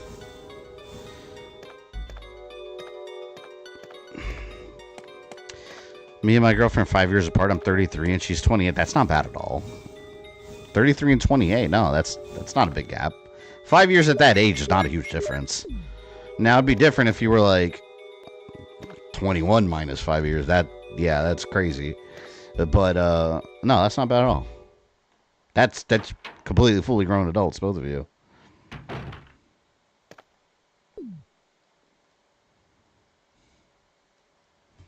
I think it's creepy when you have like these like Boogie on YouTube. You have these like very grown men. Like that guy's almost 50. Or is he 50? I don't even know. I think he's almost 50, right? And he's like dating like a 20-year-old, 21-year-old, which yeah, technically on paper it's okay, but like that's creepy. It's creepy. It is. No other way to describe it. The celebrities do it too. Like Leonardo DiCaprio, he's always dating like 2-year-olds. I'm exaggerating, but you know what I mean. Why? I'm not pressing buttons. I'm trying to get out of this.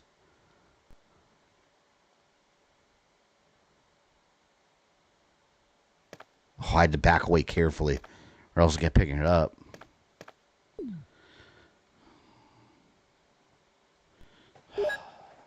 Yeah, I gotta take care of this inventory. This is out of control. Guess I got it good. I'm 38. The boyfriend's 41. Yeah, I mean that's fine.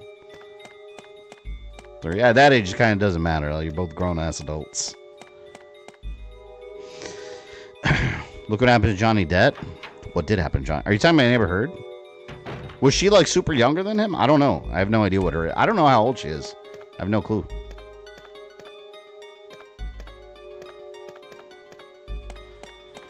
Woody Allen married his stepdaughter when she turned 18. What? Are you serious? I don't know anything about Woody Allen. Okay, well that is creepy. That is very creepy.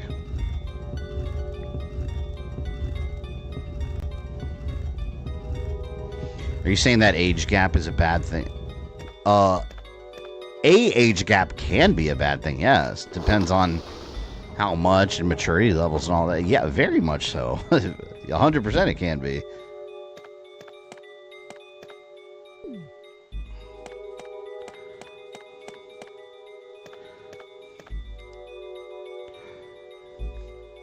As long as someone can't be described as a ghoul hitting on someone is not creepy, yeah.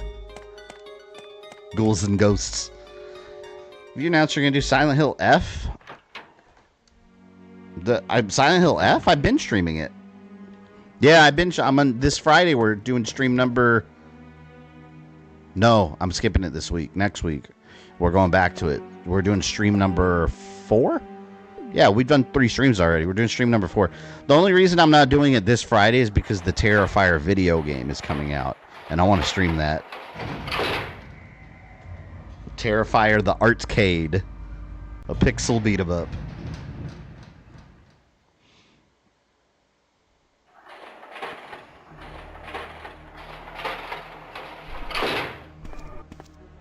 Oh man, I really gotta do something. I really gotta do something about this. I'm gonna come back. I would go down that hallway in the storage box, but there's the hunters. I have not taken care of those hunters at all. Did you see a He-Man Master Universe Dragon Pearl beat 'em up game? Yeah, I saw there was a beat 'em up coming out. That's a good idea for a. Why didn't we have one in the arcades back in the 90s? Is my question. Because like that's a really good idea for a He-Man game. Just surprised it took that long. Alright, if I go down this way it'll take me back to the storage area, because I went through that code with the door. Or that door with the code on the side. Yeah, okay. I'll go this way. My bad, no worries. Yeah, but we've been doing Silent Hill. Very good game. I've been loving it. If you do want to catch the old streams, I have them on the channel. They're publicly available. But yeah, we've been doing that the last 3 weeks since it came out.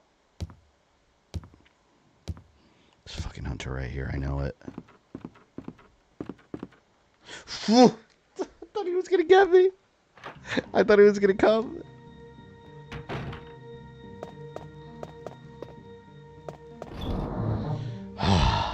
Alright. Let's get our shit together here. Let's put these away. Put these away. I might, you know what? I'm going to save here. Here's what we're going to do. I'm going to save here. I'm going to clean up the hunters in the area. Because I don't want them giving me any trouble later. And then what we're going to do, we're going to go back to that area we were just at. And collect my shit. And that's how we progress. That's how we do it.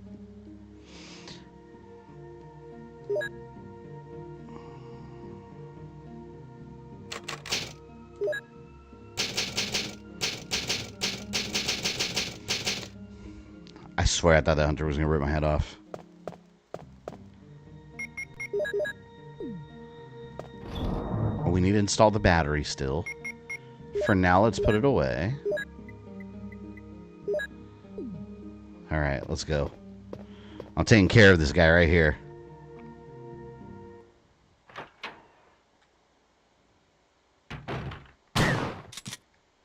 Oh, wait! I meant to use acid rounds. It's too late! Oh, somehow I lived. Alright, alright. Ooh, that could have gone badly. You son of a bitch. You want some of this? I heard you like acid. Yeah, there you go. I heard you love acid.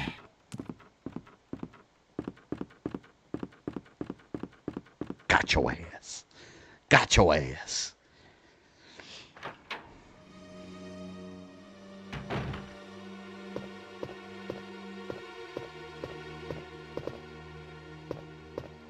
Oh wait, I killed the ones that were here already, didn't I?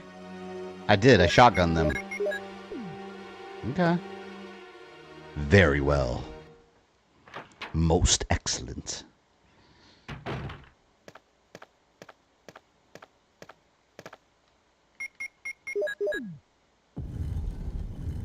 There's this part in Code Veronica that the first time I played the game confused the hell out of me. They got a replica of this tiger, and the goal, you have to have the red and the blue eye, but you can't take them both at the same time because it keeps turning. So it turns out you have to like turn the power off, so it can't move at all. I remember when I was a kid the first time, it took forever for me to figure that out. I was going crazy trying to figure out what to do. Code Veronica had some hard first-time puzzles back in the day. Like with the golden record and jewels that you have to do. Such a great game, though. It really is. It's outstanding in every way. Alright, now let's jump down the hole. Wait, let's go back. I'm trying to think of the steps. Alright, we're going to go back. I don't need the crank yet. We're going to jump down the hole where I fought the snake. Because there's stuff to collect over there. Like health items and shit. And Lloyd, thank you for the $2. Appreciate that. More money for bread for all that cheese later. Got a Z. Alright, see you later, man. You're out.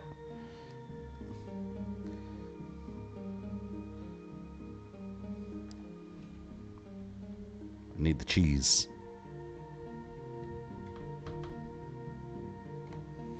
Dun, dun, dun, dun. Code Veronica, a lot of back and forth. Yeah, that's what I was saying earlier. Code Veronica, probably... See, I love that game, but I recognize that it probably has the most backtracking in the entire series. It really does. It has a ton of backtracking. Like, especially near the end of the game, you're just going back and forth constantly. Like, it does get tedious, and then you're like, alright, I get it. God, just let me go.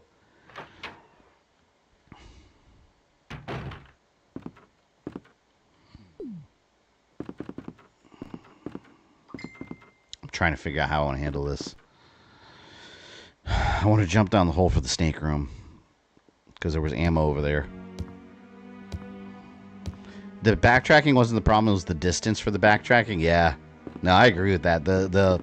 In Antarctica, there's one part where Chris, you get the valve and you got to go all the way back from like the Spencer Mansion replica to go back to like where the crane is, where you fight that giant spider to get the green jewel.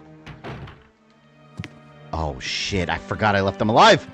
Oh, we're not going this way again. I completely forgot about these guys. And I made the comment, too. I said later I'm going to regret it if I have to come back through here.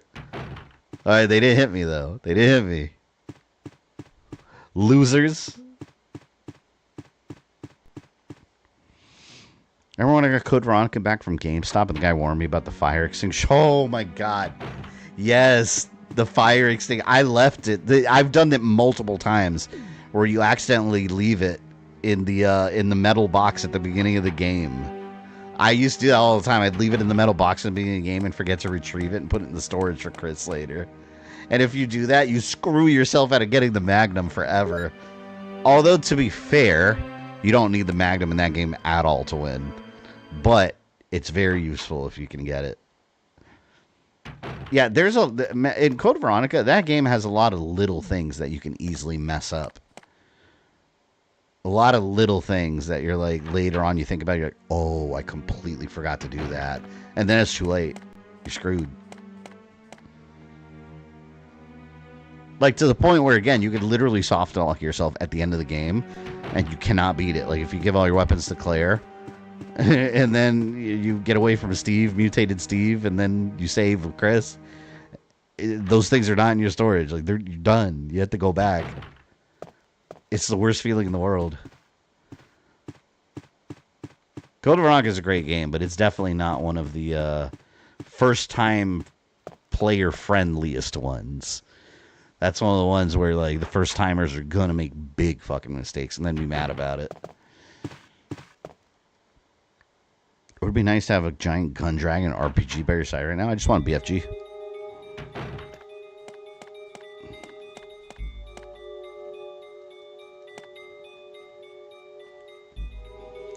And down the rope we go.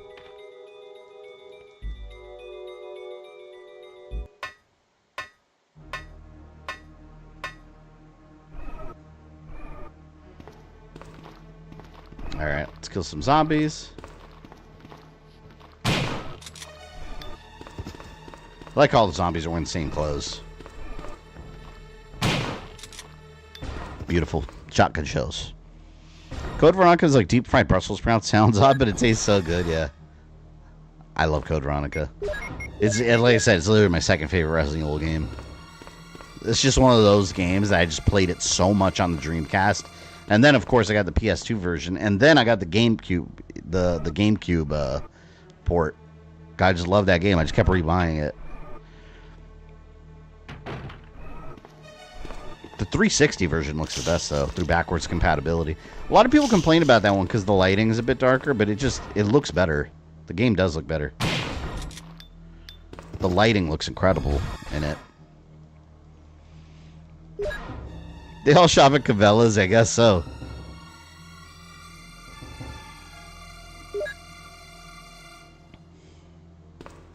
They remake Veronica, I don't mind. They replaced the section you explored the destroyed island with Chris with something else. Yeah, that section with Chris is a little tedious because there's no... You know what's funny about that, too? So, I'll talk about it on my stream, too, when we get to that part. But Chris climbs the island, and then the guy you meet, the Spanish dude, tells you, like, hey, she's not here. You're wasting your time. You got to get off the island. Why can't Chris... I know the hole behind him collapsed, but why can't Chris find a way back around and just get back to the boat? Like, he took a boat there. Instead, he has to go through this whole convoluted thing to find a jet to take him away from the island. But at that point, he's like, fuck. He had a bad day because he climbed that and he dropped his backpack full of supplies. So he's like, damn. It's like within 10-minute span, like he's like, damn it. All right, so we got some goodies there. All right, now, what do I want to do? Did I get the Mo disc? Or no, not the Mo disc. What am I missing? Oh, this room. The stuff over here is what I'm missing. Yeah, I gotta go back this way. What do y'all think about RE0? I think most people here like RE0.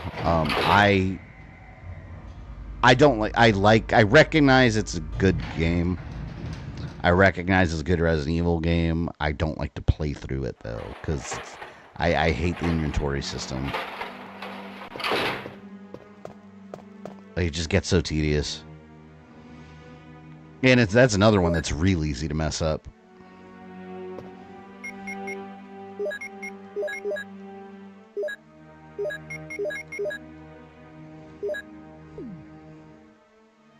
I don't like RE0. That's not an uncommon sentiment. There's plenty of people that don't like it. It's a rough play. Especially like first-time Resident Evil players playing it, they're going to have a real rough time. Because even Resident Evil veterans have a rough time with that game.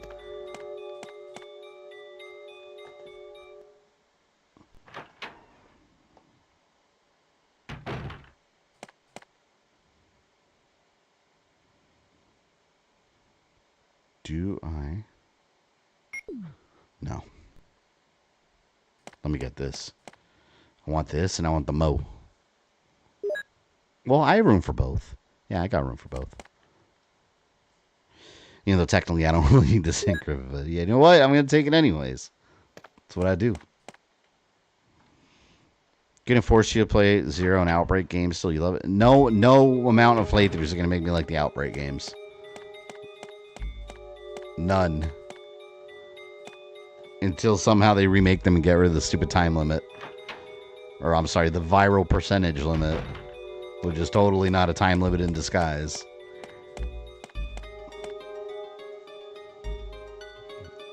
The Mo... I got a little PSP game. Look at that. Tell me that's not a PSP game. See? It's a PSP disc. A little cartridge and everything. It's amazing. Alright, I think we're done with this area. We got the eagle crests. We got the crane. Am I missing anything? I think we're good, right? I got the battery. I gotta get the battery. Yeah, I think we're about ready to leave this mansion. This docile.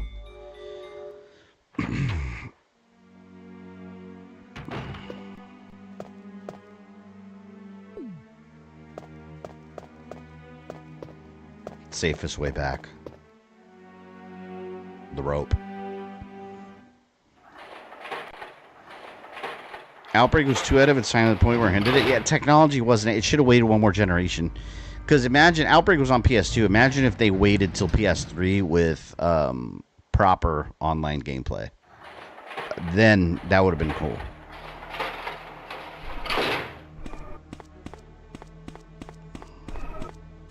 But that's when, and I talk about this in my Resident Evil timeline videos, that's when Resident Evil was like in full swing. And they were trying to like make game after game after game. They really wanted to expand the series quick. Because it blew up after Resident Evil 2. Resident Evil 1 did great, don't get me wrong, but Resident Evil 2 exploded the series. That's when it really went like, you know, gamer mainstream.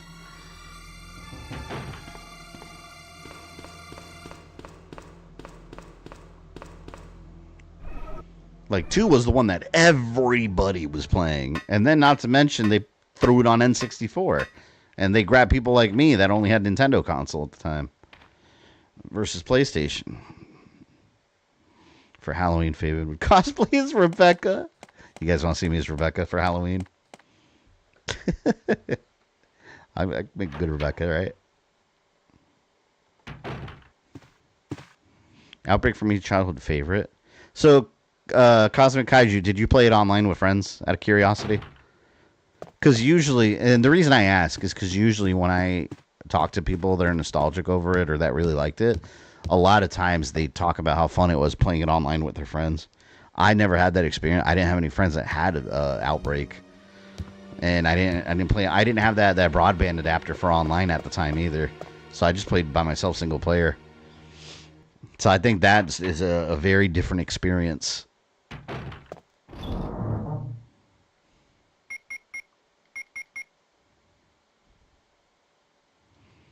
Let's leave this for now.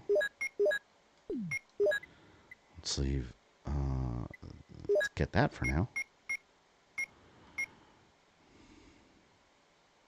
I'm debating what to bring with me.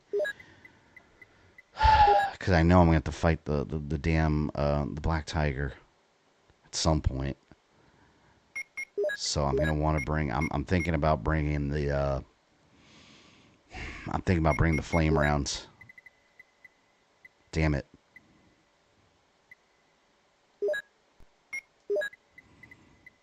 I don't like having this little ammo. Well, I mean, I do have a lot of ammo, right? It feels like I don't have a lot, all right? It feels that way to me. Don't hate. I didn't get to play it online, unfortunately, but for me, I think it was because the second RE game I ever played. RE2 was my first. I got you. Yeah, but I know a lot of people that loved that game played online. And I was like, I remember hooking it up once. I had like some broadband disc. Something, and then I got the broadband adapter at some point later on because I used it to like mod my PlayStation with like a hard drive or something back in the day. I forgot exactly how you do it. There was a way back then that people were doing it.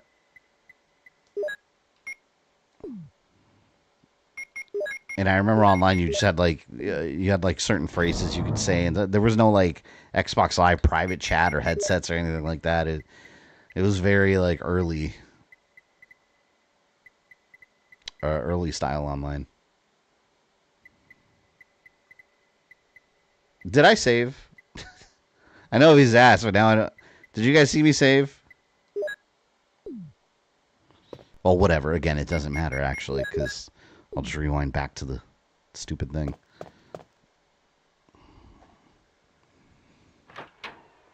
VHS Halloween's giving Terrifier a run for gross out horror if you haven't seen it. I saw like the first half. I like it a lot so far. I like that story they're doing with the soda, like the diet soda. And it's like there's like a monster inside or something.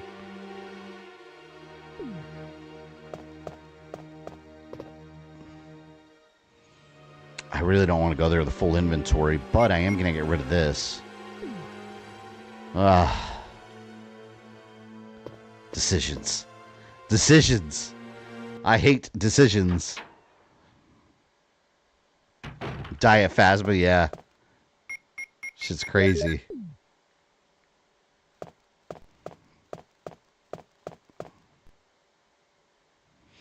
So, cross the bridge. I gotta cross the bridge. Battery. Drain the water. Yeah, back down. Okay.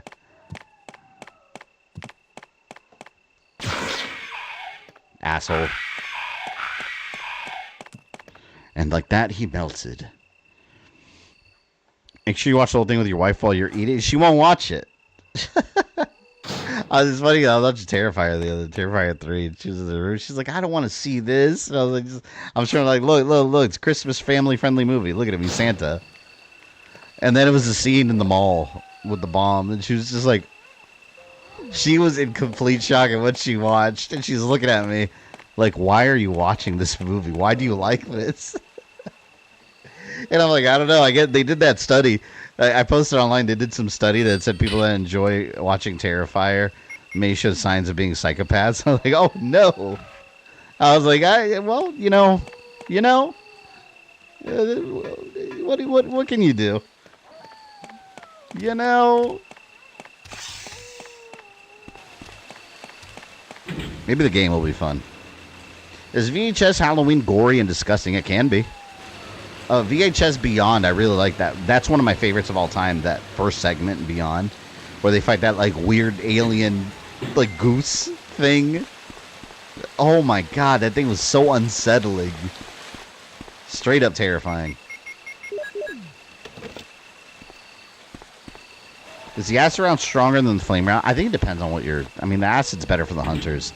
I think the flame round is better for the spider, if I'm not mistaken. Tell her to spin off to A Christmas Story. It was funny. I remember the very first time I showed her the teaser for the trailer where it shows like the little girl saying Santa, and then he just like raises his head and it's Art the Clown. I showed her that trailer and I told her like genuinely like, oh, I want to see this with you. It's a Christmas movie. She's like, what is it? And then he showed his face and she's like, oh no, like he's back again. And I was like, hell yeah, third movie. I'm pumped about the fourth one. It's supposed to go into his origin. So that should be interesting.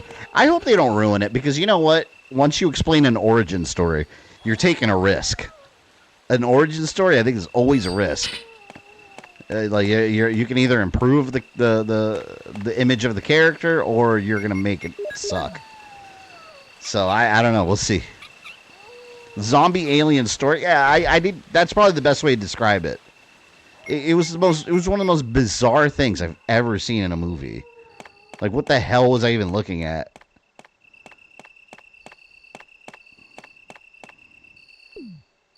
Oh fuck! I didn't bring the eagle crest.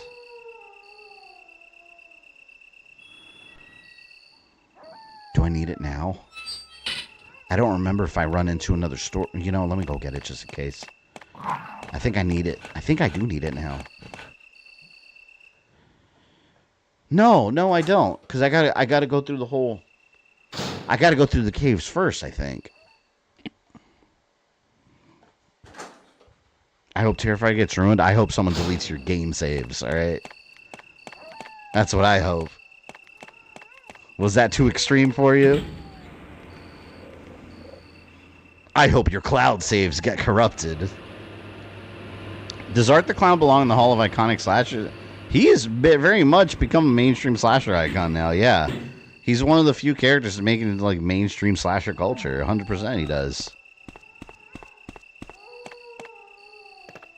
Think about it. Like, people, you see Art the Clown, people instantly recognize him now. So, I mean, that says all you need to know. Doesn't matter if you like the movie or not. That's not the point.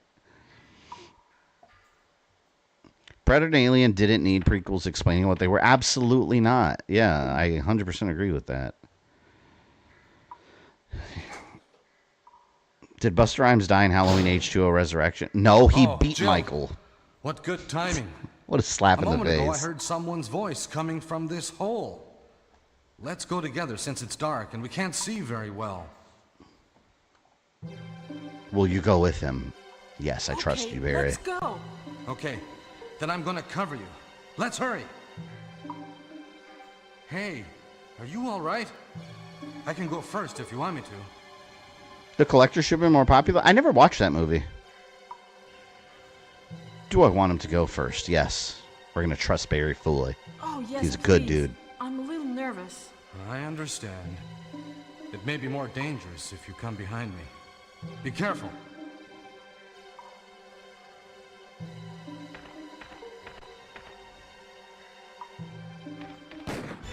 Barry?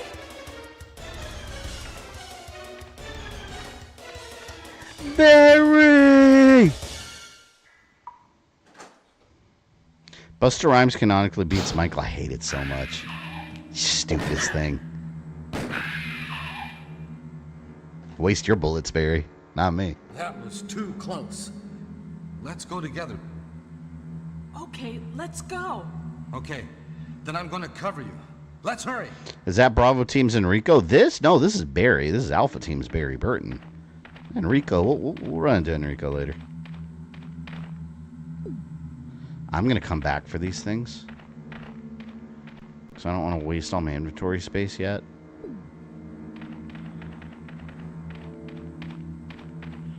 Actually, you know what? I'm taking the first aid. You just never know.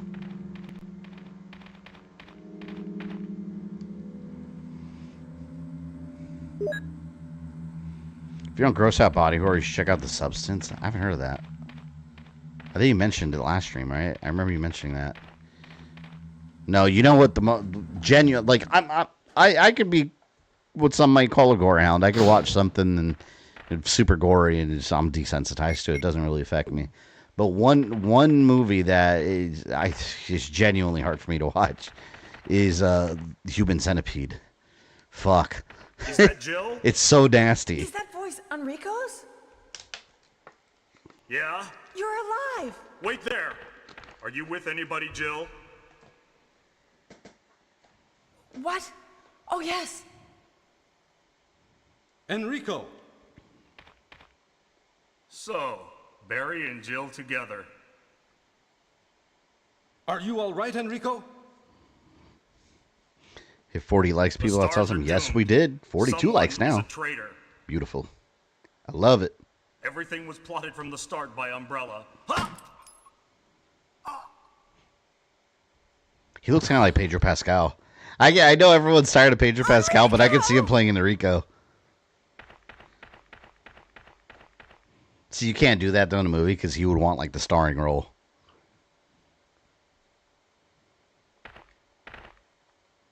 Barry is investigating. Barry really investigates like a pro, man. He just sits there and stares at the same spot for hours. That's some deep investigation. And now I don't have room for this. Oh man. Oh, I was gonna leave my handgun. Oh, shit. Wonderful. Wonderful.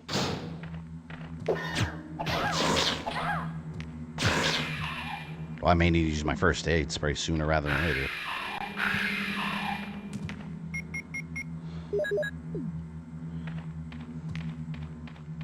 I hate this area. I hate this area so much.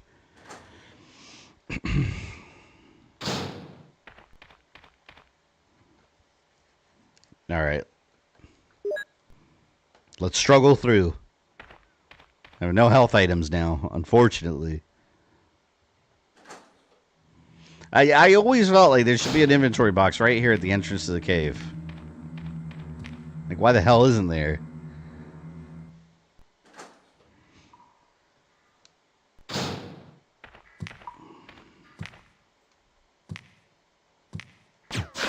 I was worried I was going to shoot at him and he was going to jump over it.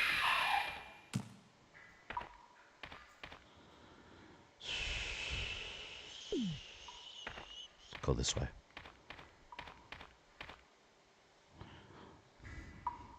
What difficulty it's on? It's just, well, there's no difficulty selection. It's just the original Jill mode. I mean, if you want to go technical, it's on easy because you're Jill. Jill is easy mode in this game, basically. Or I guess normal mode, and then Chris is hard mode. And then you got arrange mode, which just kind of changes the locations of everything. And they ruin their costumes.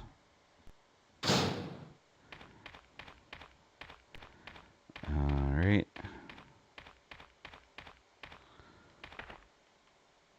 Should take Enrico's gun. He couldn't have moved because of this injury. He's holding something.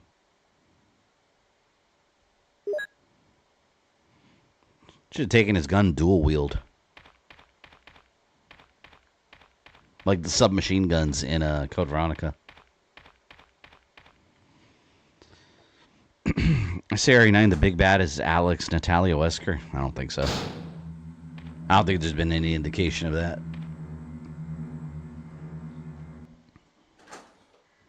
Is Chris dead yet? He's very much... Well, no, we don't know where Chris is yet.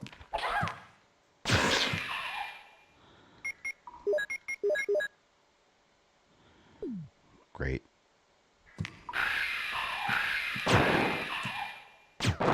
Oh! I didn't mean to shoot a second one, damn it. That's infuriating. I was trying to clear them out. I don't want to accidentally run into any of these fools. Alright, now I can get these grenade rounds over here. And then I don't have to ever come back here.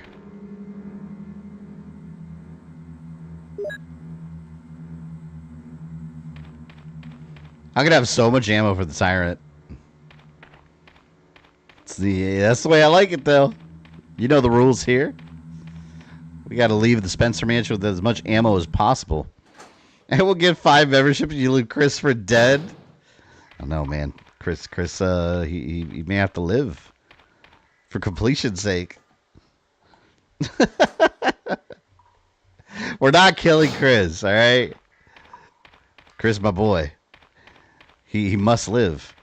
We can't create a time paradox, all right?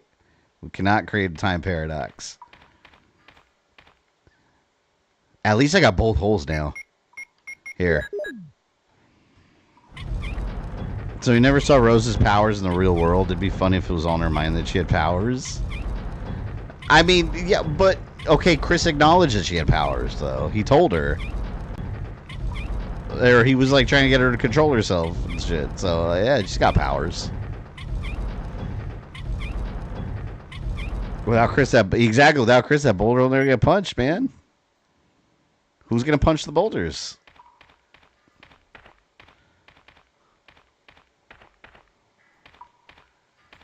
Wasn't there... I might be thinking a remake, that if you turn it, there's an item on the left side.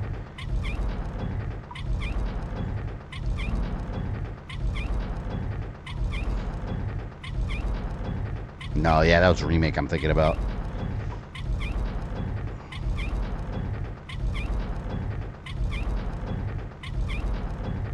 Now I gotta do it all over.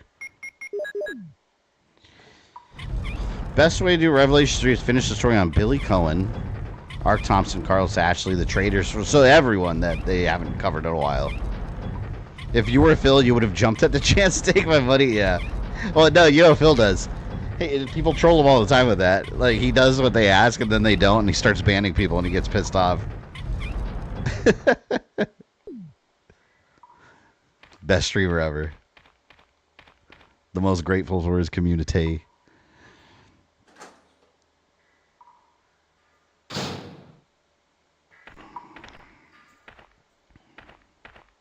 Let's see what nonsense I run into now. Indiana Jones moment. Dun, dun, dun, dun, dun, dun, dun. Oh, shit. I almost got stuck on the wall. I thought I was going to get stuck there and get run over. Good lord.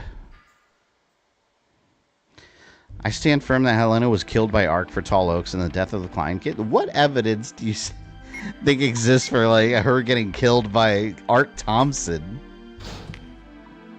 Oh, look, he's coming after me. Fuck.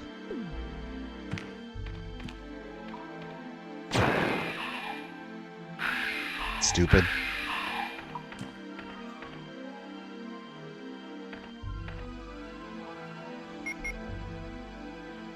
I just realized I'm not gonna have inventory space for the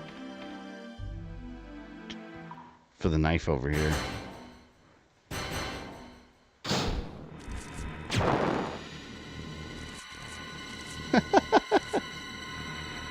Hardest boss fight.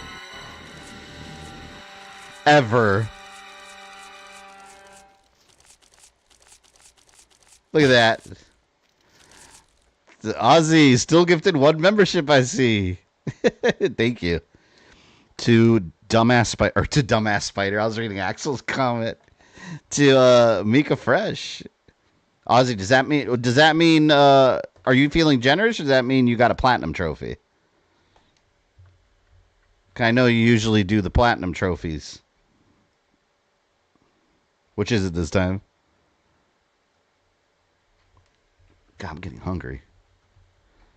I had chicken pot stickers and soup before I started streaming. I'm hungry again. You're feeling generous, all right. Well, I wish a platinum trophy upon me. And I wish I had more storage capacity.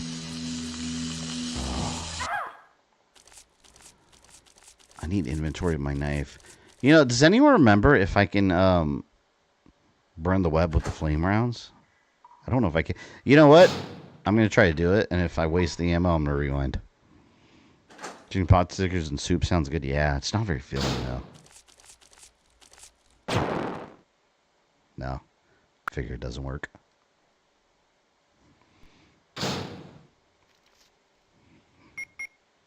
So Lena gets punished for tall oaks by Ark, but she was forgiven by the end.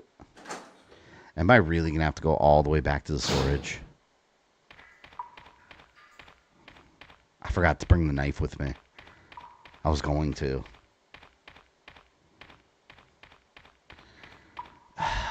Fuck. I hate this area. Did y'all see that Marvel Zombie show? I watched the whole show. It was just okay. I really didn't think it was that great. I don't like the animation. It just looks so basic.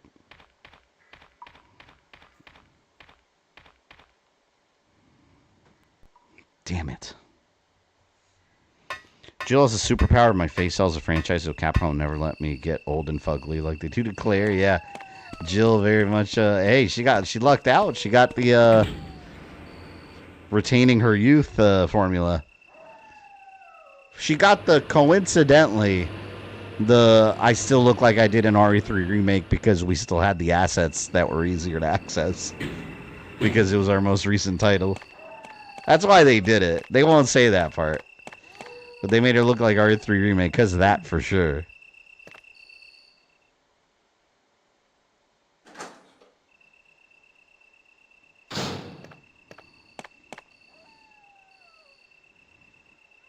They're like, oh, suddenly she don't age no more. Or she ages slowly. It's like, or could it be because you had just recently made RE3 Remake and you figure it'd be just easier to reuse those assets? I think that's far more likely. Oh, wrong door.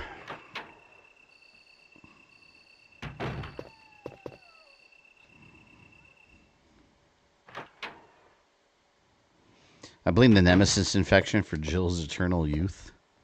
Man, Jill, she really has a concoction of stuff inside her. For like a regular human point of view, like, you got a concoction. We're doing a save here. It's good I played Remake than the original. Didn't have to worry about running back and forth to get items and put them away. Except for in real survivor mode. Yeah, we'll try playing Zero.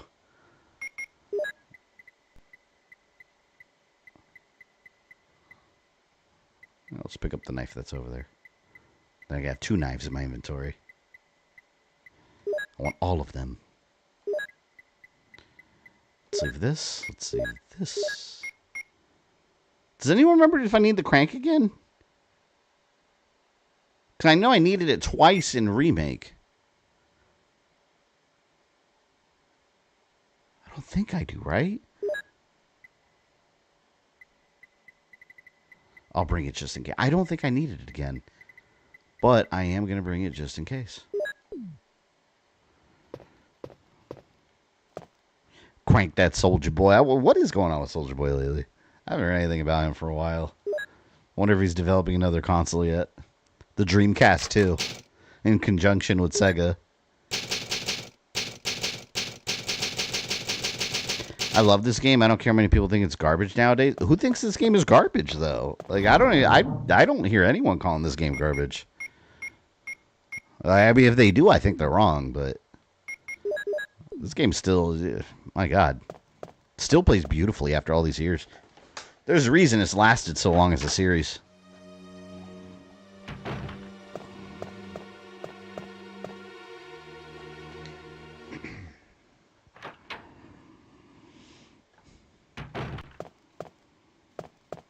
Yeah, I'm bringing the crank just in case. Though again, I don't remember if I needed it.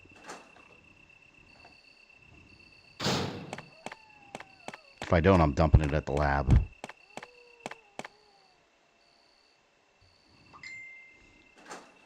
Yeah, this stream is going to be hours shorter than Chris's. What was it, Chris's? I did it like almost 7 hours, right? Or did I go over 7? I think I went over 7 hours. Worst Resident Evil villain? Probably Morpheus from Dead Aim. He's literally just Sephiroth.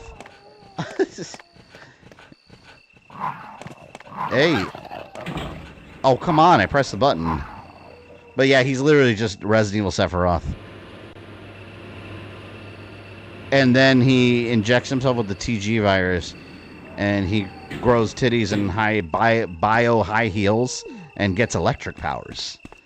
So that happens.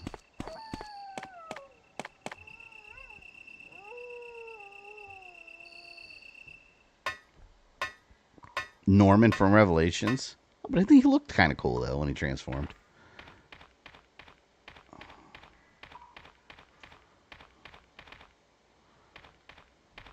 Could have brought my ink ribbon and saved there, but whatever. Who's the best Resident Evil villain after Wesker? That's a good question. The best after Wesker? Oh, man, I don't know. Wesker is a hard act to follow. What would you guys say? Best villain? It's hard to say because a lot of the villains are just one-offs. Let me think. It's funny, I was going to say RE5, then I popped up with Wesker again in my head.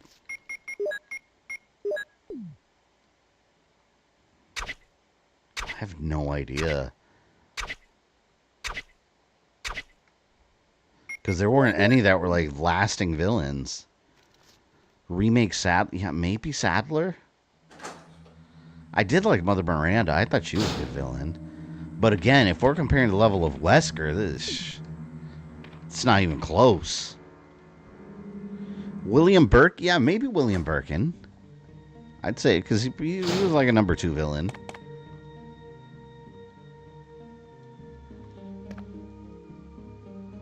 Sick of hearing Lady D. Lady D was interesting, but she was very much a small fry.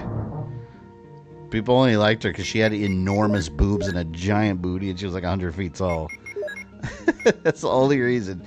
But if we put those assets aside, she was barely in the game that way. Like, she was the first boss, and then she's done.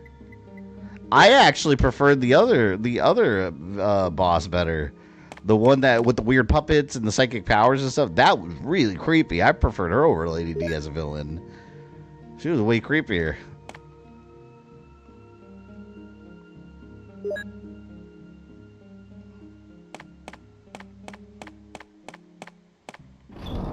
Okay, we're in good shape.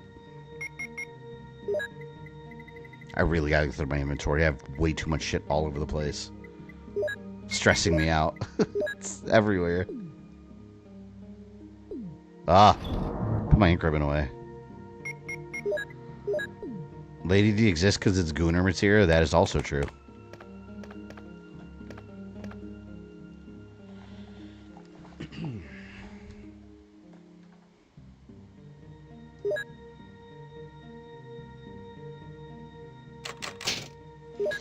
I wouldn't really call Birkin a villain. He's more of a cool, mindless monster. I mean, he caused the outbreak in the entire city. It's just, like that. It doesn't get much more villainous than that. He was extremely careless at dumping bodies all over the chemical plant and just spreading the virus. He was completely careless. I mean, I guess you can argue it was an accident, but still. Like, without Birkin, the Raccoon City outbreak, as far as we know, would not have happened. It was his doing.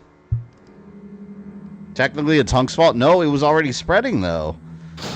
It was already leaking into the water. That just accelerated the process. Because you got to remember that the bodies in the chemical plant and everything, everything was leaking. It was a very gradual situation. Although, to be fair, they did retcon that in later. So you could argue that.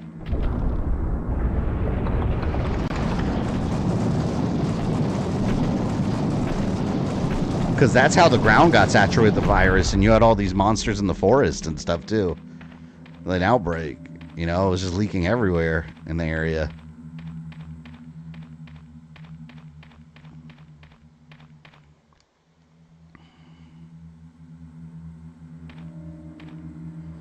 And don't forget that William almost made his daughter infected. Yeah, well, to be fair, that was a G virus, though, not T. And now we know it adapted to her. So she was good. I need my crank. Didn't Outbreak show what happened when Birkin broke the vials in the sewers and the rats ate and attacked the infected soldiers? Yes, it did. I mean, even in RE2, they show that when Birkin gets shot and turns himself into a monster. But yeah, over time they've added in events that imply it just all would have happened regardless. Like in RE0, you have the chemical plant where they used to dump bodies. If you read a lot of the notes and everything, it shows how it was saturating in the ground just slowly, and then what accelerated everything and exploded were the rats infecting the water supply in Victory Lake. That flowed to Victory Lake in Raccoon City.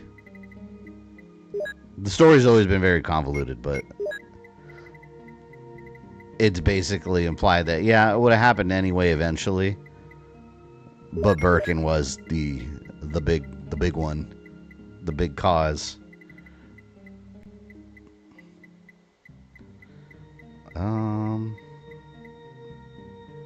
I don't know which crank I needed. I think it was... I'll bring both.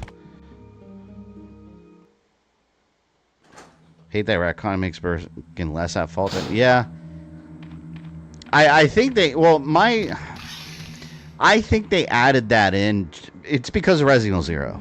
Because there was a chemical plant that you go to where they're dumping bodies. And then the Outbreak games. Like, how do you explain the virus getting all the way out in the Arclay Forest? You know, I mean, how did that happen if it was relegated to the rats inside Raccoon City? So, in my opinion, I think that's why they added in all those extra details, because you needed a way for the virus to be outside of Raccoon City. So it couldn't have just been the rats spreading it within the city's water supply. Like, you had to have something more than that. And Umbrella had facilities outside in the forest, chemical plants, where it was just all leaking into the dirt and stuff. So it's basically why, in my opinion, I think that's why they did it. Because otherwise, the Outbreak game, some of the scenarios wouldn't make sense. A picture of an eagle.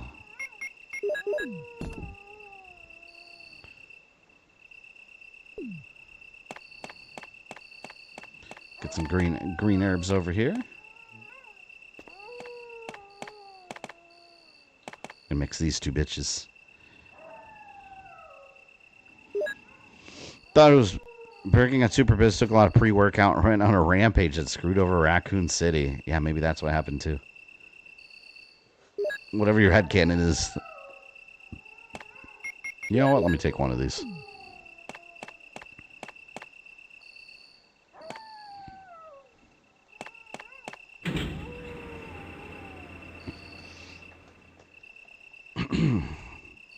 I always like that scene, though, in Resident Evil 2, in the original RE2. Oh, this is weird. We got 47 viewers and 47 likes matching. Oh, never mind. We got one more viewer. But I always like that scene when Birkin went on a rampage in the original Resident Evil 2. This shit was so cool.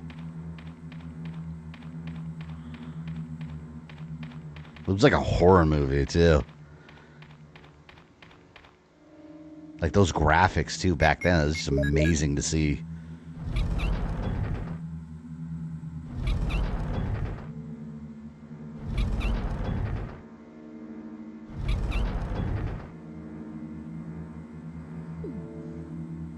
What secrets do you hold?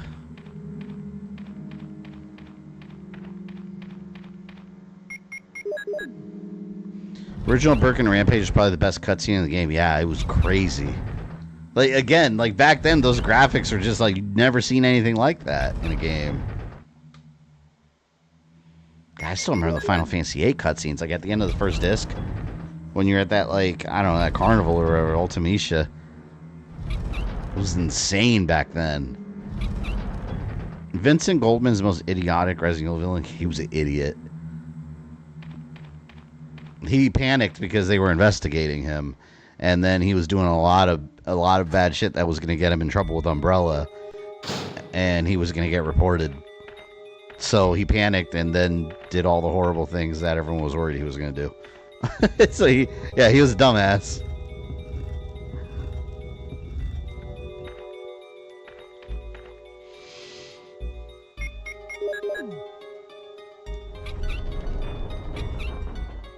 Yeah, he was basically going to cause an outbreak and then wipe out all the evidence and then try to get credit from Umbrella for fixing the problem he created. Which I don't even know if that would have worked. They probably would have sent out like a cleaner squad after him and killed him.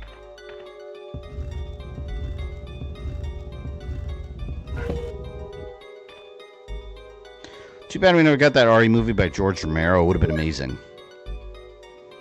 It's amazing how many stupid decisions Hollywood executives make. It's crazy. There was a medal in the book. Nice. Someone uploaded lore-accurate Dagoth UR mod for Skyrim. I have no idea what that is. And it's the funniest fucking thing I've seen in a long time.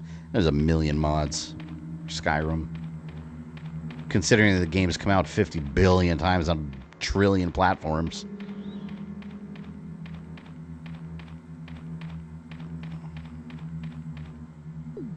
Alright, onwards to the game end. The end area. Speaking of RE villains, I still get comments. RE villains, I still get comments a year later telling me I'm a misogynist for not picking Mia the first time in RE7. Wait, why are you a misogynist? Because if you don't pick Mia, you have to pick another female. If you're a misogynist, would you just not pick any of them? I don't understand. Doesn't make any sense. Maybe it's the last half of the Digimon game. It's getting wild. So Omega, does it have like a... Is it like a storyline based game? I mean, it's a stupid question. I guess it's got a story. But is it like does it have like a good storyline? Or is it just like Pokemon where you're just kind of trying to become the champion and then that's it? Dude, why is voice line so hard for no reason? Nerevar enchant my weapons with Argonian souls. I want them to know why they're still working for me. I need to play Skyrim. That's a game I've restarted like 28,000 times.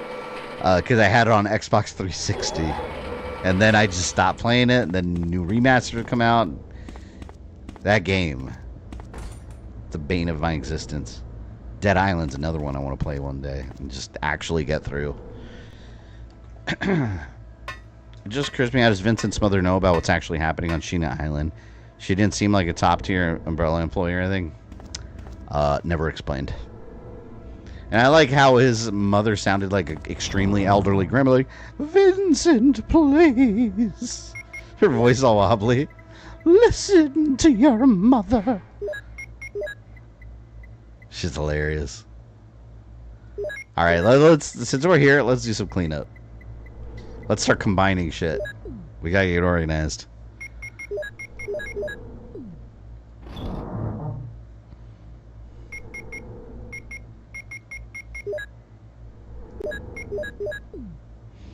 I only ever picked up Skyrim 2 times. Isn't it funny we're discussing like how many times we've purchased the same video game? That's funny in itself.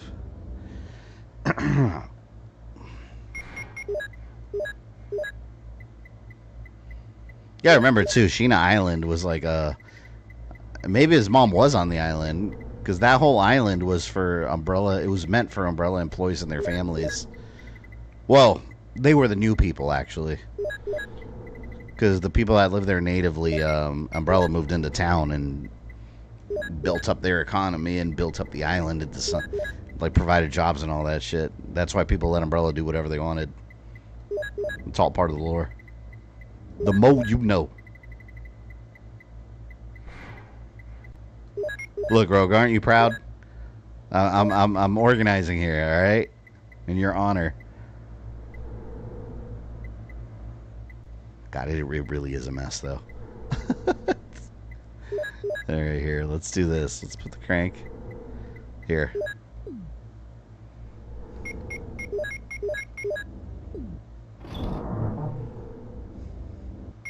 Technically call it Lot's fault for everything going to hell on the island. Yeah, he could have told on Vincent earlier. What a dick. Alright, let's put the two Mo discs together, so we know where they are.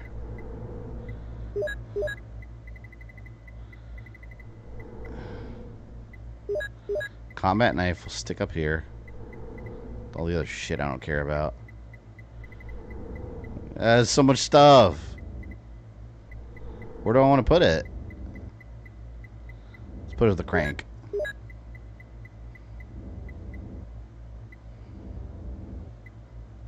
I don't even know how I want to organize this. Alright, here. We're going to get these explosives. I should have organized this way earlier. There.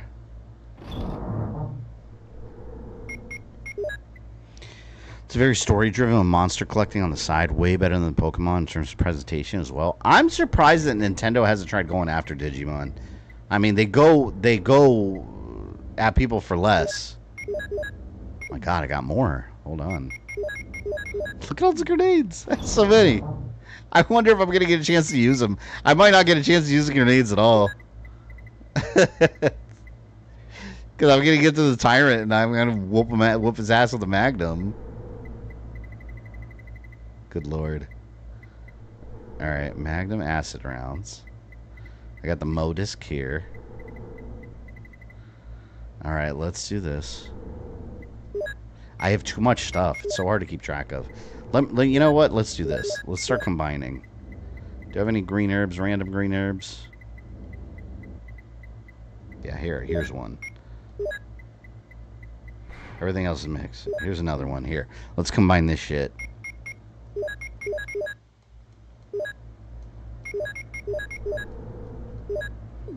There. What's the Pokemon ripoff that involves Pokemon like Creature and Guns? Pal World. Yeah, they got some hot water at Nintendo, which I still don't agree with. I don't like this heavy-handed like copyright protection that they did. It's not good for the game industry. It really isn't. And it's debatable whether they're even really protecting their IP at all by doing that. Like, that game wasn't harming Nintendo in any way. Isn't that the whole point? That they don't want competition to harm them? Like, that's the whole point. I'm getting frustrated with this organization. I have too much stuff. I'm just gonna leave it alone. For now. For now, I'm gonna deal with that, with what I have. Alright. Let's take these Mo discs.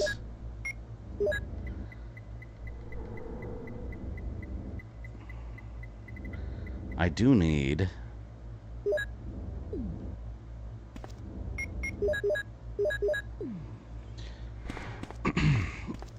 What if Frank West was a Resident Evil instead? He was a Marvel vs. Capcom Infinite.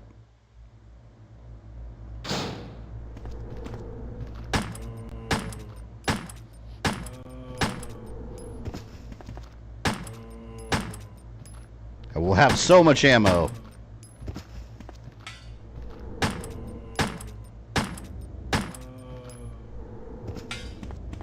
I don't even think I'm going to get these green herbs. There's so much so much health in the box. It's not even worth it.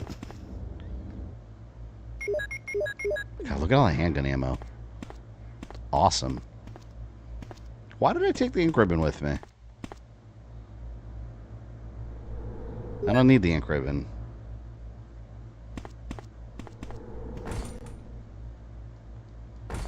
Let's put it back.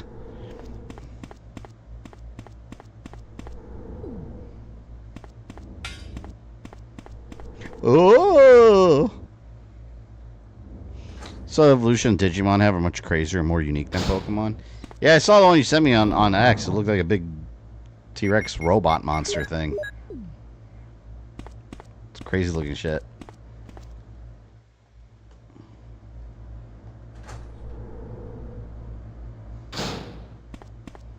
It's so quiet in this lab. Oh, and these guys respawn. I gotta remember that so I don't waste ammo on them. What diary entries interest you as a whole throughout Resident Evil? There's a lot of really good diary entries. One I like is the one about the UBCS mercenary in Area 3. That you find him laying with that girl and they're both dead and he's holding her. How it explores the mercenary's notebook, I think. It's got all the lore about how he like was trying to protect her and stuff. And then they all got taken over by zombies that broke in. That was good.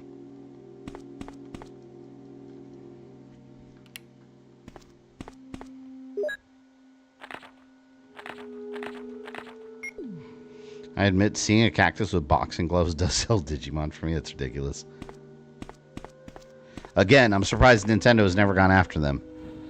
Knowing Nintendo's track record, I don't know why they haven't. I don't think they have any grounds to, but I'm going from Nintendo's mentality. I don't understand why they haven't gone after them. Because that is what Nintendo does. Go after everyone that it could possibly be competition.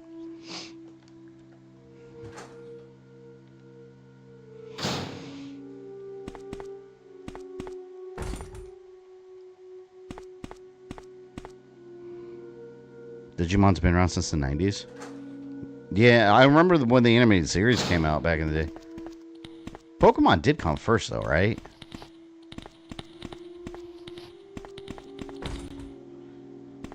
Because, like, you know how Pokemon is pocket monsters? I mean, obviously, Digimon is Digimon stand for digital monsters? Like, I'm assuming so. And how do you catch them? Is it... Because you know how Pokemon, you got Pokeballs. How do they get Digimon? Because, as far as I know, Nintendo tried copyrighting the whole, like, throwing a ball and capturing enemies thing. Like, they copyrighted that. Like, a game mechanic, which I think is extremely harmful to video game creativity in general. I hate that they did that. First person mode. You scan them with a Digivice? Show your Pokédex. You scan them with a Pokédex.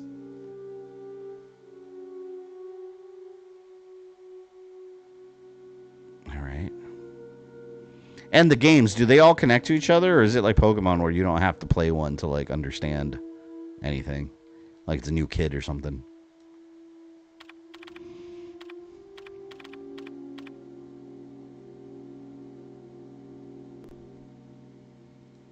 B2?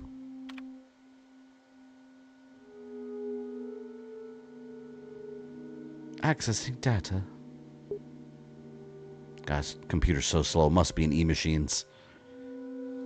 Anyone remember E-Machines? Did anyone have an E-Machines? Some of you probably have no clue what the hell I'm talking about.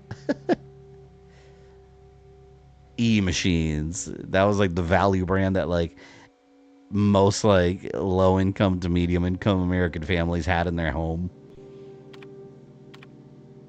What's it? Serious? You don't know what an E-Machine is? It's all different. There's nods and lore between games, but it's mostly self-contained. See, that's good, though, because then new people can jump in if they want to. Bro, E-Machines is a throwback? Indeed it is. I had a friend that, growing up, his first desktop was E-Machines, and they went through so many of those. They were just pieces of shit. They were so cheaply built.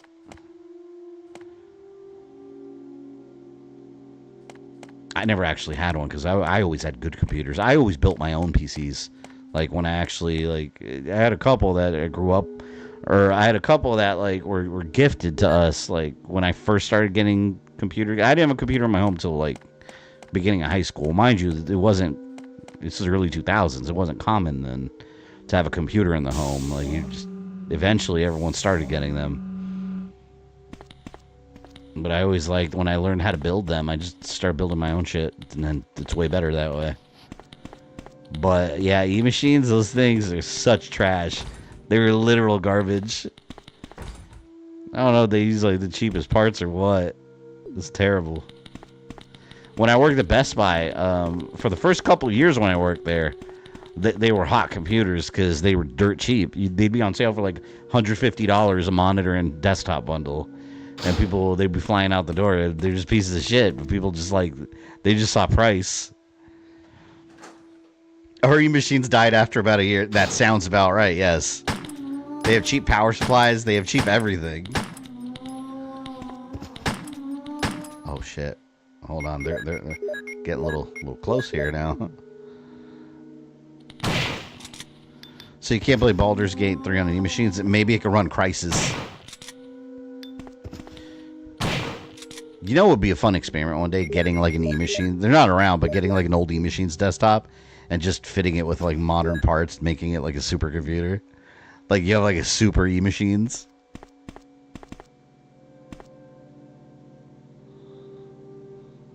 I really don't need the encrypted. You know what? We'll leave it this time. See, I can learn to let go.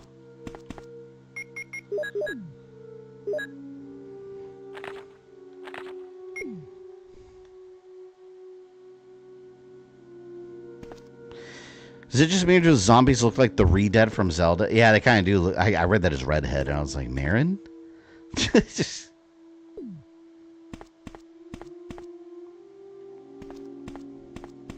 Those Re-Deads, genuinely scary Resident Evil monsters.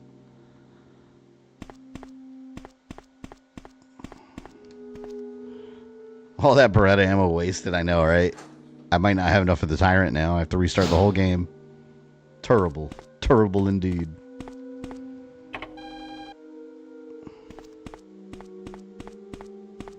You have entered the passcode. I love this game. I just streamed this game last week, right? And then like I played it millions of times. And right now me playing it, like I'm just as entertained as like every other time I play it. Like these games just are not boring to play ever. So good.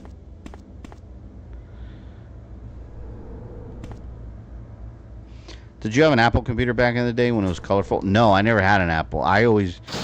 Growing up, I always thought Apple were like those weird computers that were overly complicated. And then I actually worked with one at my job when I worked at Apple Care. I worked for Apple doing their customer service for Apple Care, and we used iMacs, and that was the first time I'd ever used a Mac, and I fell in love with it. I was like, my God, these are awesome computers. Like, I'd prefer Android phones way over an iPhone any day, but when it comes to actual computers, like right now I'm streaming on Windows PC for simplicity. And it might be better for like OBS and Streamlabs and stuff, but let me tell you, a Windows PC for like video editing, or I'm sorry, not Windows PC, a Mac for like video editing and just general performance, 1,000 times better than the Windows PC will ever be. And I'm not talking about gaming. Gaming, of course, you're going to want to go Windows, but I have my iMac. That's where I do all my editing. I love it.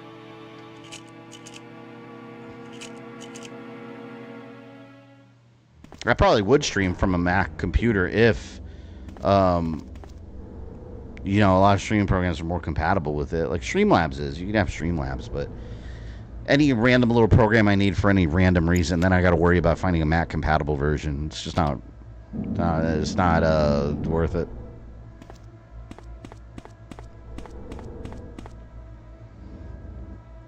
Apple's good for business applications. Apple's great for business applications.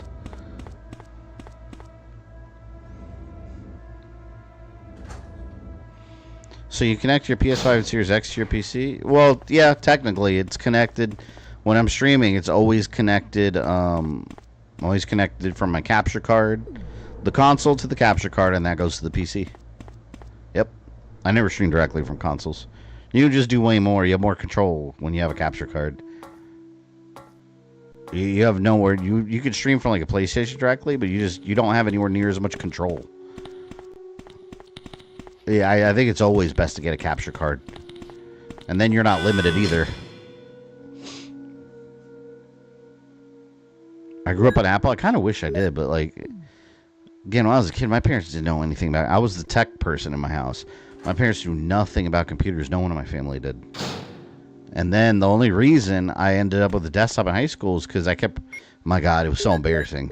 I was the kid, like, my parents didn't want to get a PC because they didn't think it was necessary. They didn't think I really needed one. And my parents had like this old fucking typewriter. I still remember this thing. It was this big, like, heavy metal beige thing. And I used to have to do all the way from like elementary to middle school. I was doing book reports and stuff, and I'd have to on the typewriter. And I still remember like deleting mistakes. You hit the backspace, and then you got to hit the whiteout button, and it whites out it was ancient when I was using it. But my parents didn't want a computer, and I had an aunt that is tech savvy. And she had to talk with my parents and told them, like, hey, like, yeah, computers are, like, the future. Everyone's going to need one, and school assignments and all that. So they convinced my parents to get me a computer, and they had my nerdy cousin that made his own board game. He built the first desktop. And it was some random, like, AMD Athlon computer with Microsoft 3.5. So that was, like, my first exposure to having a computer. It was some random custom-built thing by my cousin. And I remember having Instant Messenger on it, and I'd be chatting with my friends like AOL. We had to do our little AOL screen names. Mine was like Darth Vader 01 or something. It was crazy. Yeah, your family calls you for single tech problems all the time. Yeah, I'm the one that handles all the tech issues. Yeah, like you need help restarting the router, and it's just I unplug it and plug it back in. They're like, "My God, he's a technical genius."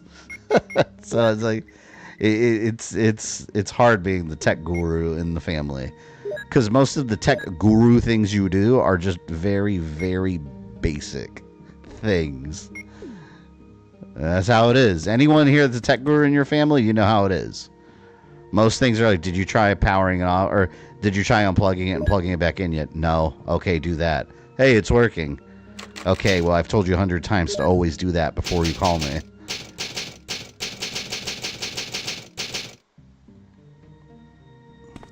Was it a Brother typewriter? I don't even remember the brand name. It was some old-ass typewriter. I think it had to have been from, like, the 70s. It was awful. It was terrible. And I remember bringing my assignments to school, and it was that, like, floppy, like, yellow paper, and you have to tear the sides off. It had the holes with the roll, the sides with the little holes in it. It's so bad. Oh, it sucked. It was horrible. And I had kids at school. Other kids at school were already, like, getting real computers. So it was so embarrassing for me. Like, I'm sitting there at home doing shit on a typewriter with, like, rolls of paper that had to manually roll. It was so bad. And you had to, like, manually set the margins on the page and shit. It was horrible. Computers really are, like, mankind's greatest invention.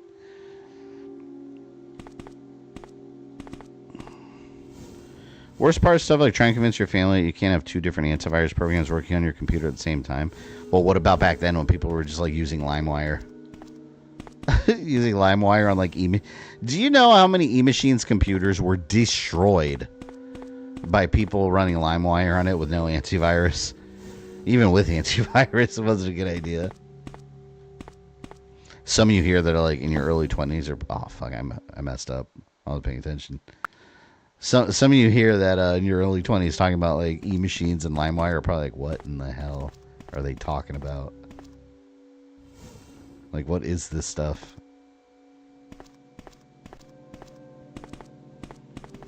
I messed up. No, I didn't.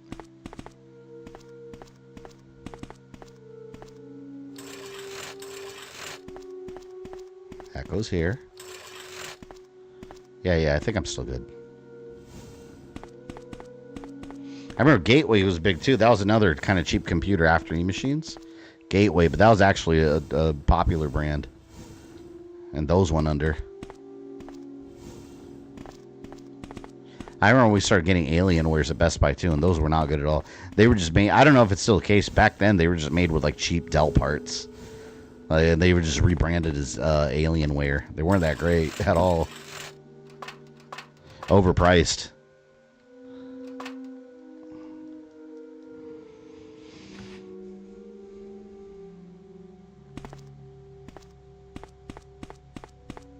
And here we go. Modisc. LimeWire was like handling a live firecracker. Yeah, I remember I had a buddy that I used to go to his house after high school all the time, and we'd always, I don't know, we got in a. So some of you guys remember this because I've talked about this. Anime AMVs. You had like Dragon Ball videos going to Linkin Park. It was such a trend. I don't know why. It's the stupidest thing going back at it. We used to just always find like videos online, like the early days of like whatever was before YouTube. We'd like go on LimeWire and download videos that people would make of Dragon Ball anime videos, and it would be like Broly fighting Gohan in the movie, and then it would be Linkin Park in the end in the background, or like Hoobastank or Bon Jovi. It is the stupidest thing, but we would burn them on CDs. We would spend so much fucking time after school hanging out at his house, downloading all the shit on LimeWire. He destroyed so many computers doing it too, because he didn't use antivirus. It was just downloading all kinds of shit and burning it on CDs. I'd go to his house with my blank CDs and burn a bunch of like Dragon Ball music videos. I would never watch them again. I don't know why we did it. We just burned a bunch of them on CDs.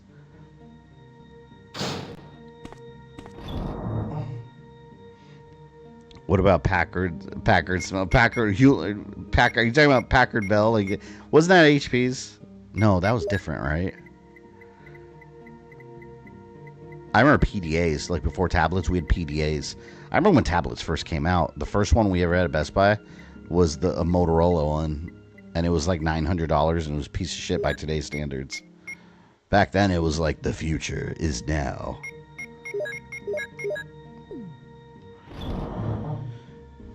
How are those crates airtight, sealed, by the way? Because they're made out of umbrella wood. All right? Umbrella special wood.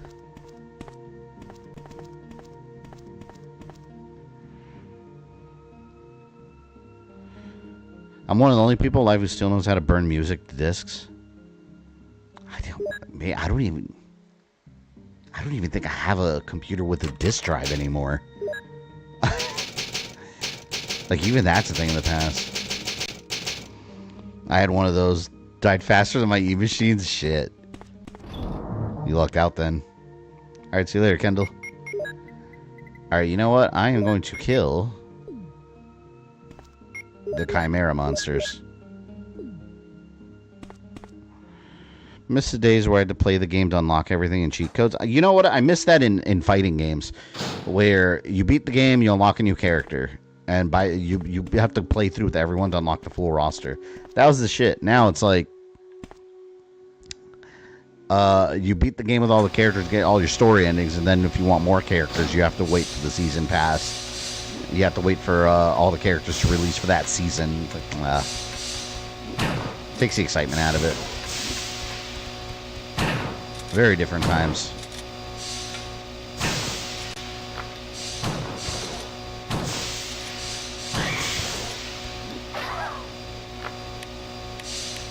I'm just killing these guys because they're annoying as shit. See? As you can see.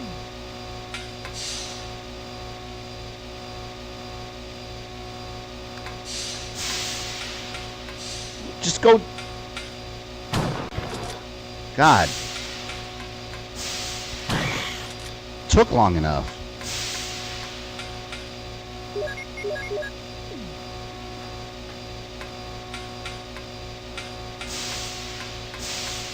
One more Modisc. And then, Ozzy, we can rescue Chris Redfield in your honor. We'll rescue him in your honor.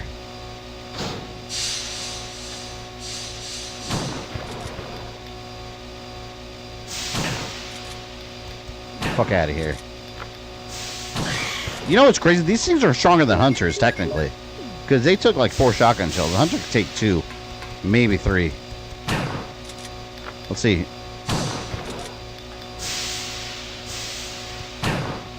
See, look at this. Definitely more durable. Disgusting beast. Oh, fuck.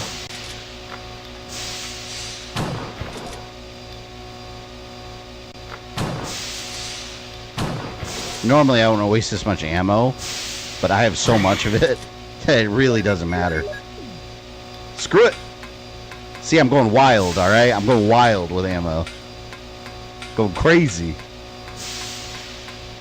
Behold.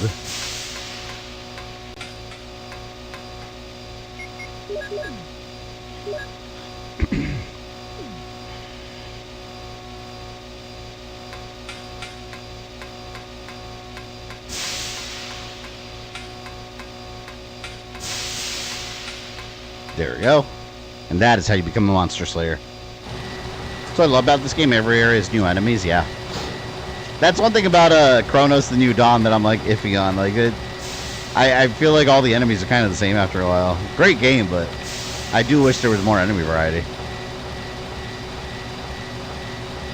Everything's just like an Ouroboros monster. Or a Necromorph. One of the two.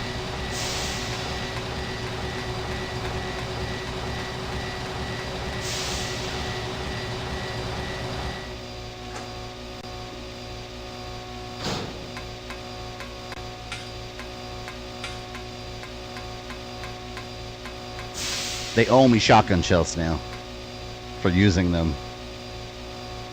I'm flabbergasted.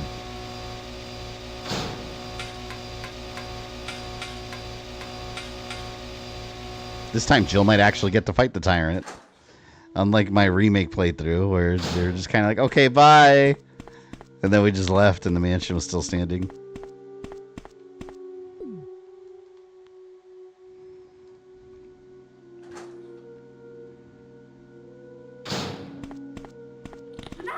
Fuck. Awesome. That's what you get. Didn't have to do it, but I decided to. Now I'm gonna have to go back and get some healing. Damn it. Make me waste time. Here. It's not what I want.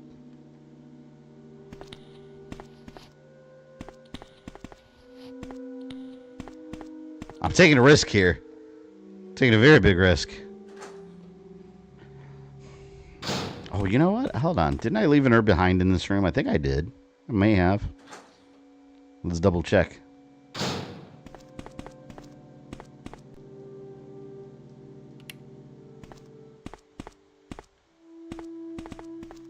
Yeah, look right here. Woo! I'm eating that one. Remember the built-in randomizer for N64 version RA2?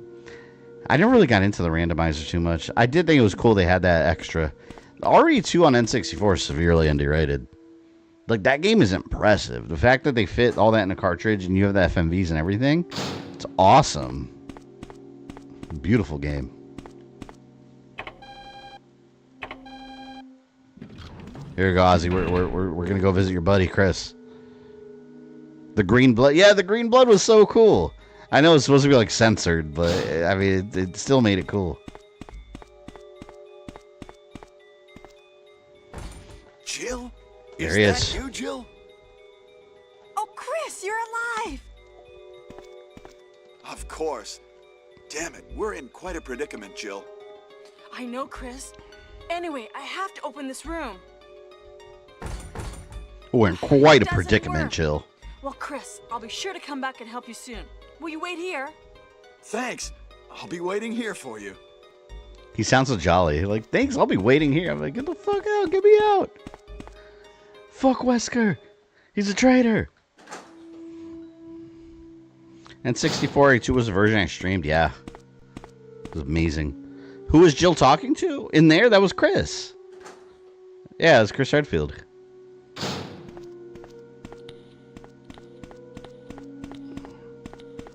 He's locked away. You fuck. Look at that. I'm gonna go heal and save again.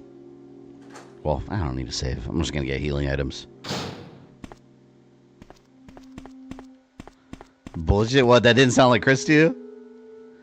Now it doesn't sound like Remake Chris or any other Chris.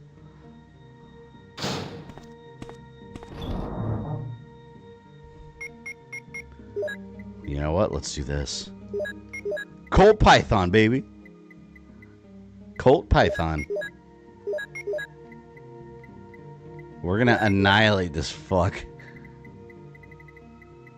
Where's my bullets?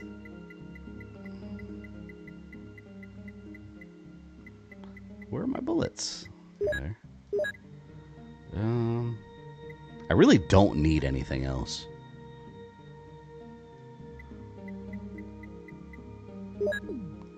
Look at all that. Look at all the health items.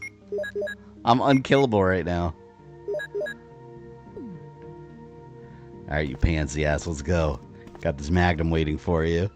Boom, boom.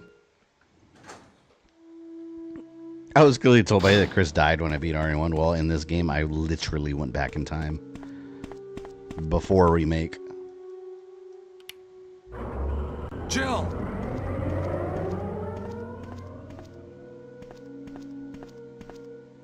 Oh, Jill. Jill! You're here too. Yes, you're here too? Look, I lost my way. Let's get going. Barry's had so many bad excuses in this whole game. Like, none of it's even believable. I hated that whole traitor, like, side story with Barry. Because I was like, man, I like Barry. He's my boy. They make him a traitor. In his defense, though, you know, it was his family. It was at stake. Wesker? You did a fine job, Barry. Just as I thought. I think you should stay away from Barry, Jill. I hear that his wife and 2 daughters will be in danger if he doesn't do everything I tell him to. You are so cruel. Well, you don't have to worry about anything, because you'll be free from this world very soon, Jill. Why do you have to destroy stars? That's Umbrella's intention. This laboratory has been engaging in dangerous experiments, and recently an accident has occurred. Anyway, this disaster cannot be made public. That's why having stars nosing about is so inconvenient. Why do you have to So destroy you're a slave of stars? Umbrella now, along with these virus monsters. I think you misunderstand me, Jill. To me, the monsters you mentioned mean nothing. I'm going to burn all of them together with this entire laboratory. I must complete my mission as ordered by Umbrella. Barry, go up on the ground and wait there. Umbrella didn't order him to destroy the entire facility. Like, that's not what happened in the story, in the current storyline. Barry's such a fool. He'll be under the control of Umbrella forever. How come both Umbrella and you can intimidate him by taking his family as hostages? Umbrella? Well, I intimidated him, but it had nothing to do with Umbrella. I just used him for my personal purposes, though both you and Barry seem to think I was following orders from Umbrella. So you're planning something else? If you succeeded in developing the world's most powerful biological weapon, what would you do? What if you were in charge? You must stop this now. You're a brave girl. But if I were God, you, Remake I really wouldn't improved give up voices, such a or big the dialogue discovery. even. You guys are idiots. No one understands Idiot. its real value. So you're going to steal all the research? Better yet, I'm going to show you the tyrant.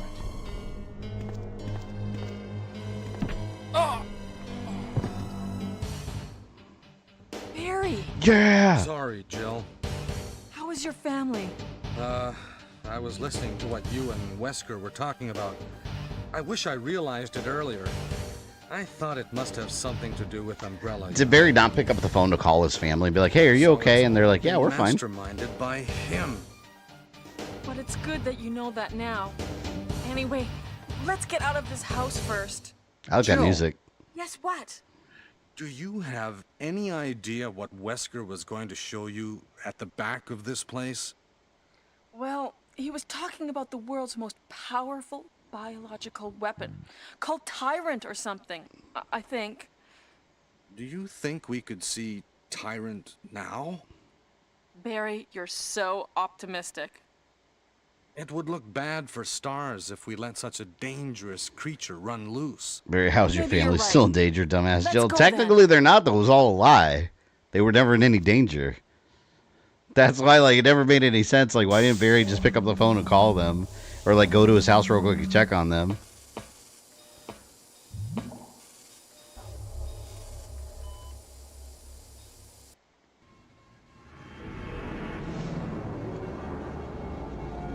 So she does not know that? Well, she's dumbass then. She's just really optimistic that they're okay.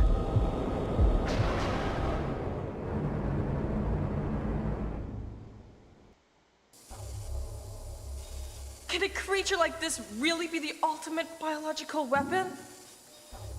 Really? Wesker is a crazy man. Tyrant is not Wesker is a developed. crazy man. But we can't let it live. A+ dialogue. That must be the computer for monitoring this creature. Can't they shoot it through the glass? Maybe it's bulletproof glass. That wouldn't work.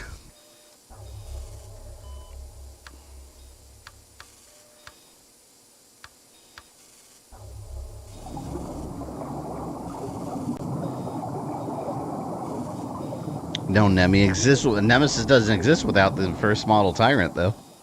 That's why this is the ultimate weapon.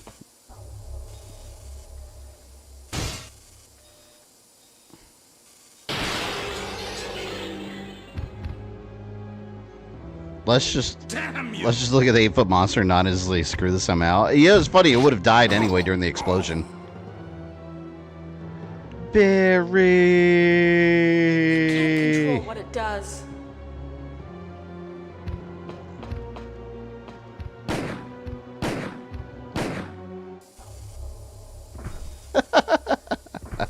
It's down already.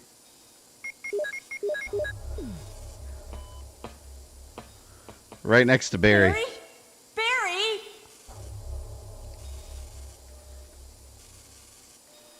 You're alive. We have saved Barry, folks. I'm really embarrassed. I was clumsy. Let's get going. Down 3 shots. Down 3 shots indeed. It's a beautiful thing to have this much power at the tip of your fingertips.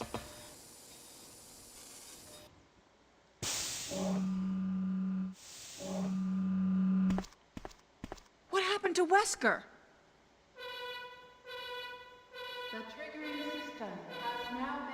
Poor Rebecca. She's still in the mansion. She's going to explode because we never saw her. Set it off. So she's hiding somewhere in there There's by not much herself. time left for us. I'm telling you, they need to remake RE1, a remake, and do like a proper canon storyline with all the characters together. That's really what they need to do. Or maybe this, have a Rebecca or Chris and Jill team up chapters, and then maybe team up Rebecca with Barry, just for the sake of making everything different, and that they're all like playable sections. That'd be cool.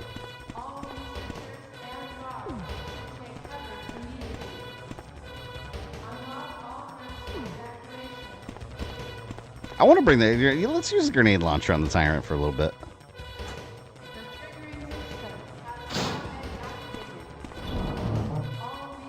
Gonna leave Chris. Chris must live. It'll cause a time rift. The entire universe will collapse. I still got my broken ass shotgun.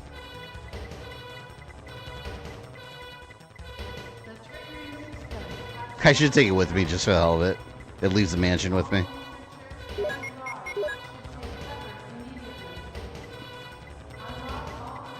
The hell did I put my bazooka? There it is.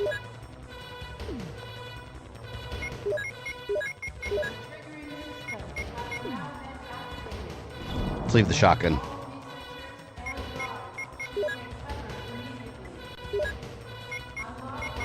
We'll leave these two.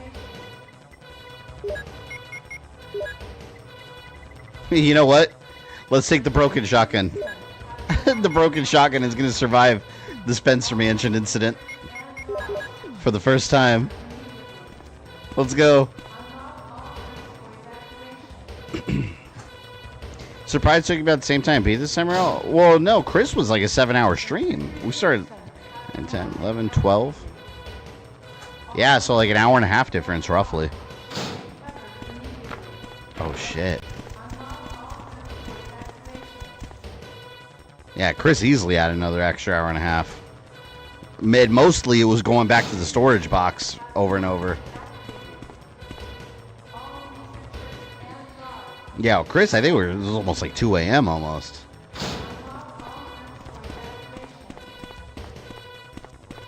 All right, Christopher.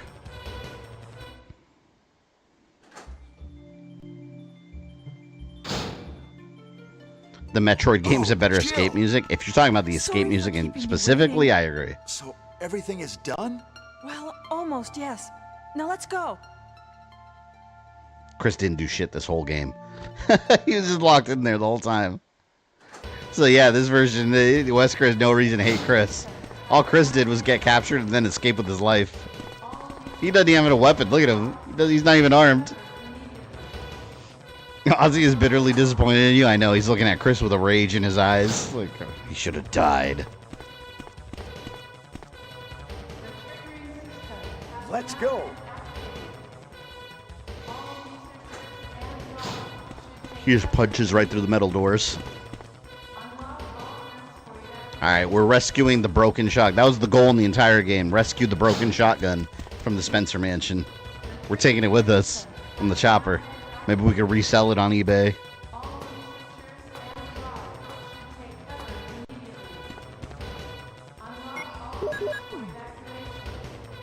Excuse me, I gotta go.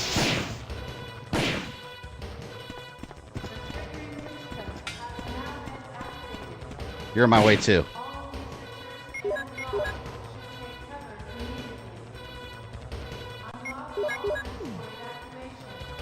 Grenade rounds.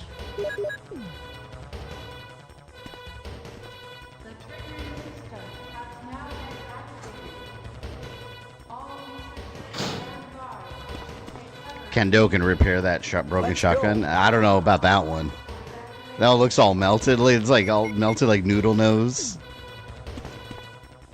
You just put a new shaft on it. Something. New barrel.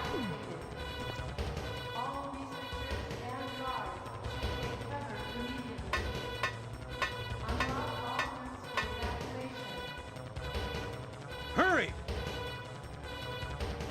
Get the fuck out.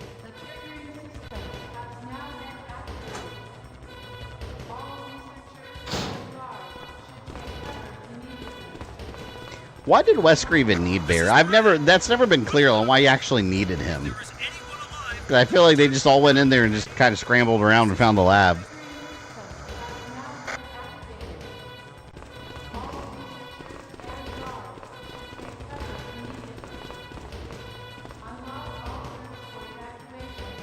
Barry should have been the helicopter pilot in the end of RE5 with Chris and Jill. That would have been awesome if they had done that.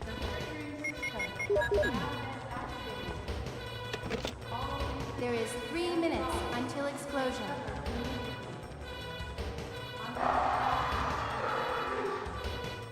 Oh no, you must be kidding. After you've come all the way here. Ladies first. Go first, Jill. But Chris, Give me a chance to play nice guy. Ladies first. To be fair, he probably thinks she's safe for going out there. see you again at the heliport.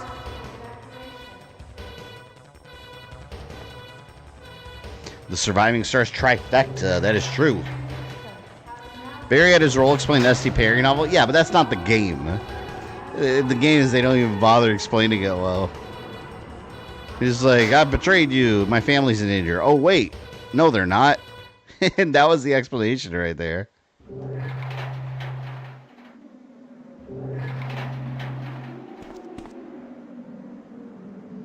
I want to get the S.D. Perry novel. I have Caliban Cove. I still need to find one day to sit down and like figure out what I'm going to do with those videos, if I'm even going to make them. Like, because people be asking me about them, and I'd like to like cover those stories, but like they're just boring as hell to make. I got to figure out a better way to make those videos or do something different with them. Something.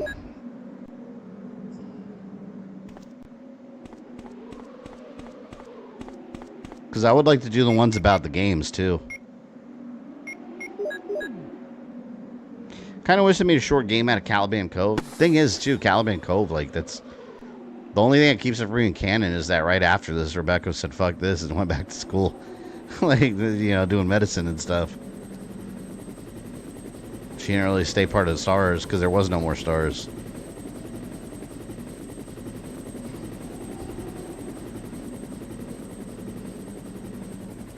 They could just do it, like, shortly after this game.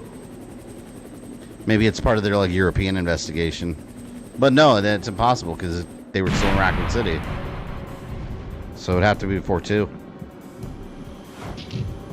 Alright, let's see how he likes flame rounds.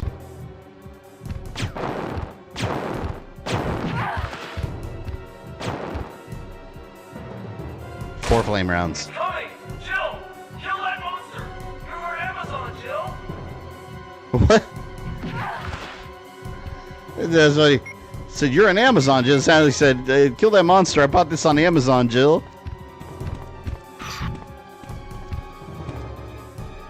I wonder what happens if I keep shooting him. Like with the right. I mean, you know what? Let's unload on him for a bit.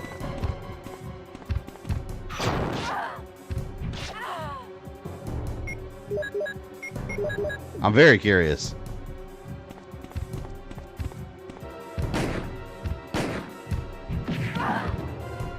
I'm gonna rewind. I'm gonna do this until he kills me. I just want to see what happens if I unload everything on him. I always wonder if there was like an alternate way to kill this thing. See, I think he's just invincible. I think you have to use the rockets, right? Has anyone tried it here out of curiosity?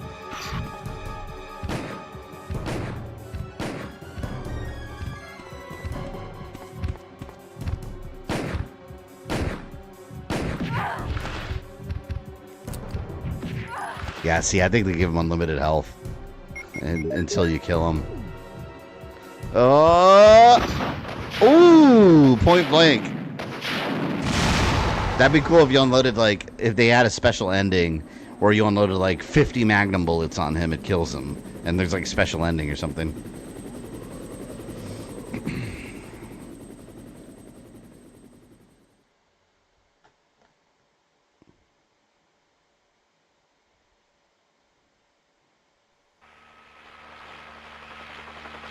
We got the best ending, at least. I think you kill him with any weapon on the rocket launcher. Yeah, they should have had a secret ending with it.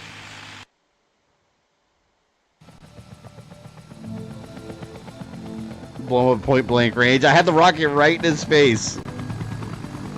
Totally no friendly fire.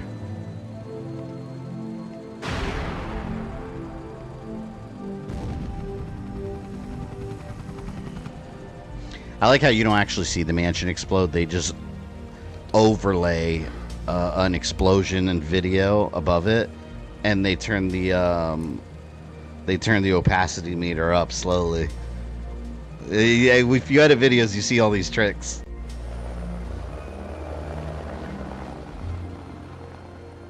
Magical.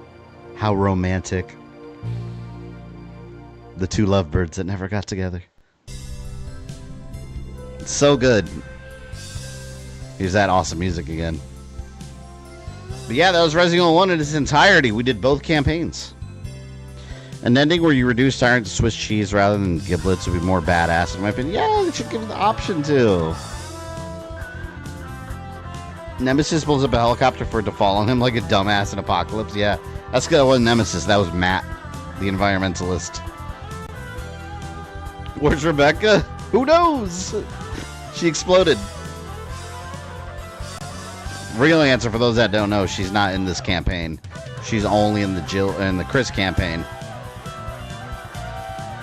It was at this point you told me I did a great job for leaving Chris behind. Yeah, I remember that. You're like, what?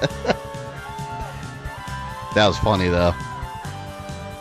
A memorable moment. What if Enrico was still alive? It's not anymore. That's what happens. He's not anymore. Do arrange mode next. You know what? If I ever stream this game again, next time we'll do arrange mode.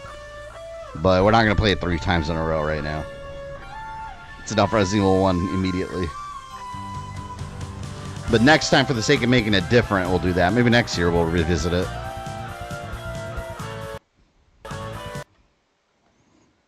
There's Jill wondering what her life has become.